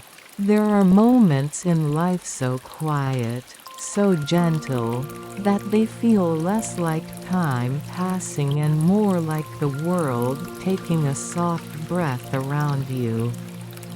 Miyu sat on her porch in the slowly warming air, teacup empty beside her, the breeze brushing her sleeves with tender fingertips. The valley before her shimmered in gentle gold. The last traces of the festival, the glow of lanterns, carried away before dawn. The soft memory of music drifting through the night had settled into stillness. A stillness that no longer felt empty. A stillness that felt full. Inside her chest, the warm lantern glow, the presence of Ren remained steady, serene. No longer a companion standing outside her. No longer a voice in the dark. But a quiet, enduring part of her breath. A promise kept. A wish remembered. A dawn that had chosen to stay. A valley at peace. The sunlight warmed the tips of the cedar trees, catching in the branches like halos. Birds drifted across the sky in loose, unhurried arcs. their wings trailing soft shadows. The river murmured gently in the distance, its surface smooth and forgiving, as if carrying the world on its back. Everything looked ordinary in the way only something deeply loved can be. Miyu wrapped her arms loosely around her knees and rested her chin atop them. She felt the warmth inside her stir. "Are you listening?" the presence whispered without words. Miyu nodded. "Yes. This quiet is yours." Her breath trembled softly. A gentle truth settled into her. She had not been seeking someone to save her, nor someone to guide her through darkness. She had been seeking a way back to herself, to the part of her that believed in kindness, in possibility, in the beauty of small, quiet things. A part of her that had waited patiently to be remembered. And when she finally listened, that part came forward softly, warmly, like a lantern lit at the edge of sleep. A heart that glows without asking. Miyu closed her eyes. The warmth pulsed in slow waves, not calling her to action, not pushing her forward, but simply being there. Steady, calm, present, a companion who asked for nothing except that she breathe deeply and rest fully. She whispered, "Will you stay?" There was no hesitation in the answer. Always. Her heartbeat softened into the same gentle rhythm, as though her body and the warmth inside her were breathing in perfect unison. And for the first time, Miyu understood something she had never realized. The lantern inside her was not a symbol of something fragile. Not a flickering hope in danger of going out. It was a light built from every quiet moment of courage she had ever shown. Every tenderness she had ever chosen. Every step she had taken even when she felt lost. It was her strength, not loud, not sharp, but enduring. A dawn that walked inside her. The valley, the breeze, the light. She opened her eyes again. The world shimmered softly, as though wrapped in a warm veil. Small petals drifted on the air from unseen branches, spiraling slowly to the ground. Their movement was so gentle, so patient, that watching them felt like slipping into a dream. Miyu watched the petals fall and felt a quiet smile form. Everything in this valley, every sound, every breath of wind, every shift of light had become part of her journey.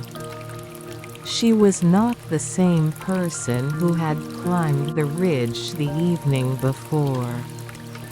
She had returned lighter, warmer, whole. And the valley welcomed her with its softest voice. A dawn that never leaves. The sun climbed a little higher, its light spreading across the rooftops, across the river, across her hands resting quietly in her lap. Miyu let the warmth sink into her skin, letting it mingle with the lantern glow inside her. The two lights, the sun above, and the wish within her, blended until she could no longer tell them apart. A breath left her lips, slow and calm. She whispered, just loud enough for the morning breeze to hear. "Thank you." Inside her chest, the warmth swelled gently. "Walk your days softly, Miu." And when night comesile light the way from within, peace washed over her like a warm tide. No rush, no fear, no noise, just a lingering glow, a lantern becoming dawn, a dawn becoming breath, breath becoming stillness. She leaned her head against the porch post, eyes drifting closed once more. The world blurred into soft color, then into gentle darkness, then into a quiet that held no weight at all. In that quiet, she slept not to escape the world, but to rest within it. Carried by warmth, held by light, followed by dawn, and in her sleep, the lantern inside her glowed with a steady, endless, peaceful light.